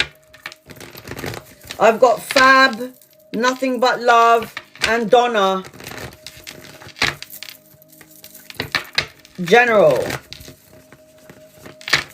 Go into new energy with fun energy. Not some serious. So, like, where's this going? Are we going to be in a connection after, like, 5 minutes of being with him? Like, don't scare him off by going, so what's happening? Are you serious about me or what? Just be like, have some fun. Let our hair down. Let him be the one to say, I want you and I want to be in a connection with you. Don't do anything. Don't say anything. Just let him be the one. I feel like you need to get your mojo back, Fab. I feel like you need to do something that inspires you. That, you know, a creative project, artwork, something fun, rock climbing. Doing something like spontaneous is what you need to do, is what I'm feeling as I'm connecting into your energy, Fab. Being spontaneous, doing something fun. Like, don't burn out your energy on some level, but at the same time, doing something fun. Look at that. The Queen of Wands, burn out, getting your mojo back. Free-spirited, creative energy, confidence, feeling self-assured, having some fun. Going inwards, maybe doing some meditation, soul searching, figuring out what it is that you want to manifest in your life, and don't let it get tainted with other people's like projection, other people projecting their energy onto you. I've got a younger masculine around you. If he's not here yet, he's coming in at some point. It could be a lover or a friend. You got to get your mojo back, man. Got the devil card here. Like, let go of the chains that bind you. Fears, worries, anxiety, depression, worries. If this is not your energy, you're picking up on somebody else's crap, and we need to move this energy along, because you might end up filtering in somebody's energy, somebody else's projection, their energy onto your energy, and then you're going to end up thinking it's yours when it's not yours. So you need to discern, meditate, and go inwards. Younger masculine, get your mojo back, do something fun. Don't take life so seriously. That is what needs to happen in the next coming days. Fab. Simone. And you guys, loved one, Simone. And then Donna. And then I think I can quickly get Serenity Rose. General. And you guys, loved ones, what does... So the first thing that I'm feeling as I'm connecting to you is opportunities and choices coming your way. Are you single or are you in a relationship? It feels like you might have a choice. Two situations or two people.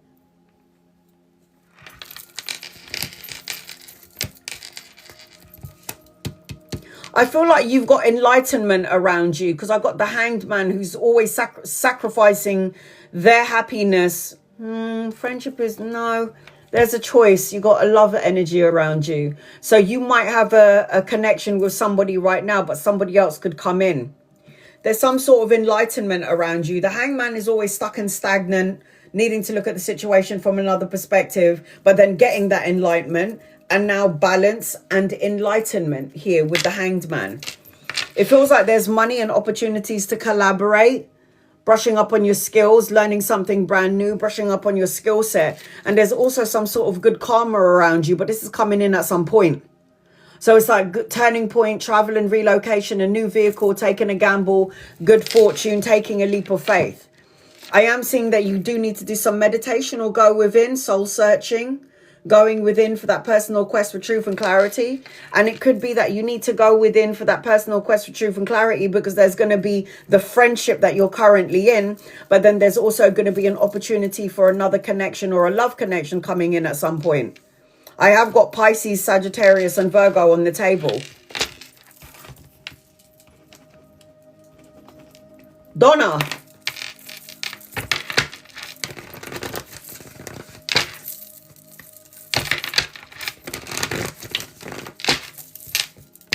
Donna.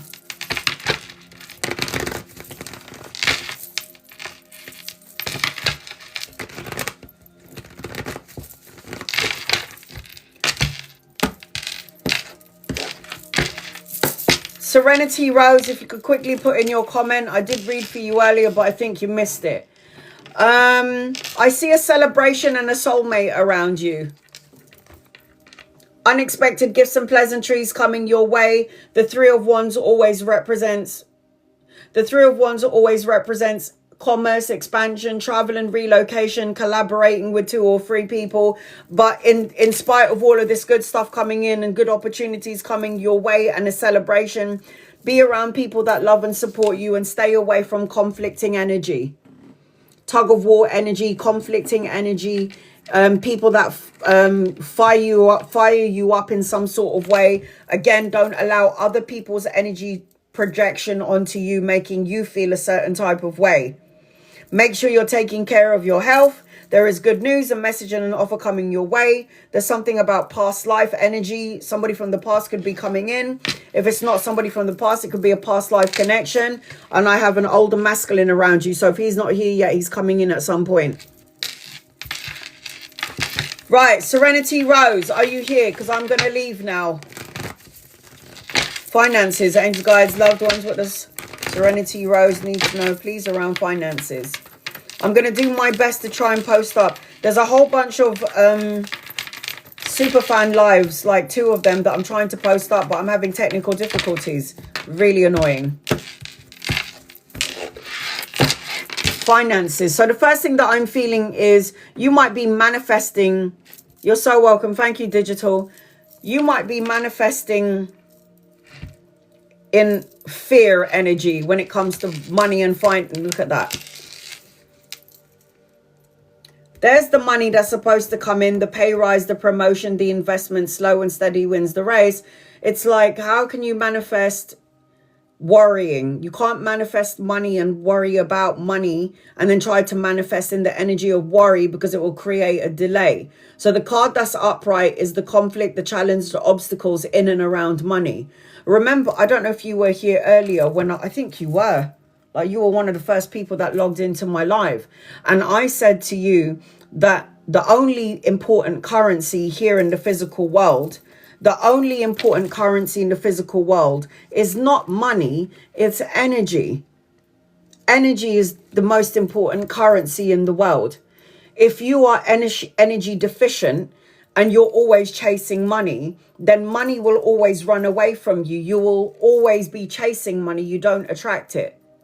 Now, if you're focusing on your energy and you're focusing on your health and you're focusing on the abundance of it all, and you're not worrying about chasing money and finances, then it's going to lead to a celebration. Family, reunion, homecoming, ultimately the celebration and something to celebrate. Looking at the brighter side of life. Then it will start to speed up. It will start to change for you. Then you'll start to see significant money coming your way. Happy birthday, sweetheart. So that's all you need to do, Serenity Rose. We're celebrating my birthday and going on holiday next Saturday. You're so right. Oh my God. Enjoy, man. Enjoy, Donna. Enjoy, enjoy, enjoy. You've got so much to look forward to, okay? So much to look forward to. Persevere, and you're going to see 222 everywhere you go, Donna. 222. Dreams and visions, guys. Pay attention to that.